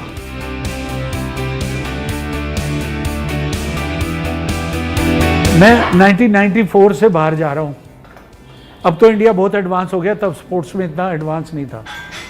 लेकिन मैंने एक चीज़ देखी, उनके पास सब फैसिलिटीज़ थी. उनके पास एयर कंडीशन भी थे, उनके पास लेटेस्ट इक्विपमेंट भी थे, लेकिन मेडल फिर भी हम ले आते थे. हिंदुस्तान की एक स्पेशलिटी है, जिस लगन से वो काम करता है, वो फिर 50 डिग्री गर्मी भी को भी नहीं देखता. वो लग के फिर उस लगन से काम को पूरा करता है. एंड गॉड बिलीविंग कंट्री है.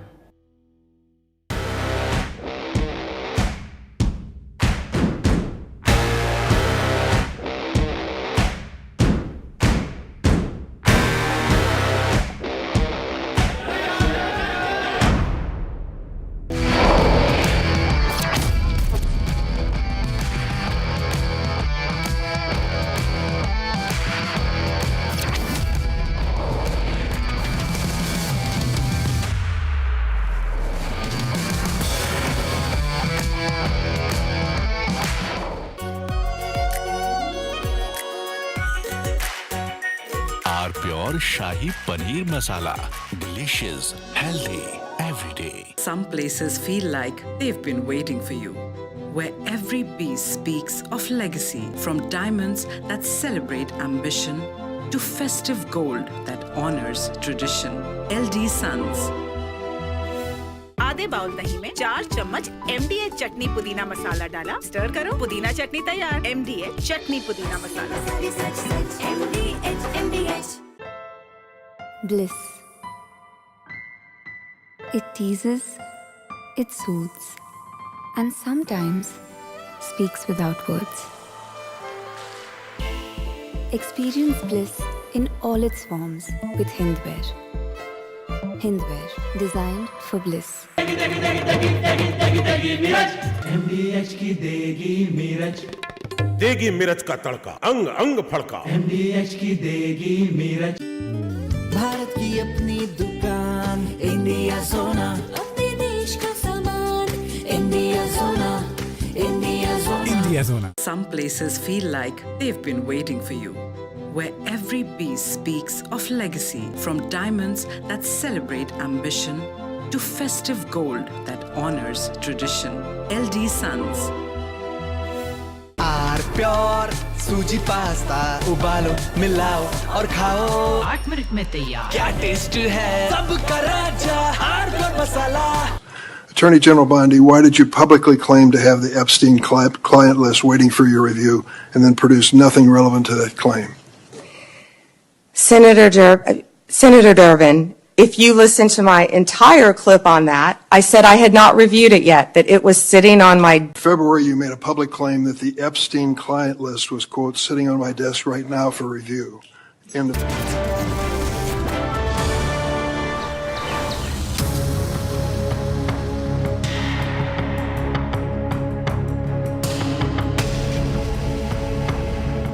The lanes of Dharavi are not just narrow.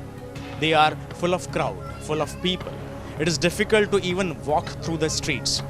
Children, they play in these tiny streets, making it even busier. People carry baskets, pushcarts, heavy loads, they try to balance it.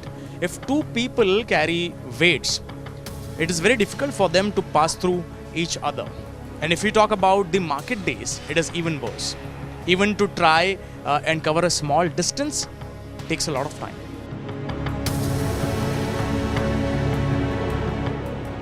Open areas are almost missing. There is hardly any sunlight coming and reaching the floor. Children play cricket in these tiny streets and enjoy their life. If I talk about this bicycle, it can hardly pass through the narrow lane. Because people, they enjoy on their doorsteps. They talk to each other, share their memories and daily lives. Because they don't have garden, they don't have courtyard. So people enjoy their life in little spaces that they have here. मेरा नाम संदीप महादेव शिंदे है। मैं धारावी में रहता हूँ। मेरे को धारावी में बहुत बड़ा प्रॉब्लम है। प्रदूषण रूम वगैरह सब प्रॉब्लम है, पानी का प्रॉब्लम है, सब प्रॉब्लम है। यहाँ पे कोई ध्यान देता नहीं है। खाली मेरे को यहाँ पे अच्छा हो जाए ऐसा मेरे को लगता है। धारावी में छोटा रूम है, इसके वजह से बहुत बड़ा प्रॉब्लम होता है। हमको रहने के लिए भी प्रॉब्लम है, सब बच्चे के लिए भी प्रॉब्लम है, स्कूल का प्रॉब्लम है, पानी का प्रॉब्लम है, लाइट का प्रॉब्लम है, सब प्रॉब्लम यहाँ पे है। ये मेरे ख्याल से यहाँ पे आके देखना चाहिए सब जन क्या है गवर्नमेंट में। हमारे तरफ ध्यान देना चाहिए, साफ़ सफाई करना चाहिए। धारावी में वो हो नहीं रहा है पहले की तरह, देखना चाहिए धारावी में आके। Even the daily life is hard here. Imagine carrying groceries or shifting your furniture in these narrow lanes. It's a task. Even if you go out with your family, you have to cross a lot of obstacles on the way. But the life goes on. This is the spirit of Dharavi. People, they share their food, they share their walls and their stories too. At the same time, these festivals are being celebrated in the true spirit in these narrow lanes. This is what Dharavi teaches you, life. The streets of Dharavi connect everyone, shops, workers, families. But they also tell the story of life full of struggle and life too. Here, every corner is filled with stories about managing, adjusting and surviving, connected and alive.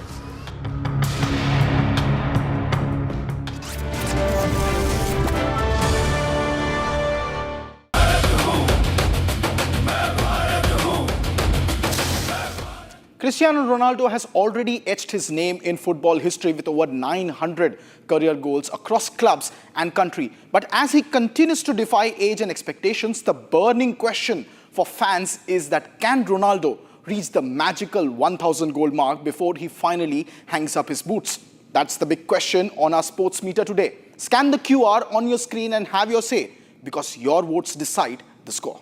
थोड़े में ज़्यादा स्वाद ये तो है इसकी खास बात। वाओ मामा, क्या स्वाद है? अरे मेरे राजा। सबका राजा और pure masala. Some places feel like they've been waiting for you, where every piece speaks of legacy, from diamonds that celebrate ambition to festive gold that honors tradition. LD Sons.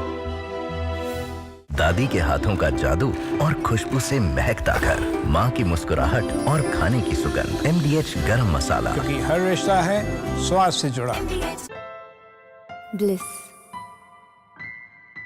It teases, it soothes, and sometimes speaks without words.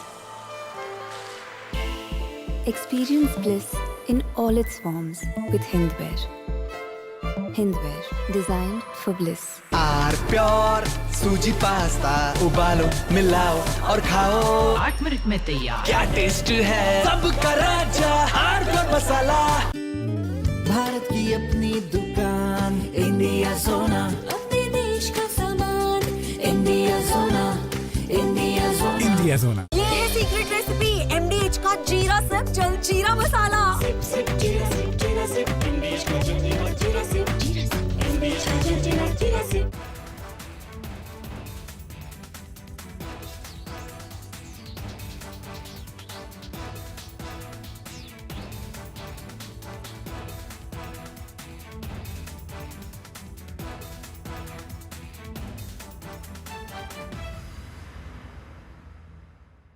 Attorney General Bondi, why did you publicly claim to have the Epstein client list waiting for your review and then produce nothing relevant to that claim? From Asia's largest news headquarters, setting the agenda for Bharat.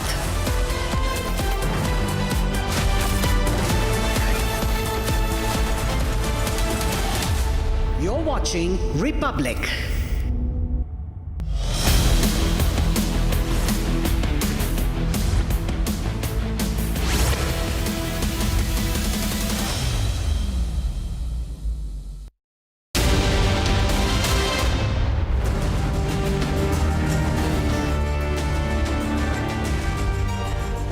Hello friends, welcome to the Sunday edition of This Is Exclusive, in which we are the only channel present on the ground in Kabul and hence getting you ground reports no one else has coming in from Afghanistan on the AFPAC standoff. Literally a battle panning out between the Taliban government in Kabul and of course the hybrid government of Islamabad. That's our focus, as also of course NDA locking its seat share. That's also the breaking news coming in. Let's begin with the headlines.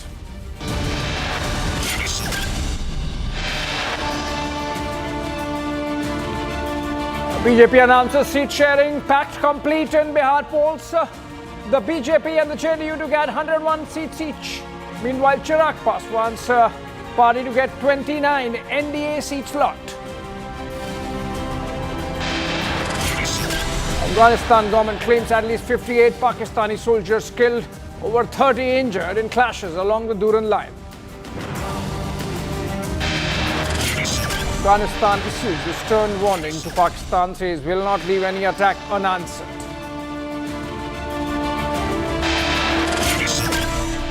Taliban minister says Pakistan harboring Islamic State on its soil.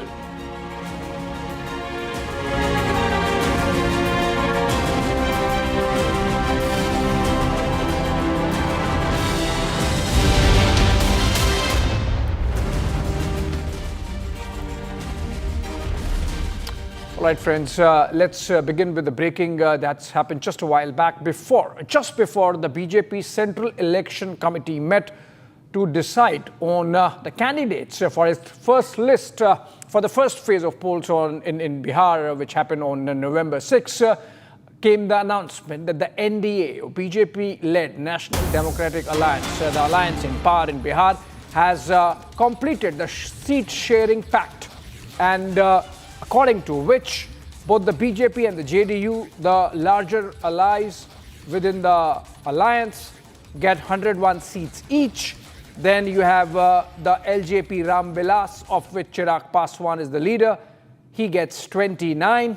Rashtriya Loktantrik Morcha and the Hindustani Awam Morcha of Upendra Kushwaha and Jitan Ram Manjhi both get 6 each. That's essentially the contours shaping up of the NDA's seat-sharing pact, officially announced, in fact, by the NDA and the BJP just ahead of the BJP's Central Election Committee. These are pictures coming in live, chaired by the party president, Prime Minister also present there, and you can see the top leadership of the BJP and also, of course, their state unit main leaders of Bihar there in the meeting. We will go back to the meeting in a while, but let's listen to how the allies are responding to this announcement. Jitan Ram Manjhi spoke from Patna just a while back.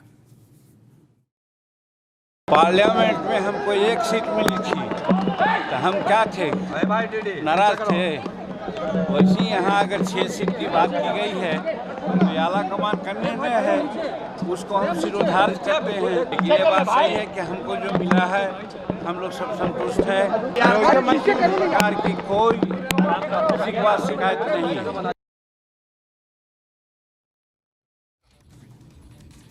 All right, Jitan Ram Manjhi there sounding satisfied, and he was in Delhi just a while back, met JP Nadda back in Patna, but we're going to Patna where Vivek is joining us live from there. Vivek, NDA जो है उन्होंने अपना announce कर दिया है seat sharing formula.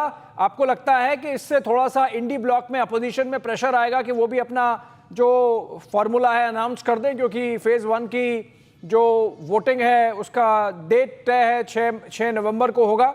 लगता है आपको आजकल में उनका भी अनाउंस हो जाएगा सीट शेयरिंग? बिल्कुल, आजकल में ही उनको करना पड़ेगा। और एनडीए ने जो आज अनाउंसमेंट की है ये एक तरह से दबाव की भी राजनीति है, क्योंकि 1 महीने के अंदर अंदर सारे कैंडिडेट को तैयारी करनी है। आज हम लोग जब इस बारे में चर्चा कर रहे हैं, आज 12 तारीख है और 14 नवंबर को रिजल्ट्स आ जाएंगे। तो जैसे जितना पहले सीट शेयरिंग तय हो जाएगी, कैंडिडेट तय हो जाएंगे, वो अपने जो विधानसभा क्षेत्र है वहां जाके काम कर रहे होंगे अपनी कंस्टिट्यूएंसी में, तो उनको वक्त मिलेगा। और उसी के बदले में अगर जो महागठबंधन है, इंडिया अलायंस है, अगर वो अपने कैंडिडेट्स अभी तय नहीं कर पाते हैं, अभी सीट शेयरिंग को लेकर ही फॉर्मूला फंसा हुआ है, तो समस्या तो होगी, क्योंकि वहां के भी 2-3 दावेदार हैं। अभी भी आप देखेंगे कि राबड़ी आवास के बाहर जो कार्यकर्ता हैं आरजेडी के, वो जमा हुए थे। कुछ वो टिकट के लेके जमा हो रहे हैं, कुछ विरोध करने के लिए जमा हो रहे हैं। तो पहले तो उनके कैंडिडेट्स को वक्त मिल जाएगा। और ये जो सीट शेयरिंग आज एनडीए में फाइनल हो गई है, इसकी वजह से महागठबंधन के सभी नेता तो दबाव में आ जाएंगे। ये बिल्कुल साफ होता हुआ दिख रहा है, क्योंकि वक्त बहुत कम है बिहार चुनाव में और उतने ही दिन में सबको तैयारी करनी है। चलिए, thank you so much. A pressure now on the Indy bloc to come with its own seat sharing arrangement. NDA announcing just a while back, even as the BJP in a meeting of its Central Election Committee to decide on the first list of candidates, likely expected tonight. And we'll come back to the story with more when it happens. But moving on for now, and to our exclusive focus on this exclusive on the hot Durand line between Afghanistan and Pakistan. Tensions escalated Sunday after the Afghan security forces carried out what they called as retaliatory strikes on Pakistani posts, killing about 58 soldiers, injuring 30 others, triggering a return fire that led to massive clashes along the Durand line. Republic TV, in fact, is the only news channel reporting live from inside Afghanistan, bringing to you on-ground details of the conflict. There are some videos that we have for you. Let's have a look. As you can see, this is one of the passes as it pans out.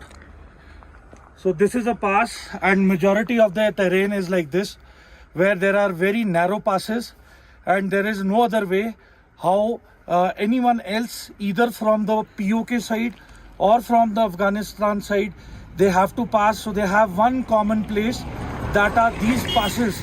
So this is a pass which is near Kunur, And as you can see the terrain behind, there are vantage points, and Taliban usually gets placed on top of these ridges. So this is the kind of terrain that I'm talking about, as you can see. So there is no escape from anyone who is entering or bypassing these areas. So this is a very tense situation in terms of Taliban occupying these regions and passes and getting ready to battle, despite news that Qatar has brokered peace talks between Pakistan and Afghanistan. But as far as the Taliban troop movement is concerned, there is no sign of slowing down or accumulation of Taliban troops so far. All right, that's a familiar face, friends. You would have recognized Major Samarpal Singh Toor. He's frequent as a panelist on your channel, but he's reporting live from Kabul for us. Not live, but he's there, present there on the ground, and sent us those ground reports. Joining me for a short, quick conversation, Dr. Omar Sadr. He's a political analyst and Afghan. He's in exile, lives outside of Afghanistan. And before I go to him, let me go to Gursimran. He's joining us live. And Gursimran has some information to share about the latest situation on the ground along the Durand line. Gursimran, is it all calm or a tenuous, tense calm between the Afghanistan forces and the Pakistani forces on that front? See, Abhishek, to be very precise, it is an uneasy calm that is prevailing on the Durand line, because the way retaliation has taken place from the Afghan Defense Forces side, it has made it really very challenging for Pakistan, because they were totally taken by surprise. They are close to 2 dozen posts. They were captured by the Afghans when they carried out the surprise raids.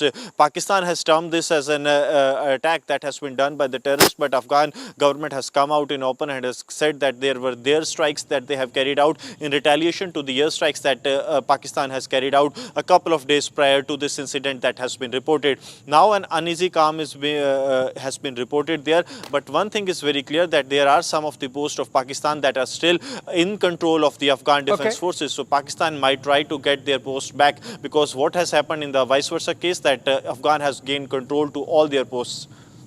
All right, let's have an Afghan voice also. Omar, welcome. And my first question to you is, how do you see these developments? Is it posturing or is it serious, and that the Afghan Taliban are really fed up with Pakistan and it's messing around on that side of the Durand line? Okay, let's be candid here. First of all, our terms should be straightforward, and it should confirm what the international community recognizes. It's not Afghan government, it's a de facto authority ruling Afghanistan. It's a terrorist group which has targeted Indian interests, Indian consulate, embassy, and citizens, and also victimized people of Afghanistan. On the recent situation, what we witness is not a genuine military retaliation. It's essentially a face-saving operation that lasted barely a few hours on both sides of the border. Taliban soldiers launched a strike, which was a very controlled one, and it by no means they have the heavy artillery, no air force, fragmented. They're suffering from fragmented command even. So there are contradictory reports on both sides of Afghanistan and Pakistan. By no means, the Taliban does have the capacity and willingness to retaliate Pakistan. But also we have to pay attention to the irony of the situation, and which could not be overstated. Pakistan is now facing the consequences of its own strategic choices. For decades, they nurtured, they funded and provided sanctuary for the Taliban as a proxy to target the Republic of Afghanistan, which was a democratic and legitimate government. Now, the proxy is slipping out of control, and the Pakistan should face the consequences.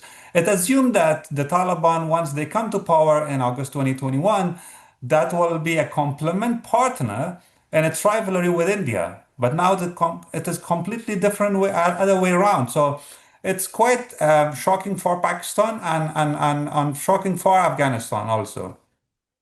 understand from where it is coming from you, but my question is, given that Taliban effectively controls Afghanistan, now they are ruling from Kabul, and Pakistan thought that they have in Taliban a tool, but now they realize they have in Taliban a problem. You think it's going to escalate from here, or it is just one round of jousting that has happened, and then maybe, you know, they will negotiate, the ISI would come in picture? Because remember, Zabiullah Mujahid, the spokesperson of the government there, has clearly, you know, targeted ISI as the troublemaker in the region. And you know, I think you're right. The situation will escalate.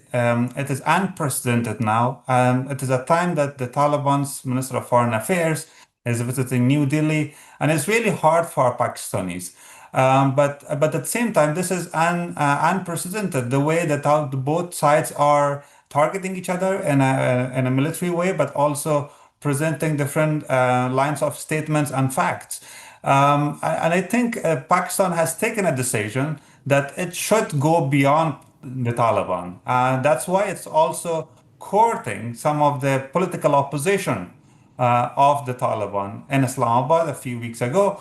And they will try to, I think, go beyond what earlier they wanted to emphasize, an inclusive government, pushing the Taliban towards certain form of reconciliation and agreement as far as TTP is concerned. But now Pakistan has realized that the Taliban is not going to give up on TTP, and it's in exchange the Taliban is using TTP as a leverage to pressurize Pakistan. And hence, I may speculate that the Pakistanis will move forward to house and support the political opposition of the Taliban, and this will escalate definitely. Okay, my last question, Omar, before I let you go, which is that as the situation stands today, you think that Pakistan could actually be using Islamic State as has been charged by the Kabul government, Kabul regime, that they are hand in gloves with the Islamic State? Because if that be the case, then the world should be watching. That's right. Pakistan so far has used different proxies to fight with each other, and now against the Taliban, it will of course nurture ISKP. And we should not forget that ISKP is quite kind of complex insurgency group. It is formed partly from those Islamist groups which were once in Pakistan, including TTP, which they shifted their allegiances. But it's much more different compared to that of Taliban, which Pakistan earlier supported. Taliban, at least they were focusing at the national level only on Afghanistan, but ISKP is quite different. It is transnational and global terrorist organization, and it will definitely be out of control of even Pakistan. Yeah, I think Pakistan is in a difficult spot, and they are playing with fire yet again, not the first time, but obviously at a cost which they themselves would pay, like they are doing now. Thank you so much, Omar Sadr, there giving us the Afghan view, joining us live, and thank you, Gursimran, also for giving us or bringing us up to speed with what's happening on the ground as we speak. Moving on out of the Afghan story onto Bengal, where there's outrage tonight. Chief Minister Mamata Banerjee has shocked not just the state but the nation with her insensitive and tone-deaf remarks on the Durgapur gang rape. Instead of showing empathy to a 23-year-old survivor, the Chief Minister blamed the victim herself, questioning why she was out at night and even dragging in other states to deflect the blame. Is this leadership? Let's listen exactly to what Mamata Banerjee said, and then I go to Kishalay in our Kolkata newsroom. She was studying in a private medical college. So all the private medical college, whose responsibility? How they came out in the night at 12:30. And it happens in the, so far I know, forest area. And 12:30, I do not know what happened, investigation is on. I'm shocked to see the incident, but private medical colleges also is to take care for their students, and especially the girl child at night time. They should not be allowed to come out in the outside. They have to protect themselves also. All right, no tough words there for police, no instructions for the law enforcement agencies, just some hectoring off for the victim. And Kishal joins us live from Kolkata. Kishal, any words of regret coming in from the Chief Minister for what she has just said on the gang rape victim?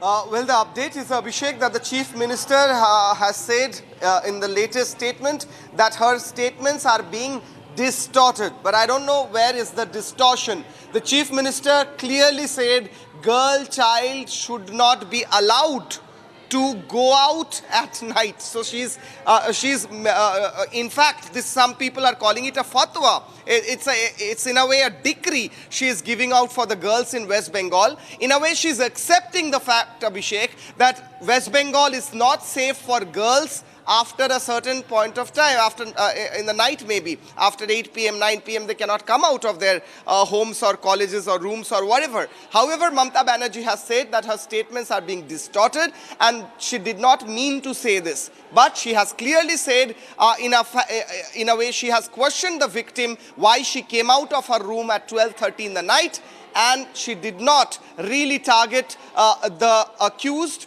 but she targeted the victims like she did in the past. In the past, she clearly said once that it is a case of affair after a brutal rape case, and now she's saying why did they come out after 12:30, and implying that that is the reason the gang rape happened. Abhishek. You are right, Kishal. There is a past, and since the RG Kar case, this is the third or fourth instance where we have found the Mamata government on the wrong foot.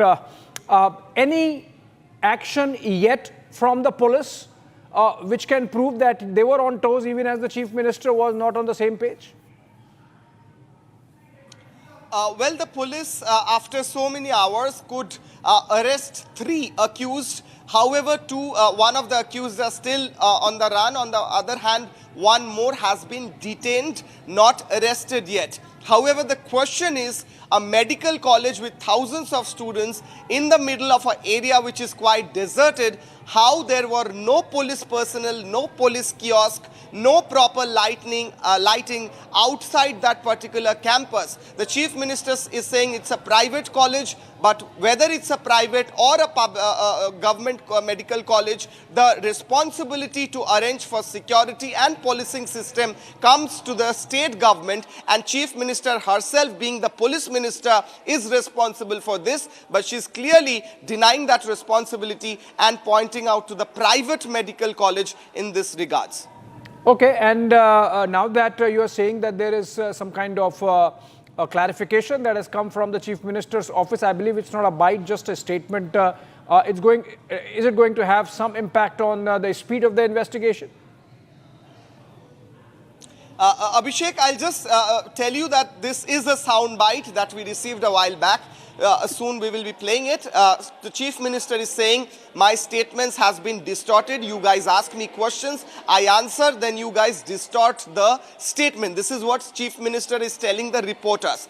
But the fact of the matter is, we have played the previous bite in and out, where she is clearly saying that girl child should not be allowed to go out at night, and she's saying that this is a private medical college and why was she out at 12:30. But the people of West Bengal are angry. They're very disturbed with this statement. Even after Mamata Banerjee has sent out that clarification bite saying that this is not what she meant and her statements has been distorted, the damage control could not be done because the statement was very clear, targeting the victim instead of the accused ones. All right. Thank you so much, Kishal, with that update on the very important development there with the Chief Minister first making an insensitive remark, now pulling back and clarifying, but then the damage has been done. Optics always wrong there somehow. Moving on, and in fact with this we come to the end of this bulletin. This is what we could pack in this edition of This Is Exclusive. Short break. On the other side, get me right.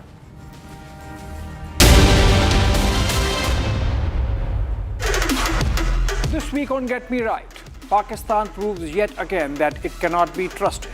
This time, it stabs its all-weather friend China as it courts Trump with a strategic port right next to Gwadar. Then we take a look at the rise in gold prices. Is it about an asset bubble, or more likely investors hedging their bets against Trump's unpredictability? And finally, the Thalapathy phenomenon of Tamil Nadu politics. Why every political party is out to woo Vijay and his TVK despite the Karur tragedy. This weekend, Saturday and Sunday, only on Republic TV. थोड़े में ज्यादा स्वाद यही तो है इसकी खास बात। वाओ मामा, क्या स्वाद है? अरे मेरे राजा। सबका राजा और मसाला। मुस्कुराए लड़खड़ाए जिंदगी, चाहे जो भी हो। सर, पेशेंट के लिए कौन सा रूम प्रेफर करेंगे आप? जिंदगी भर के प्यार का कोई रेट कार्ड नहीं होता। Tata AIG health insurance, with you like family, with you always. R pure suji pasta उबालो, मिलाओ और खाओ, 8 मिनट में तैयार। क्या टेस्ट है, सबका राजा हार्डकोर मसाला।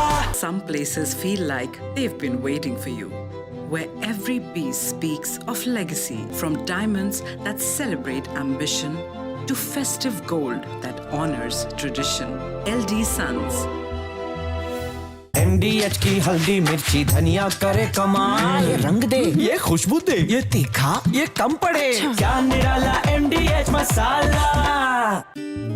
भारत की अपनी दुकान, इंडिया सोना, अपने देश का सामान, इंडिया सोना, इंडिया सोना, इंडिया सोना। Some places feel like they've been waiting for you, where every piece speaks of legacy, from diamonds that celebrate ambition to festive gold that honors tradition. LD Sons.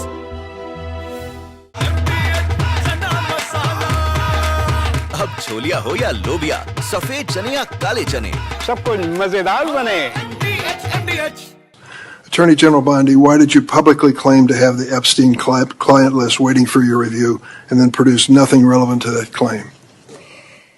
Senator Durbin, if you listen to my entire clip on that, I said I had not reviewed it yet, that it was sitting on my... In February, you made a public claim that the Epstein client list was, quote, sitting on my desk right now for review.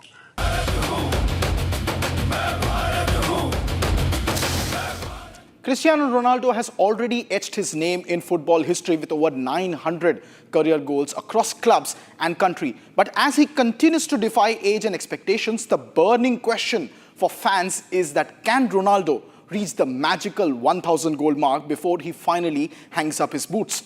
That's the big question on our sports meter today. Scan the QR on your screen and have your say, because your votes decide the score. ये है secret recipe MDH का जीरा SIP जल जीरा मसाला। SIP SIP जीरा SIP जीरा SIP MDH का जल जीरा सिप जीरा सिप MDH का जल जीरा सिप। मुस्कुराए लड़खड़ाए जिंदगी, चाहे जो भी हो।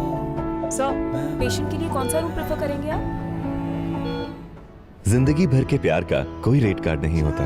Tata AIG health insurance, with you like family, with you always.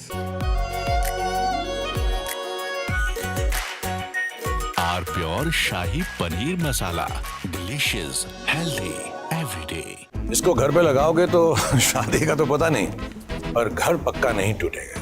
Rungta नहीं तो घर स्ट्रॉन्ग नहीं। रुंगटा स्टील TMT बार एकदम सॉलिड। पहाड़ों में एक हाइकिंग स्टिक भी बन सकती है। Some places feel like they've been waiting for you, where every piece speaks of legacy, from diamonds that celebrate ambition to festive gold that honors tradition. LD Sons.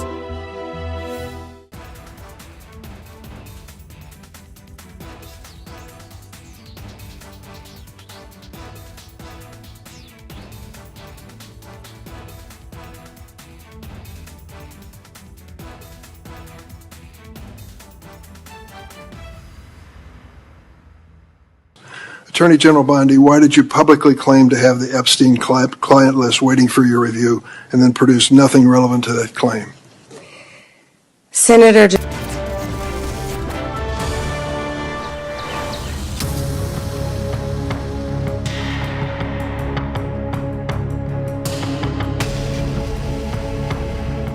The lanes of Dharavi are not just narrow, they are full of crowd, full of people.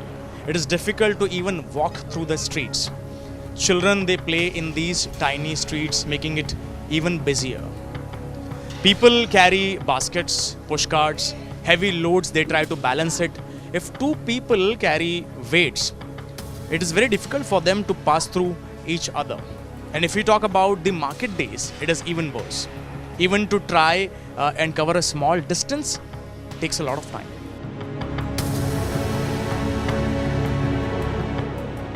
Open areas are almost missing. There is hardly any sunlight coming and reaching the floor.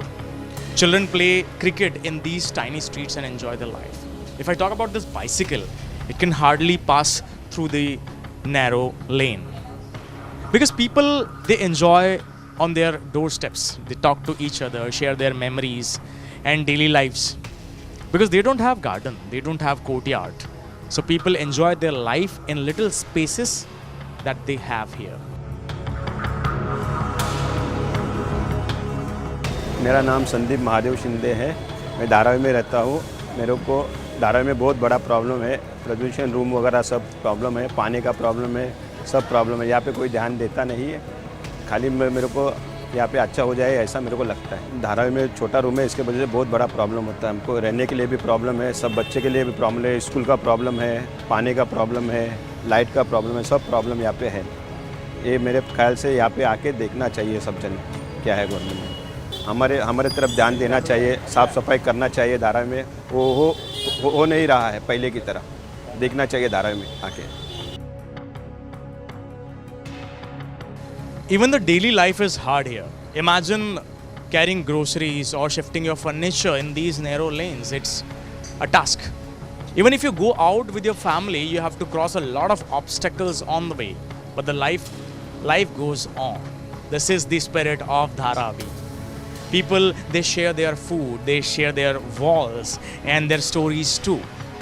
At the same time, these festivals are being celebrated in the true spirit in these narrow lanes. This is what Dharavi teaches you, life. The streets of Dharavi connect everyone, shops, workers, families. But they also tell the story of life full of struggle and life too.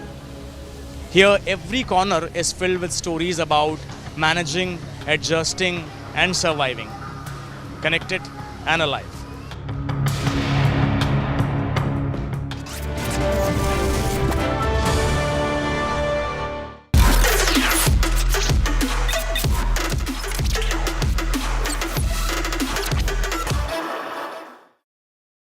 Hi there, welcome back to your favorite deep dive show on stories contemporary and consequential for India. This week I picked three. First up, how Pakistan has stabbed its all-weather friend China in its back just so that it can humor an unpredictable American President Donald Trump. Not only has it started sending rare earths to the United States, but also offered America a port right next to Gwadar for exclusive extraction and evacuation of those minerals. What happens to the CPEC? Beijing must be wondering. Second, there's something fishy about the rise of gold prices. It is short-term cheer for those invested, but might be an indication of a bloodbath coming. I would explore. And finally, the telepathy phenomenon in Tamil Nadu politics. Why, despite 41 deaths in a stampede at a mismanaged rally in Karur, not only other political parties refuse to target Vijay and his TVK, but are openly courting him, cutting across the divide. We look at the paradox. Let's get going.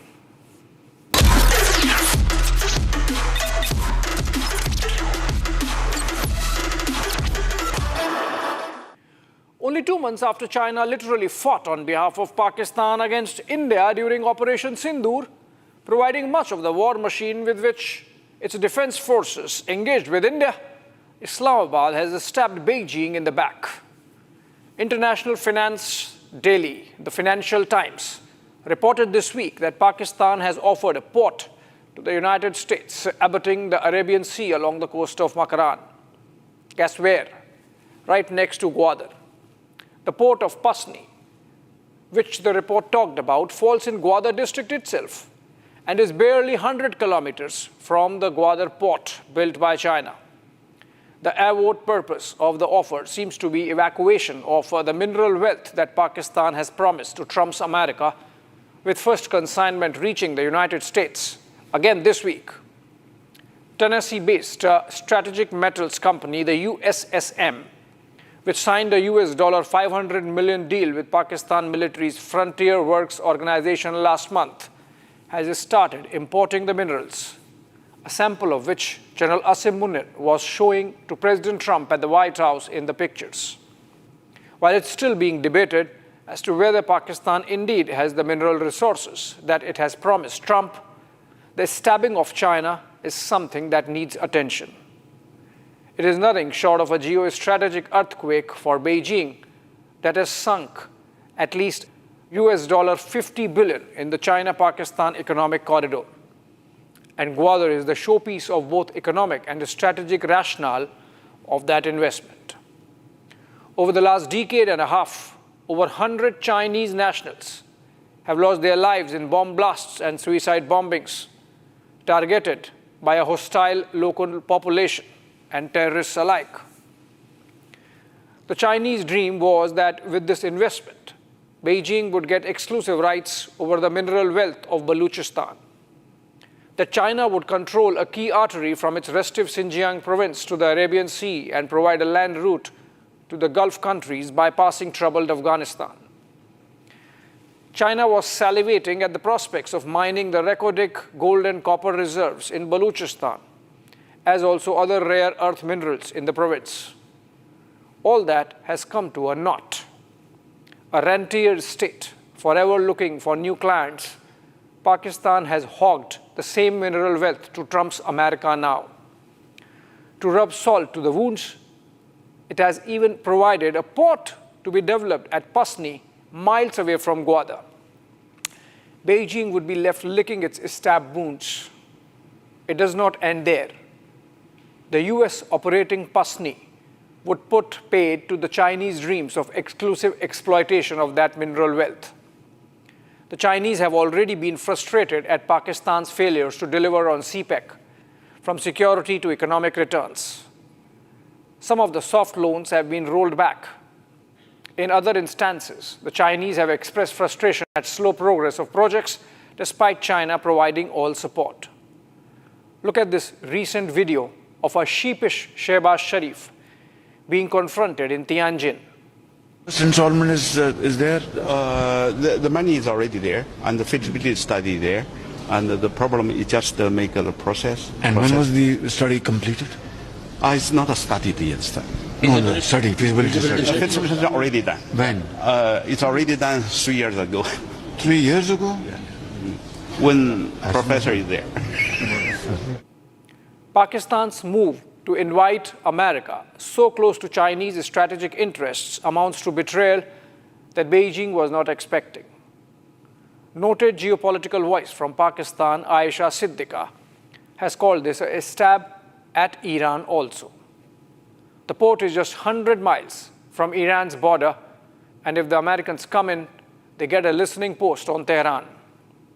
The fact that Pasni could rival Chabahar, presently managed by India, gets the Pakistanis directly threatening Iranian economic and political interests. Taken together with the recently signed defense pact with Saudi Arabia, aimed at defending the kingdom from any nuclear attacks from Iran, Pakistan has effectively written off its brotherhood with the Shia Iran. Some say India's interests also get compromised. But we are at Chabahar only to manage the show for Tehran. Getting a land route to Kabul, bypassing Pakistan, was a strategic achievement. But we would sure find a way out. The larger issue out of this development is the geopolitical rivalries that this one move creates between China, America, and Iran. While China goes through a learning curve on Pakistani debauchery, Afghanistan, all too familiar with Islamabad's flexible spine, would perhaps even be angry. Remember, just last month, the kind of aid we provided to Afghanistan after the earthquake could not have been possible without access to the Chabahar port. Every Afghan knows and realizes the constructive development role India has provided to their country over the last 25 years, irrespective of who is in power in Kabul. As we speak, Taliban's foreign minister, Amir Khan Motaki, is in India. And just to give you an idea of the importance both sides are attaching to the visit, while External Affairs Minister S. Jaishankar skipped delegation talks in Mumbai with the visiting UK Prime Minister Keir Starmer, the Taliban government spurned Pakistani offer to host Motaki immediately after the Moscow talks, preferring New Delhi as his port of call instead. Not that it helps Pakistan. The CPEC has been ready for a decade now, but with little benefits percolating down to the masses. The Gwadar port utilization remains less than half its capacity and potential. Just this week, the World Bank released a report on Pakistan underlining the gaps in its economic recovery. The artificial booster dose from the IMF bailout has only stabilized a possible collapse of Pakistan. But people are not benefiting. Household well-being has worsened. Poverty has increased from 21% in 2018 to 27% in 2024. More than half the population lives below the poverty line. 40% children are born stunted and suffer from malnutrition. Foreign investors are pulling out. Procter & Gamble realized that there's no progress, only gamble in Pakistan, and pulled out of the country this week. It is a part of a larger MNC exodus happening from Pakistan. Procter & Gamble's departure follows a steady stream of exits by MNCs such as Shell, Telenor, Uber, Careem, Sanofi, Bayer, Gillette, Microsoft, Yamaha, Eli Lilly in recent years. According to the State Bank of Pakistan, the net FDI in their country this year stood at a paltry $2.46 billion, against $30 billion for Bangladesh, once a colony of these Pakistanis. Or at least that's how they treated it. When Pakistan began its tryst with terror in the 1990s, Standard Chartered Bank had 170 branches across the country. Today, when its bandmaster-looking general celebrates Operation Bunyan al-Mardood in support of terrorists, the bank has just about 50 branches. Pakistan army is getting completely hammered by the insurgents in both Balochistan and Khyber Pakhtunkhwa. In the last 1 month, the Jafar Express has been attacked twice, and the army has lost a score of its soldiers, including 2 senior officers. The reasons why Americans might fail, and not for the first time, are the same that the Chinese have. The locals are excluded from the deals and their benefits. In a way, it's an old story. The harlot of world geopolitics that Pakistan is. It had offered Gwadar port to the United States back in the 1970s by Zulfikar Ali Bhutto. Americans did not show interest, so it went to the Chinese in 2006 under Musharraf. The same Pasni port that is now being offered to the Americans by Munir was as recently as 5 years ago dangled to the Russians by Bajwa in Pakistan's attempts at wooing Moscow into its orbit. There's already resistance. Article 172 of Pakistan provides for joint ownership of natural resources between the center and the provinces. It might be convenient for Trump and his business partners to deal with a single point of contact in failed Marshal Asim Munir. But the people of Pakistan need to realize that their bandmaster general is not their savior, but a doomsday Pied Piper, throwing them into a geopolitical chakravyuh from which Pakistan won't come out unscathed. Moving on. How much gold do you own? Or how much of the yellow metal the women in your household have a stash of by way of jewelry. If you own some or quite some, you would have realized your wealth has increased by about 50% in the last 6 months alone. Every day, gold is scaling new heights. This Tuesday marked a milestone. Gold crossed $4,000 to an ounce for the first time in its history. The development has come right in the midst of Diwali festivities and ahead of the wedding season in India. Reports suggest there's a massive backlog of orders, with jewelers having money but no supplies of physical gold. Buyers are going for advance bookings so that they can make their symbolic purchase on the day of Dhanteras or for that wedding. That occasions some connecting the dots. There's more than meets the eye. It goes all the way to Donald Trump, perhaps. Famous investor and author Robert Kiyosaki, in a provocative post on Wednesday, called it the end of the dollar, recommending his followers to buy gold, even at these levels. Ray Dalio, another big name in the financial markets and the founder of one of the world's largest hedge funds, believes investors should still allocate as much as 15% of their portfolio to gold.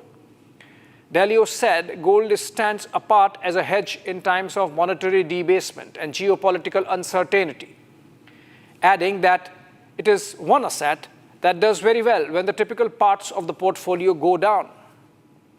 This got me curious. Dalio says invest in gold when things are going down. But hey, nothing is going down. Real estate is up, stock markets are up, crypto is up, bond yields are up. What's down? And then you realize, dollar. The US greenback is down to its historical bottom, on track to record its worst year in 40 years, down 10% year to date.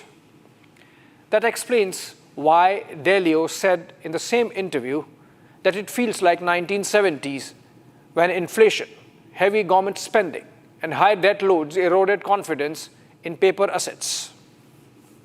Others who have expressed similar sentiments include Jeffrey Gundlach, CEO of Double Line Capital, and Citadel founder and CEO Ken Griffin, and Canada's Franco-Nevada CEO Paul Blink. These business honchos believe that the gold rush is nothing but a hedge by nervous investors against increasingly uncertain policy environment engineered by President Donald Trump. Griffin cautioned that America's market rally is nothing but a sugar high that masks underlying risks like inflation and dollar weakness. The rising price of gold is an alarm bell, not a happy jingle. It is a distress signal. There's an asset inflation away from the dollar, and gold prices are only one more indication of that. Trump might not like it, but people are de-dollarizing as a hedge against his policies. Griffin is a Republican, even if he is not classic MAGA, so you believe him when he says Trump is not right. The United States' use of its currency as a foreign policy tool under Trump has jolted much of the world. Sanctions, financial restrictions, and US dominance over the SWIFT system have shown just how much the US dollar can be used as a political leverage. How about BRICS? You know, the BRIC states, there are like 6 of them, and they were trying to destroy our dollar. They were going to say, you know, they wanted to create a new currency. They probably wanted to use the yuan. China, they wanted to use the yuan. The first thing I said is any BRIC state that even mentions the destruction of the dollar will be charged a 150% tariff. This is happening in the backdrop of diversification of world trade as everyone hedges against everyone else. For many emerging economies, the US is no longer their main trade and investment partner. Yet its currency still underpins their transactions. This disconnect has imbued with fresh urgency the efforts of many to explore alternative monetary channels. BRICS is an example of that. As a consequence, since the start of 2025, the US dollar index has plunged over 10%, marking its worst performance in over 40 years. The reasons are manifold and all connected with Trump. aggressive tariffs, pressure on Federal Reserve to cut interest rates despite increasing inflation, a big, beautiful spending budget despite big ballooning national debt. These policies have triggered retaliatory trade measures, reduced foreign investment, and increased borrowing costs. The dollar's role as the world's reserve currency is under threat, with central banks shifting reserves into gold and other currencies. Delio and Griffin both compare today's environment to the 1970s, when inflation and debt eroded the confidence in paper assets and currencies. Back then, gold surged as the dollar weakened. Today, history may be repeating itself. As that old saying goes, the road to hell is paved with good intentions. Trump is railing against de-dollarization. He has been threatening every world leader into staying with the dollar. But his very same actions are making people, the masses, hedge against the American sovereign risk by de-dollarizing. Moving on.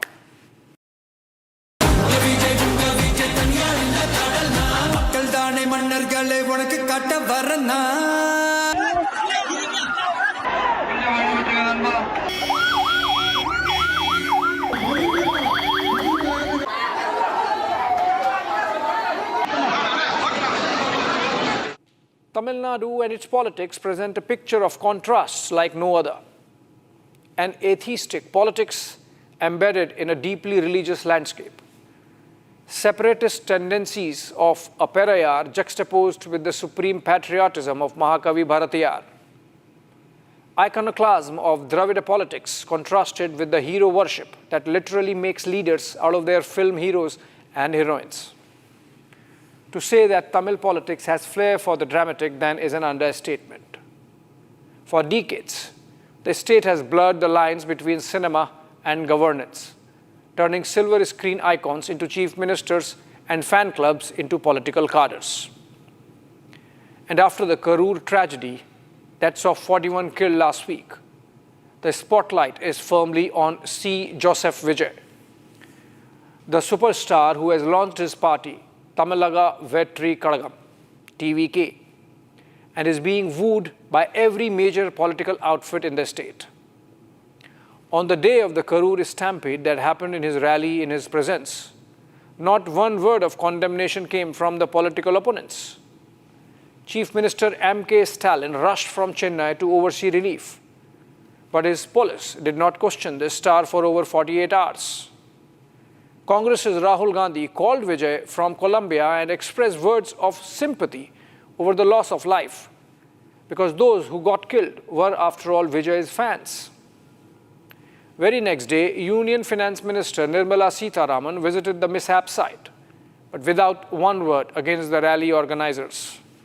BJP blamed the DMK government instead for mismanagement. This when the star is as yet untested on the political turf. His entry has been preceded by failed acts of Kamal Hassan and Rajnikant. Even relatively successful DMDK of Vijaykanth has faded over time. What then makes Vijay such an attractive proposition that he is considered beyond reproach? Forget reproach. A week did not pass after the Karur stampede and the Edappadi Palaniswamy-led AIA-DMK went public with alliance proposal to TVK chief, his party's flags appearing in an AIA-DMK rally on Thursday. To understand the phenomenon, let us rewind a bit. It all traces back to the 1950s and 1960s, when cinema wasn't just entertainment. It was a tool for social messaging. Think about it. C.N. Annadurai, the founder of DMK, was a playwright. M. Karunanidhi, who led DMK for decades, was a prolific screenwriter. They used films to push their political ideas like anti-Brahmanism, Tamil pride, and social justice. Enter M.G. Ramachandran, or MGR, a swashbuckling star of over 130 films. In 1972, he split the DMK to form AIA-DMK. And by 1977, he was chief minister. MGR wasn't just a politician. He was a demigod. His films portrayed him as a savior of the poor, and that image is stuck. He ruled Tamil Nadu till his death in 1987, blending welfare schemes with his star power. Fans did not just vote for him, they worshipped him.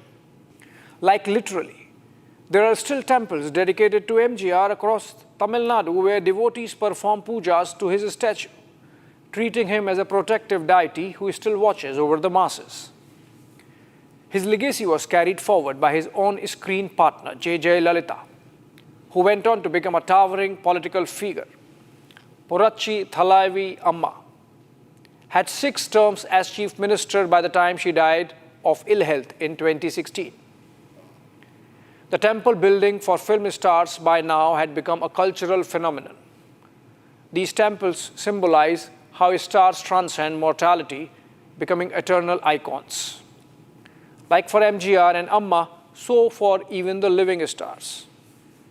Actress Khushbu Sundar, for example, who jumped into politics with DMK and later the BJP, had a temple built for her in Tiruchirappalli back in the 1990s by adoring fans. Rajinikanth, the Thalaivar, has a temple in Madurai where fans pray for his health and success every day. It's wild. Fans pour milk on his posters, build shrines with his photos alongside gods like Murugan.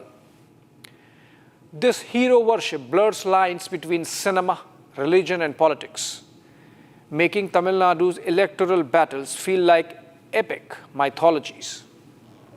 Vijay's fandom as he transitions into politics has to be seen in this light. He can qualify as a Nepo kid. Born in 1974 in a Kollywood family to director S.A. Chandrasekhar and playback singer Shobha Chandrasekhar, Vijay debuted as a child actor in 1984 in Tamil film Vetri. Over 3 decades since, he achieved both commercial success and critical acclaim in Tamil cinema, capping it with the sci-fi action flick GOAT, the greatest of all time. In February of 2024, that's last year, Vijay hung his boots as Thalapati, or commander of Tamil cinema. Like it happens with superstars south of the Vindhyas, Vijay had his fan club in 2009 and supported the AIA-DMK, then led by Jayalalitha, in the 2011 Tamil Nadu Assembly elections. His fan club also contested local body polls, as those are fought without political party symbols, in 2021 with reasonable success. Of the 169 seats contested, Vijay's fan club won 115, thus germinating the idea that he could launch a full-fledged political party. This led to the birth of TVK. He calls the ruling DMK in Chennai his political enemy and the BJP at the center his ideological enemy. Born to a Christian father and a Hindu mother, what's clicking for the young actor? He's only 51 years. Is his charisma and tremendous Gen Z-centric social media traction that his team manages.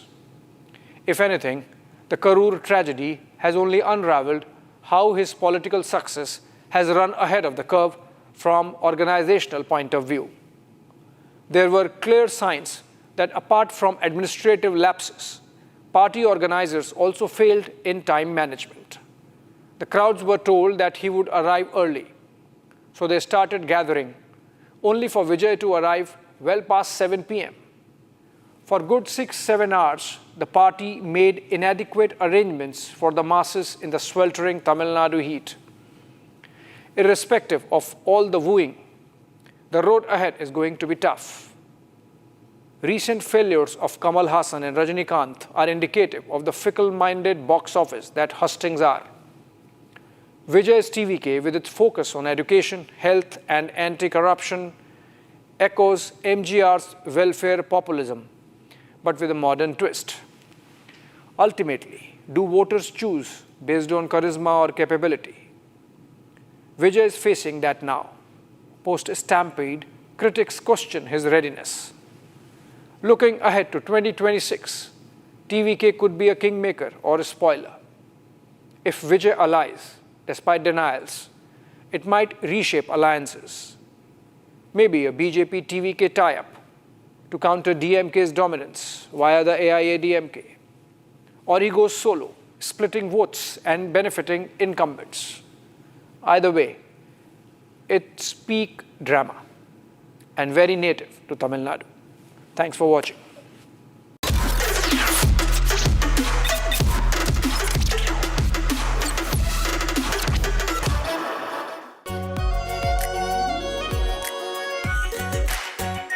Our pure Shahi Paneer Masala.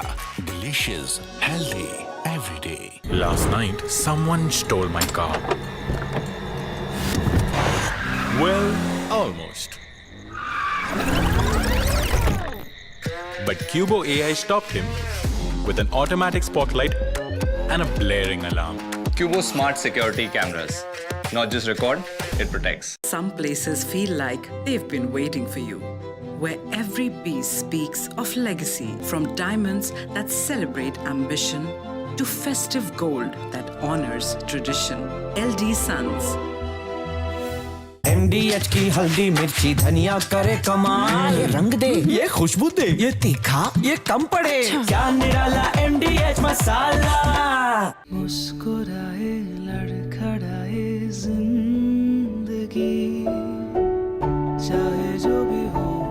Sir, patient के लिए कौन सा room prefer करेंगे आप? जिंदगी भर के प्यार का कोई रेट कार्ड नहीं होता। Tata AIG health insurance, with you like family, with you always. Last night, someone dropped the caboose. Well, almost. But Cubo AI stopped them with an automatic spotlight and a blaring alarm. Cubo smart security cameras. Not just record, it protects. थोड़े में ज्यादा स्वाद, यही तो है इसकी खास बात। वाओ मामा, क्या स्वाद है? अरे मेरे राजा। Some places feel like they've been waiting for you, where every piece speaks of legacy, from diamonds that celebrate ambition to festive gold that honors tradition. LD Sons.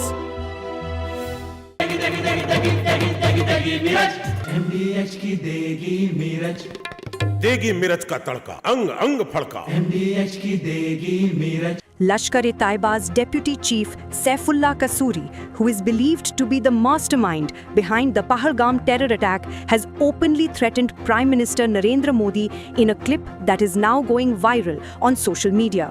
In the video, Kasuri can be seen praising Pakistan Army Chief General Asim Munir, referring to him.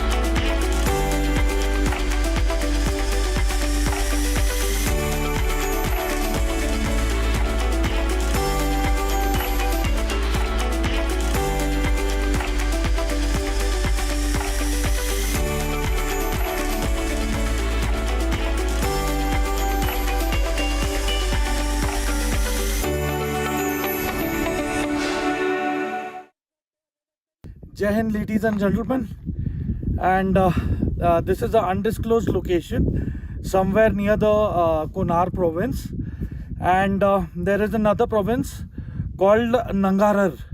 So these are making the bulge. So I am at somewhere near a province called Kunar, and as you can see, this is a area which is adjoining the Pakistan's Gilgit-Baltistan area, and a huge number of Taliban fighters have started their infiltration from the Kunar province. And as you can see from my right, you can see a little entrant from there.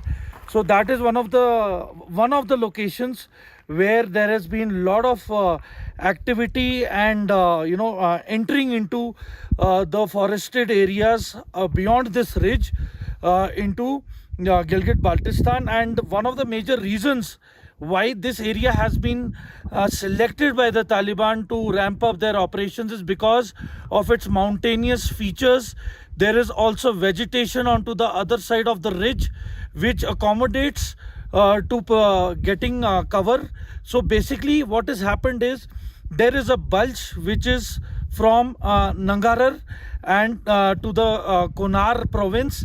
So this bulge is actually giving the advantage to Taliban for attacking the Pakistani posts, and they are at a vantage point, so they have advantage for infiltration and spreading their resources and attack in the Kunar province. So if we tactically see, the Kunar province is adjoining POK, that is Pakistan occupied Kashmir, and with the unrest which has been taking place in Gilgit-Baltistan, so it is imperative that there can be some connection between the freedom fighters in Gilgit-Baltistan and the Taliban fighters. So it is a matter of great concern that if this conflict increases, it is going to cause a lot of ramifications, a lot of geopolitical issues. And one of the main issues that the Taliban has been facing is most of their posts are made up of shelters. So these shelters are basically fiber reinforced plastic and metal sheets. So most of them have been destroyed by the Pakistan forces, and whereas the Pakistan posts are concerned, they are fortified, they are cemented, but they are isolated. That is the advantage that the Taliban is taking and doing the infiltration surrounding these posts. And since last 3 days, they have inflicted a lot of casualties and have destroyed a large part of these posts, which are now rendered unserviceable and cannot be guarded or occupied by the Pakistan forces. So this is the situation which is unfolding in the northwest border of the Taliban and the Pakistan forces, which has been taking place. Yes, the Taliban is on the back foot at few locations, at Helmand and few more provinces, where Pakistanis are using night vision thermal enabled drones for attacking Taliban, who are trying to tactically place their positions to counter and to surround the hostile Pakistan forces. And as far as the HEPTA incursions are concerned, they are regular and they increase with the frequency after 8 in the evening. So it is imperative that the attack HEPTAs and the drones that the Pakistan forces are using are enabled with night fighting capability and high caliber weapons. And at the moment, the Taliban has the firepower, but they do not have anti-aircraft weapon systems. So probably that is what is holding them back. But at night, they avoid moving right now at the moment. They prefer moving during day, because at night it is really becoming difficult for the Taliban to move in towards the Kunar border and expand its operation into Pakistan occupied Kashmir. This is Major Samar signing off from an undisclosed location near Kunar. Thank you. Ladies and gentlemen, that was Republic's on-ground coverage, the only network in the nation reporting from ground zero in Afghanistan as more anticipation of expected firing, expected along the Durand line as Pakistan and Afghanistan's border tensions continue to escalate. We'll be continuing to tracking this story. But meanwhile, let's move on to some big breaking news update coming in the Javed Habib crypto scam case. Uttar Pradesh's Sambal police just days back had issued a lookout notice against renowned hairstylist Javed Habib and his family in connection to a multi-crore fraud case, and the notice has now been issued to him after 20 FIRs were registered against Javed Habib's son and 3 other individuals in a crypto scam alleged link case. Today, Republic has confronted his lawyer, and here's that exclusive sequence of Republic asking some sharp questions to Javed Habib's lawyer, who had no answers over his petitioner's alleged scams. Listen in. स्वास्थ्य उनका थोड़ा सा heart की problem है उनको, और क्योंकि अभी उनकी फादर की रिसेंट डेथ हुई, आप लोगों को पता होगा, तो अभी कुछ दिनों में वो आएंगे तो आप लोग से इंटरेक्ट करेंगे। तो अभी समय कहाँ है? दिल्ली में है, मुंबई में है, कहाँ पे? ये अभी तो अभी पूछ के बताएंगे कहाँ पे हैं फिलहाल। आपको जानकारी कि 5-7 करोड़ का एलिगेशन लगे, धोखाधड़ी की है, पैसे लेके भागे हैं। सर देखो, ये एलिगेशंस हैं, अभी विवेचना चल रही है, हमें अपने पुलिस पर पूरा भरोसा है, हम पुलिस का सहयोग कर रहे हैं। लुकआउट नोटिस जारी हुआ है जिससे कि वो देश छोड़ के ना जा पाए। नहीं, वो देश छोड़ के कहीं नहीं जा रहे हैं भैया, देश छोड़ के कहीं नहीं जा रहे हैं वो। सर 32 मुकदमे दर्ज हैं संबल के अंदर, विवेचना चल रही है, उसमें मैं क्या बोल सकता हूँ। न्यायालय है, प्रक्रियाएं हैं, पुलिस है, पुलिस अपना काम करी, हम अपना काम कर रहे हैं। इसमें थर्ड अक्यूज सैफुल है, उसके बारे में आपको कोई जानकारी है? उसकी हमको जानकारी, वो लोग साथ में मिलके काम कर रहे थे? कोई जानकारी नहीं, मुझे उनकी कोई जानकारी नहीं। आप सिर्फ जावेद हबीब? यस, हमें पुलिस पर पूरा भरोसा है मैडम, पुलिस अपना काम करे, हम अपना काम कर रहे हैं। तो सर अब आगे की आपका क्या प्रक्रिया रहेगा? कुछ आगे न्यायालय कोर्ट है, बस सर बस करो, चीज़ें हो गई हैं बस, ठीक है। My colleague Shambhavi joins us live on this broadcast this evening. Shambhavi, you confronted Javed Habib's lawyer and you asked some poignant questions, the most important one being that where is he? A lookout notice is out, 20 plus FIRs have been registered, a lookout notice is out there, and yet he is nowhere to be found. Now his lawyer is also dodging some sharp questions that you asked there. Tell us the details of what exactly is happening in this case so far. Well, as you just very rightly said, when we asked him, where is Javed Habib? Because that has been the question of the hour. We've been asking this question. We've been trying to find him. The police has issued a lookout notice. And now when we confronted Mr. Advocate Pawan Kumar, who is the advocate of Javed Habib, he said, even I'll have to ask him, which is a little difficult to believe that the lawyer himself has no idea where Mr. Javed Habib is. He has been saying that Mr. Javed Habib, right now he's sick. He is possibly in the hospital. He has a heart condition, and as we know that his father recently passed away. So according to him, he does not know where Mr. Javed. As of today, 32 cases, 32 FIRs have been registered against him in this case, and more are likely to be followed. This is a case of a huge alleged cryptocurrency scam in which Javed Habib, his son Anosh Habib, along with other 2 accused, one being Saiful, who is coming off as one of the main faces, who was responsible of duping people of lakhs and lakhs of rupees, crores of rupees in fact. And Saiful initially, very interestingly, Saiful was the first complainant in the case, but later on when the investigation was carried on, which was first registered in June, it came off as Saiful was the one who is one of the accused. He was a partner of Javed Habib and his son in this entire scam which duped the innocent people of Sambal, around 150 to 200 people in Sambal, of lakhs and crores of rupees. And it was Republic's exclusive where we broke that this chain was possibly extended to parts of Purvanchal by the name of another brand called Babar Chain Coin. That was a name, that was another brand's name under which Javed Habib and his son was running the same cryptocurrency scam in other parts. The original information that we know, that was just from Sambal, but we are getting to know that this is allegedly expanded and has spread to other parts of the country as well. So we confronted Mr. Pawan Kumar, the advocate of Javed Habib, and he clearly did not have answers. Indeed, and Shambhavi, do tell us about the whereabouts of this family, because they have been at the epicenter, the eye of the storm vis-a-vis this alleged cryptocurrency scam. And yet 20 plus, as you were mentioning, in fact even 30, the number is increasing with the FIRs there, and yet they are not found. Where are they? Even the lawyers are being mum about it. Right, as we asked, that has been the question of the hour. Even the police has issued an LOC, and even the police is thinking that the next possible legal recourse would be issuing an arrest warrant and then arresting Javed Habib, because today he was supposed to be here. He was summoned to appear before the investigating officer of the case. Javed Habib was supposed to be here. Javed Habib's son Anosh Habib was supposed to be here, but then they were not here. They just sent their advocate, their lawyer, Mr. Pawan Kumar, and that too unprepared. He did not have any answers too. He did not have answers about when we asked that where is Mr. Javed Habib, because we need some answers. There are innocent people in Sambal who've been duped of their life savings. There was another victim who has lost lakhs and lakhs of rupees that she has actually collected for a wedding. But with the trust of the name of the Javed Habib, of the brand that Javed Habib actually flashed in their faces, she invested and now she has lost all her money. So this is very clear that even the lawyer didn't have answers to where Javed Habib is.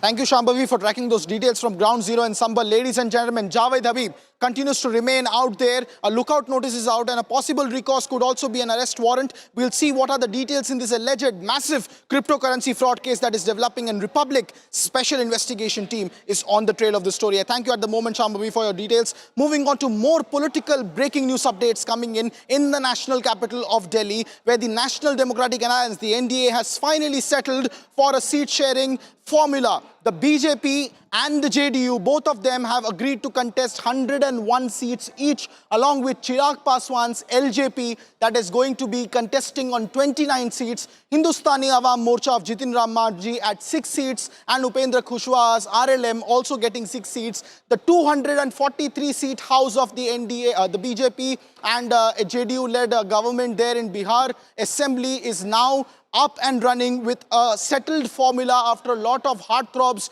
and heartbeats raising over potential implications of Chirag Paswan walking out of that alliance, but nothing of that sort has come true. Both BJP and JDU have taken a massive step back in this alliance, coming down from 115 and 110 seats each to only 101 each, while LJP is going to get lion's share of the seat share as compared to the other minor allies in the alliance. And now finally the NDA thriller in the state of Bihar is settled ahead of the filing of the nomination, which will end for the first phase this week. Let's listen into all the top political reactions coming in as NDA finally closes the deal for a seat-sharing formula in the upcoming state assembly elections of Bihar.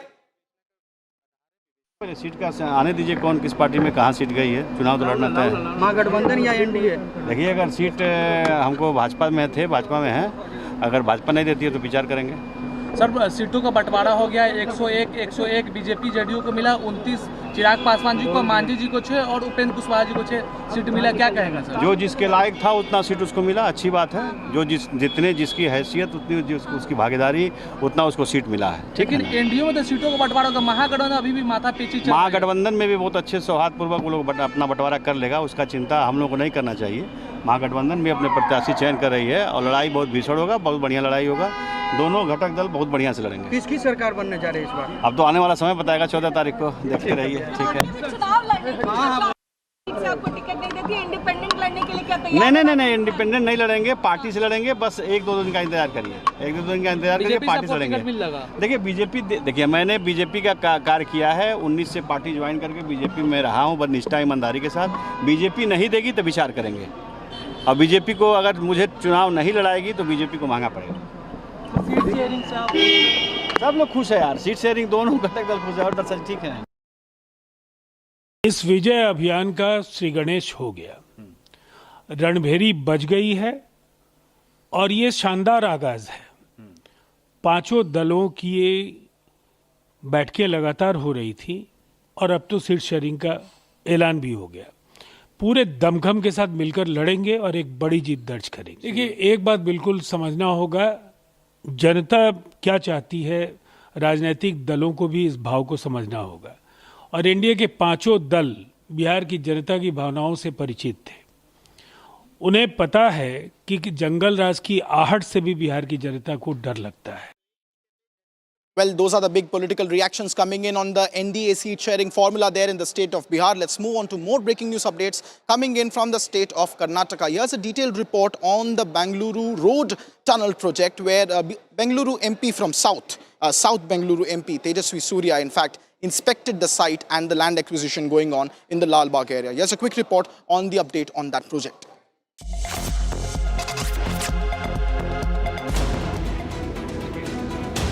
BJP MP Tejasvi Surya inspected the land acquisition site in Lal Bagh in connection with the tunnel road project. Tejasvi said that the tunnel road project as proposed by the Karnataka government is a disaster for Bengaluru. Tejasvi further said that the expensive car-only project will not solve Bengaluru's traffic problems. The tunnel road project as proposed by the state government is a disaster for Bengaluru. This expensive car-only project will not solve Bangalore's traffic problems, but it will cause new problems that will haunt generations of people of Bengaluru. Today, I had called the officials of the GBA to come and explain the 6 acres acquisition that they are doing in Lal Bagh. No officials has ever come and made any assessment, any survey or any consultation.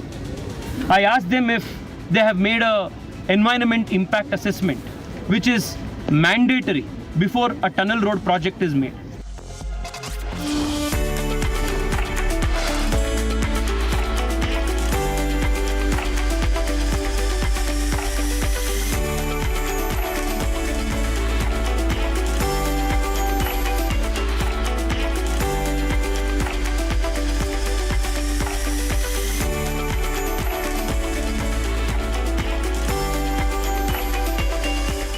Ladies and gentlemen, the news of the West Bengal gang rape story of an MBBS student being gang raped on campus has shaken the entire nation.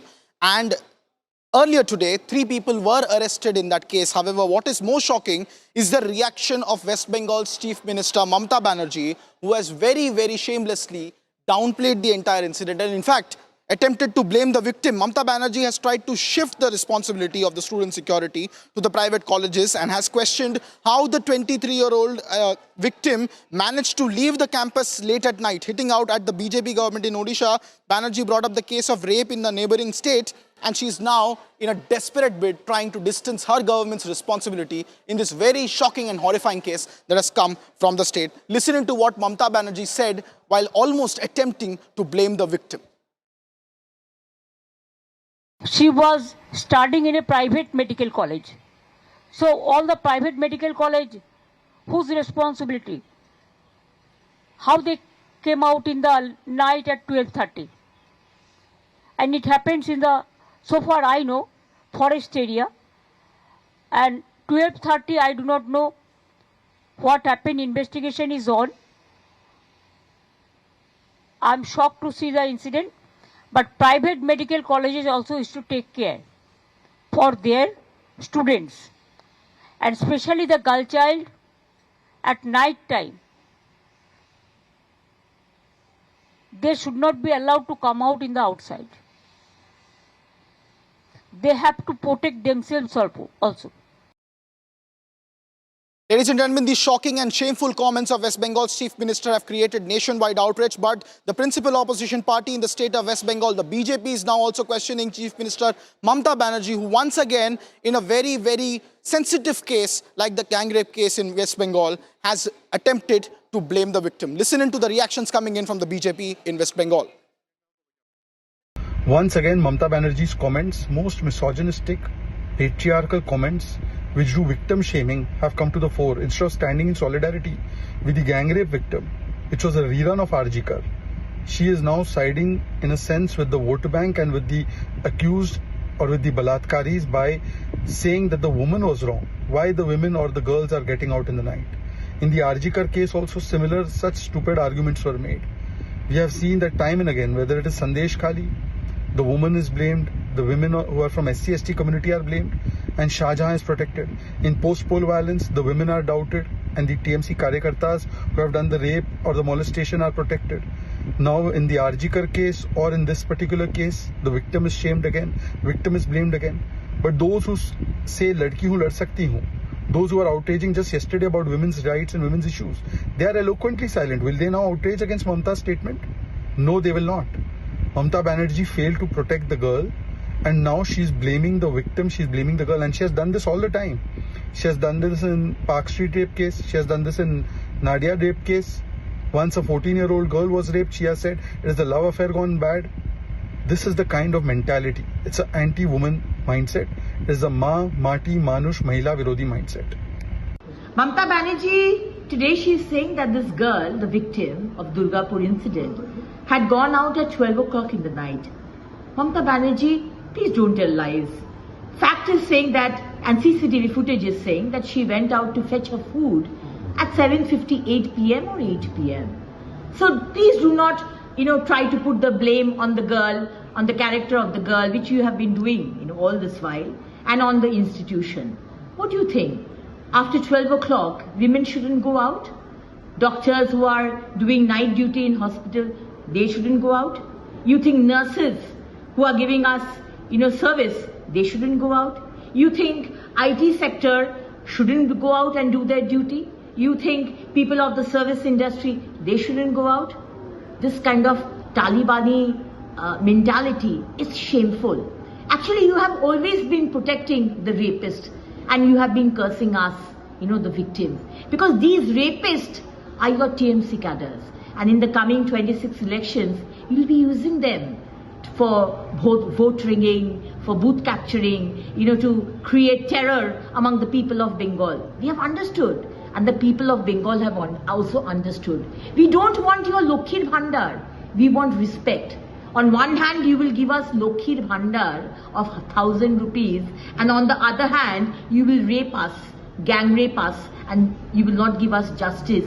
It will not be done. So 26 ladies and women of Bengal will take a call.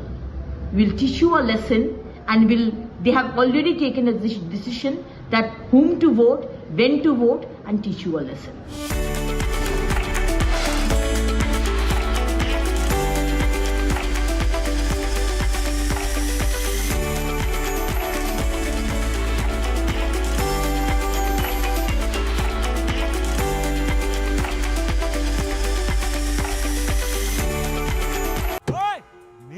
ठोकेगा पर गलती तो आपकी है। मेरी गलती?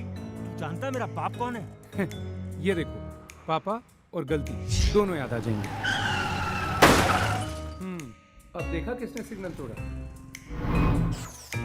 Cubo dash cams. Get smart, get Cubo. MDH की देगी मिर्च, देगी मिर्च का तड़का, अंग अंग फड़का। MDH की देगी मिर्च, मुस्कुराए लड़खड़ाए जिंदगी, चाहे जो भी हो। सर, पेशेंट के लिए कौन सा रूम प्रेफर करेंगे आप? जिंदगी भर के प्यार का कोई रेट कार्ड नहीं होता। Tata AIG health insurance, with you like family, with you always. थोड़े में ज्यादा स्वाद, यही तो है इसकी खास बात। वाओ मामा, क्या स्वाद है? अरे मेरे राजा। Some places feel like they've been waiting for you, where every piece speaks of legacy, from diamonds that celebrate ambition to festive gold that honors tradition. LD Sons. दादी के हाथों का जादू और खुशबू से महकता घर, माँ की मुस्कुराहट और खाने की सुगंध। MDH गरम मसाला, क्योंकि हर रिश्ता है स्वाद से जुड़ा।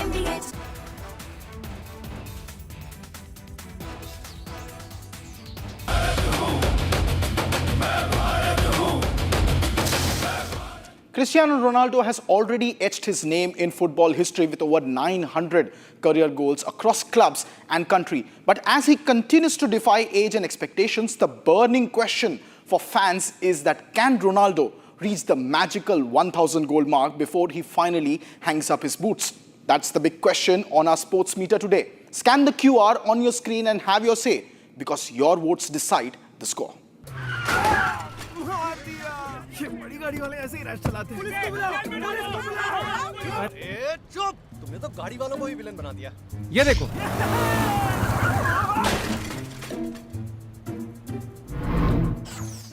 Cubo dash cams. Get smart, get Cubo.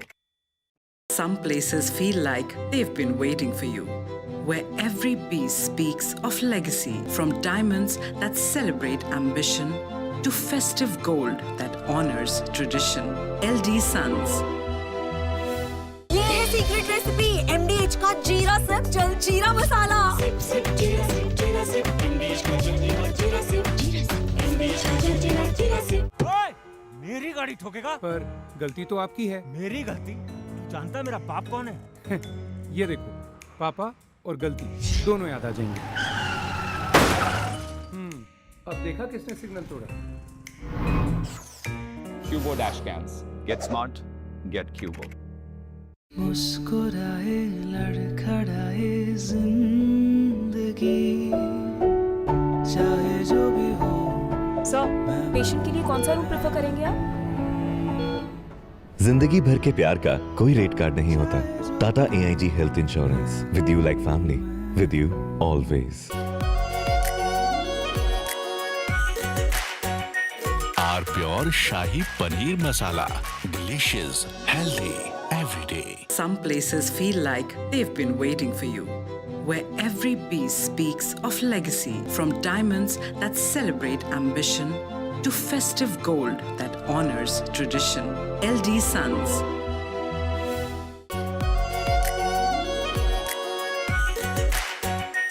Are pure shahi paneer masala, delicious, healthy.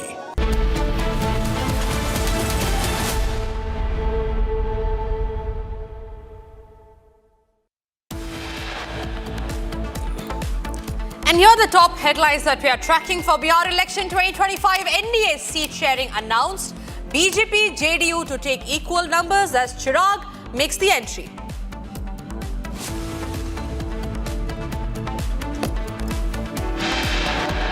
She was studying in a private medical college.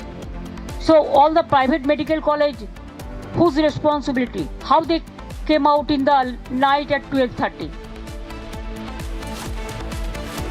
After medical student gang raped in Durgapur in West Bengal, Mamata resorts to victim shaming, asks how was she even out at 12:30 a.m. Mamata Banerjee, are you serious?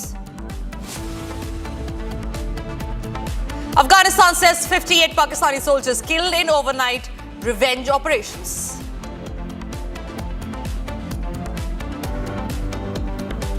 Pakistan reels under Taliban attacks, loses 58 soldiers, admits that they lost 25 of them.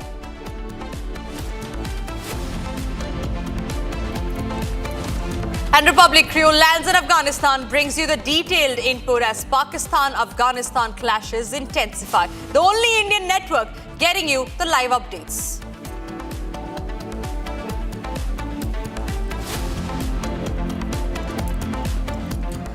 Ladies and gentlemen, we begin this edition with the top focus story that we're tracking all out here on Republic. There is a huge escalation that is shaping up between Kabul and Islamabad. Afghanistan has sent out a direct warning to Pakistan, saying that no attack will go unanswered. And hours after its retaliatory strikes, the Taliban government has accused Pakistan of harboring ISIS on its soil and backing groups that destabilize Afghanistan. Kabul, meanwhile, has blamed the ISI for fomenting trouble in Afghanistan. Here's the detailed report on all that you need to know about the blame game over the bloodshed.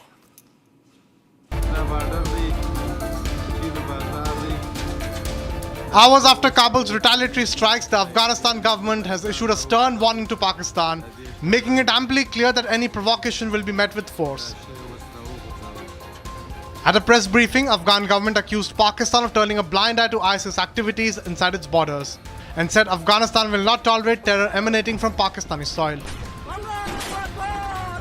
In a direct attack on Islamabad's deep state, the Taliban administration blamed Pakistan's ISI for fomenting unrest inside Afghanistan, alleging that a faction within the Pakistani army cannot tolerate peace in the region. The Afghan government also said that any breach of Afghan sovereignty would face immediate retaliation, asserting that no attack will go unanswered. Pakistan में कुछ खास हलके हैं जो हालात को ख़राब करने की कोशिश कर रहा है, तो अफ़गानिस्तान अपना सरहदों का, अपना फ़ज़ा का हक़ महफूज रखे और जैसा कुछ खिलाफ वर्जियाँ हुआ है उसके फ़ौरन जवाब भी दिया। और फिर रात जो इंतकामी ऑपरेशन हुआ तो उसमें हमारा जो हदफ और मतलूब था वो हासिल हुआ। फिर हमारे दोस्त ममालिक जैसा कतर और सऊदी अरबिस्तान उन्होंने ख्वास्ता, उन्होंने तलब किया कि अभी जंग रुकना चाहिए, तो हमारे तरफ से जंग रुका हुआ। It added that at least 58 Pakistani soldiers have been killed and 30 others are injured in overnight cross-border operations by Afghan forces. The strike that it calls a legitimate defensive response. The situation on the Durand line remains tense, and with the latest posture from Kabul, Pakistan should be ready to face music for any misadventure it plans.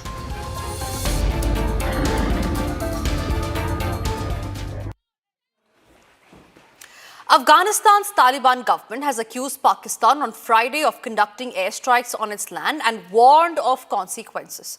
This accusation came as Islamabad claimed it was taking action against the militants. Now, according to Pakistani security officials, 11 more Pakistani soldiers died on Friday in a clash with the Islamist militants in the Tehreek area near Afghan border. Islamabad asserts that militants from the Tehreek-e-Taliban Pakistan group operate from Afghanistan, but Kabul has denied the charge. Here's all that you need to know about the same. The ferocious escalation of violence along the Afghanistan-Pakistan border was not a mere spontaneous flare-up. It was the immediate and brutal fulfillment of an explicit threat of revenge issued by Kabul in response to Islamabad's aggressive cross-border actions. The current conflict is rooted in a deadly cycle. Earlier, the Pakistani military announced that its forces had avenged the killing of 11 soldiers by ambushing and killing 30 militants, elements often accused of operating from Afghan soil in the Arnab district. However, the subsequent alleged Pakistani airstrikes on the Afghan capital of Kabul and Paktika province were what broke the barrier of direct hostility. Immediately following the explosions in Kabul, which were widely attributed to the Pakistani military, the Afghan Defense Ministry issued an unambiguous public condemnation. The ministry condemned the action as an unprecedented, violent, and provocative act that violated Afghanistan's sovereignty and warned of serious repercussions. The threat was specific and unequivocal. This cowardly attack will not go unanswered, and if the situation escalates, the responsibility will be of the Pakistani military. This official warning was swiftly followed by a high alert decree from the highest levels of the Islamic Emirate. In a move signaling full military readiness, Taliban chief Mullah Akhundzada reportedly released a statement asking soldiers to be on guard 24/7 and ordering all province chiefs to patrol at night. This command served as the public mobilization order, preparing Afghan forces to execute the promised revenge. Within hours, the Taliban operationalized their threat. The Afghanistan's 201st Khalid bin Walid Army Corps launched full-scale retaliatory strikes on Pakistani outposts in Nangarhar and Kunar. The results of the swift offensive, which rapidly escalated to artillery exchanges across Kunar, Dangam, Burkot, and Paktia, delivered the threatened consequences. The Afghan Defense Ministry claims that Taliban Islamic Emirate forces captured several outposts from the Pakistan Army. In Khost's Zazi Maidan area, Afghan border guards cut the border fence wire and seized multiple Pakistani posts, capturing military weapons in the process. Reports confirm mass casualties on the Pakistani side, with initial tallies claiming at least 8 Pakistani soldiers were killed in the intense clashes. Afghan forces also reportedly destroyed 2 Pakistani outposts across the Durand Line in Kunar and Helmand provinces. The ongoing border fighting is thus framed not merely as a security incident, but as a direct, promised act of revenge following a clear diplomatic warning.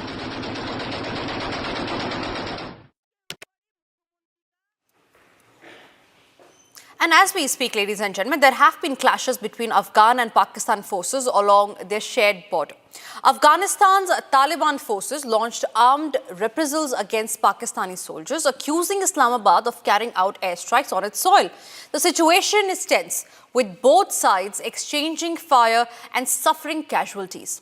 The Afghan foreign minister has expressed a desire for good relations with Pakistan, while also warning of alternative measures if Pakistan does not engage in dialogue. Amidst all of this, Republic is the only Indian network that is reporting live from Afghanistan. Watch this exclusive ground report.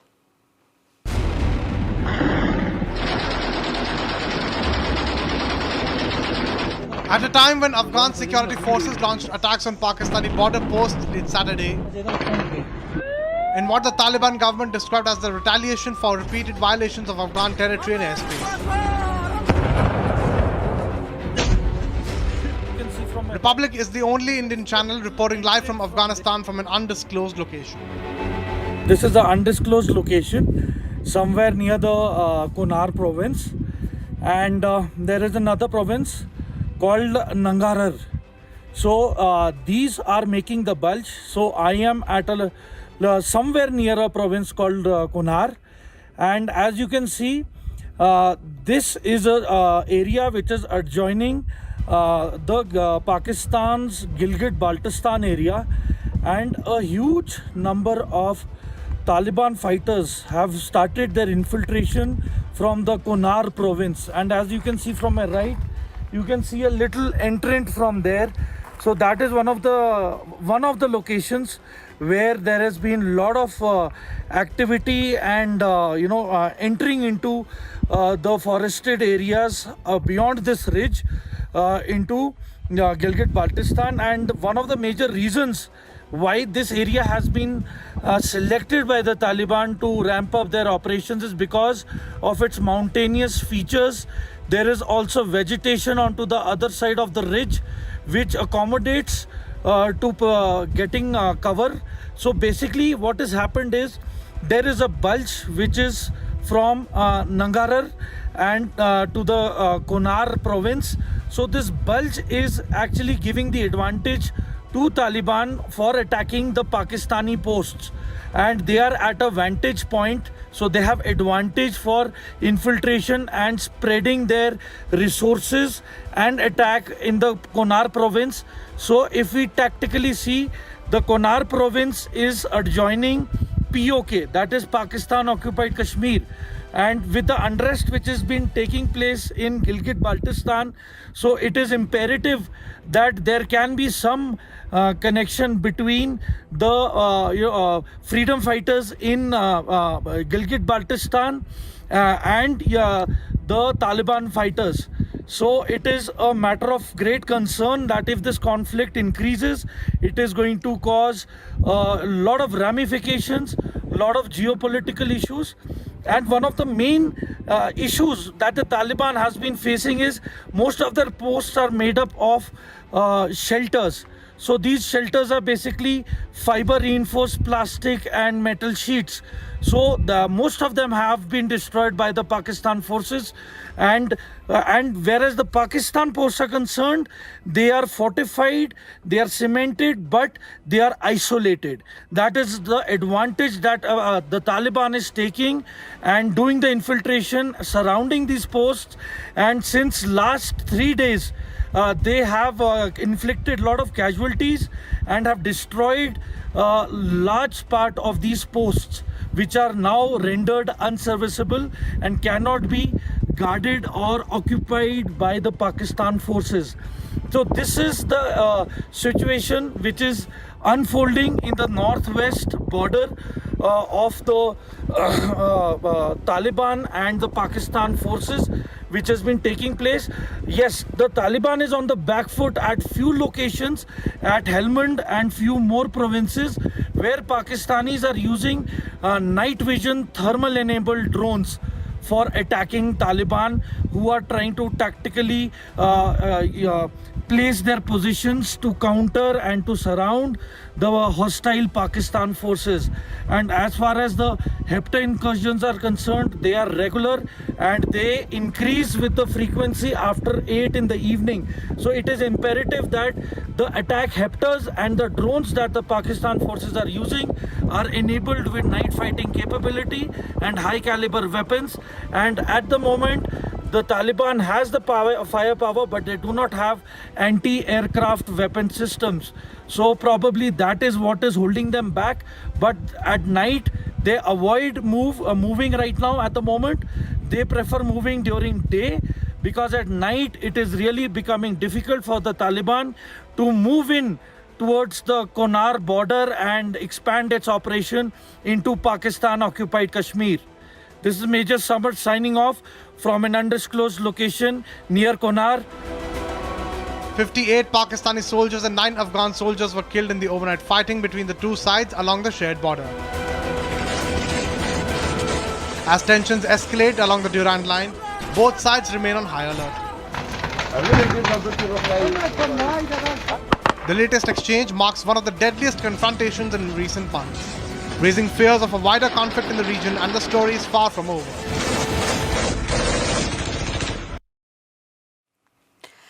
And heavy clashes have erupted along the Afghanistan-Pakistan border, the Durand line, following an escalation that triggered claimed Pakistani airstrikes on Kabul and a civilian market in Paktika, which the Afghan Taliban government condemned as a violation of its sovereignty. In retaliation, the Afghan Ministry of Defense confirmed that its forces, including the 201st Khalid bin Walid Army Corps, have engaged in heavy clashes and claimed a significant tactical victory, with security forces confirming the full of 5 Pakistani security points in Helmand and Zabul and 3 previously reported in Paktika, and the capture of several outposts in Kunar and Helmand. With Afghan forces launching retaliatory artillery strikes and reportedly damaging Pakistani installations in places like Kunar, here's all that you need to know about the clashes between Afghanistan and Pakistan that is only intensifying.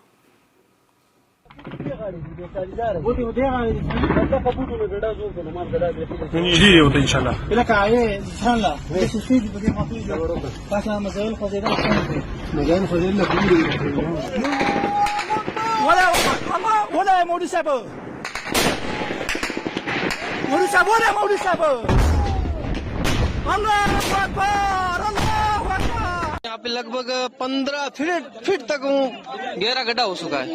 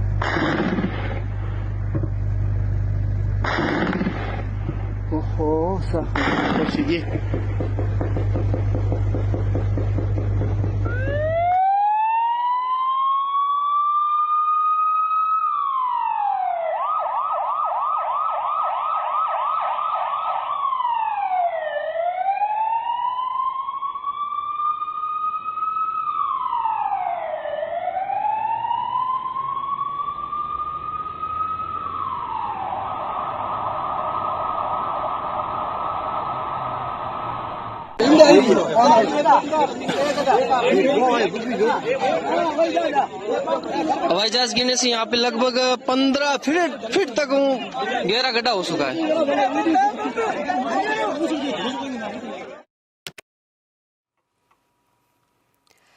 After 30 years of tourist trips, a famed pirate ship based on Christopher Columbus vessel has sunk off the coast in Mexico. Now, the iconic ship, which is constructed entirely of wood, rapidly sank on a Friday after a system failure. Here's the dramatic escape that you need to see.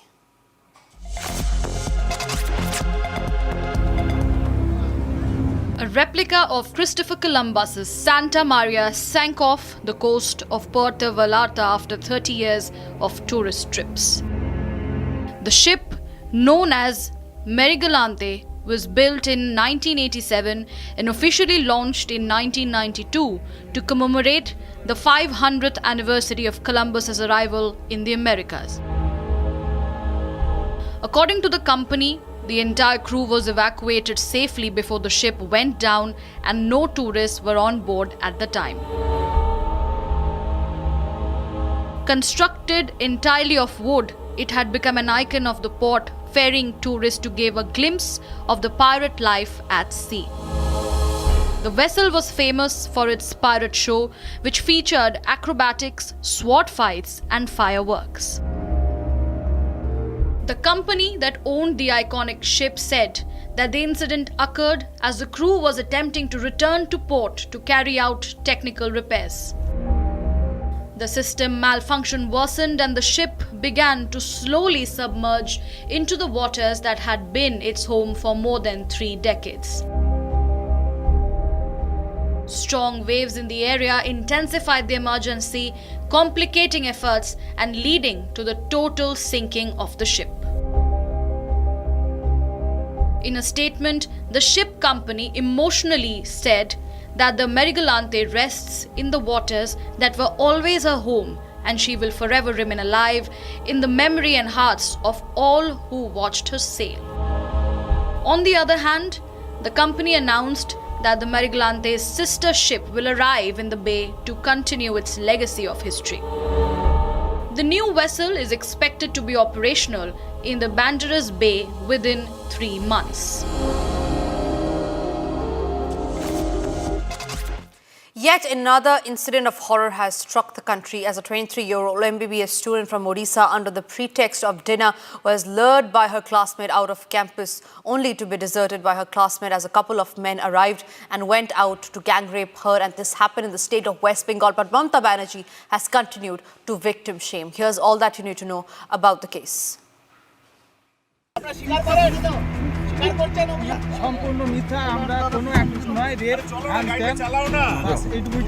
On Friday, October the 10th, a medical student was allegedly gang raped in West Bengal's Durgapur. The 23-year-old medical student from Jaleswar in Odisha is a second-year MBBS student at a private medical college in Durgapur. On Friday night, she was out with a friend when some men approached them. They forcibly took the woman to a secluded area and raped her. 3 persons arrested and they have been forwarded to court today, and further investigation is on. Everything is going according to all the protocol. All investigation is taking place. One of the 3 accused who have been arrested so far by the police is the victim's classmate. The father of the MBBS student from Odisha who was gang raped in West Bengal's Durgapur has said he will be taking his daughter back to Odisha and that he is concerned about her safety in Bengal. बेटी थोड़ा develop है और पीछे में pen भी हो रहा है, देख के आया, अभी चल तो नहीं पा रहा है, बेड में है।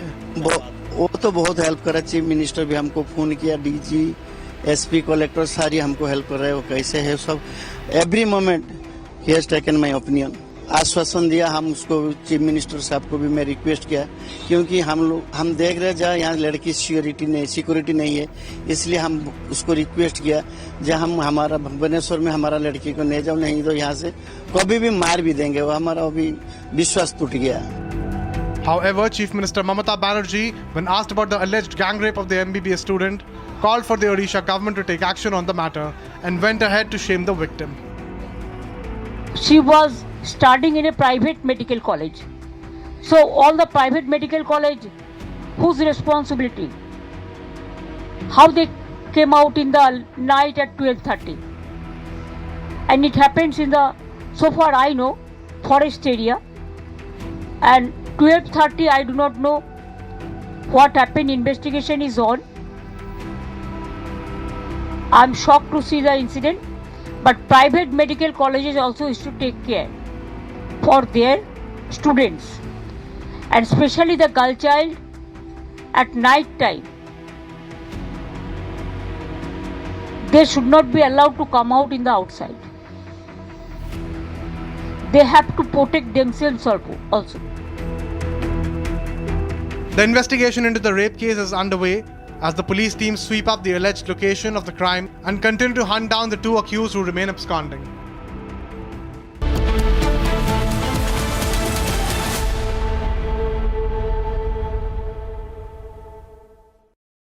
Last night, someone broke into Ishan's room.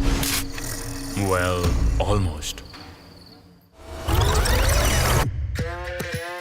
But Cubo AI stopped him with a loud alarm and alerted the mom. Cubo smart security cameras not just record, it protects. MDH की हल्दी मिर्ची धनिया करे कमाल, ये रंग दे, ये खुशबू दे, ये तीखा, ये कम पड़े, क्या निराला MDH masala.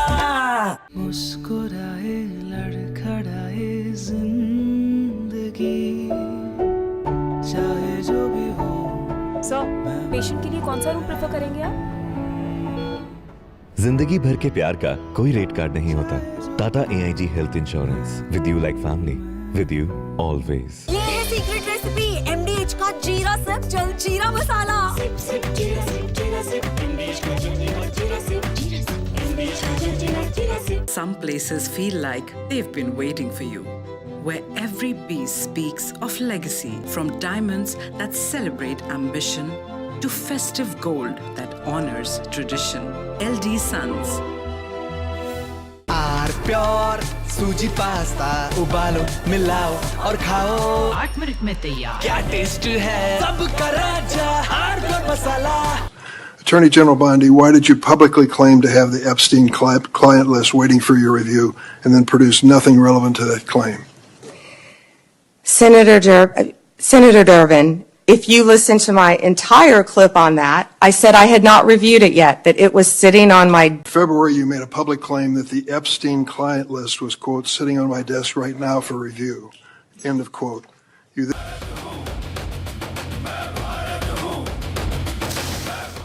Cristiano Ronaldo has already etched his name in football history with over 900 career goals across clubs and country. But as he continues to defy age and expectations, the burning question for fans is that can Ronaldo reach the magical 1,000 goal mark before he finally hangs up his boots? That's the big question on our sports meter today. Scan the QR on your screen and have your say, because your votes decide the score. ये बड़ी गाड़ी वाले ऐसे ही rash चलाते हैं। Police को बुलाओ। ए चुप, तुमने तो गाड़ी वालों को ही विलन बना दिया। ये देखो।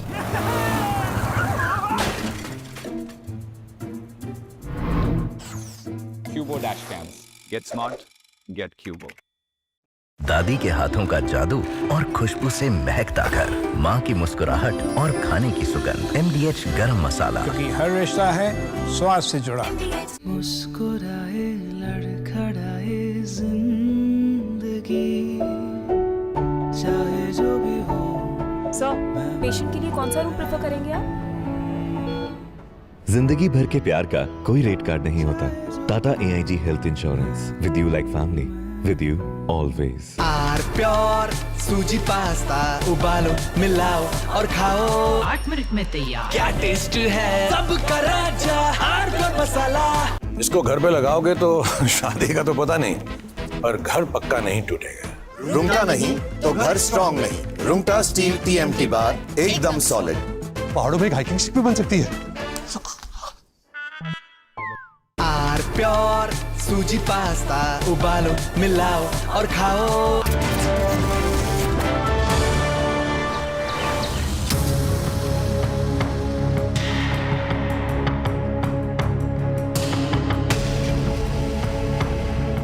The lanes of Dharavi are not just narrow, they are full of crowd, full of people. it is difficult to even walk through the streets. Children, they play in these tiny streets, making it even busier. People carry baskets, push carts, heavy loads, they try to balance it. If two people carry weights, it is very difficult for them to pass through each other. And if we talk about the market days, it is even worse. Even to try and cover a small distance takes a lot of time.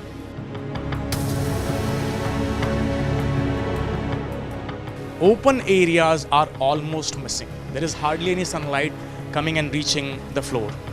Children play cricket in these tiny streets and enjoy their life. If I talk about this bicycle, it can hardly pass through the narrow lane. Because people, they enjoy on their doorsteps. They talk to each other, share their memories and daily lives. Because they don't have garden, they don't have courtyard. So people enjoy their life in little spaces that they have here. मेरा नाम संदीप महादेव शिंदे है। मैं धारावी में रहता हूँ। मेरे को धारावी में बहुत बड़ा प्रॉब्लम है। प्रदूषण रूम वगैरह सब प्रॉब्लम है, पानी का प्रॉब्लम है, सब प्रॉब्लम है। यहाँ पे कोई ध्यान देता नहीं है। खाली मेरे को यहाँ पे अच्छा हो जाए ऐसा मेरे को लगता है। धारावी में छोटा रूम है, इसके वजह से बहुत बड़ा प्रॉब्लम होता है। हमको रहने के लिए भी प्रॉब्लम है, सब बच्चे के लिए भी प्रॉब्लम है, स्कूल का प्रॉब्लम है, पानी का प्रॉब्लम है, लाइट का प्रॉब्लम है, सब प्रॉब्लम यहाँ पे है। ये मेरे ख्याल से यहाँ पे आके देखना चाहिए सब जन क्या है।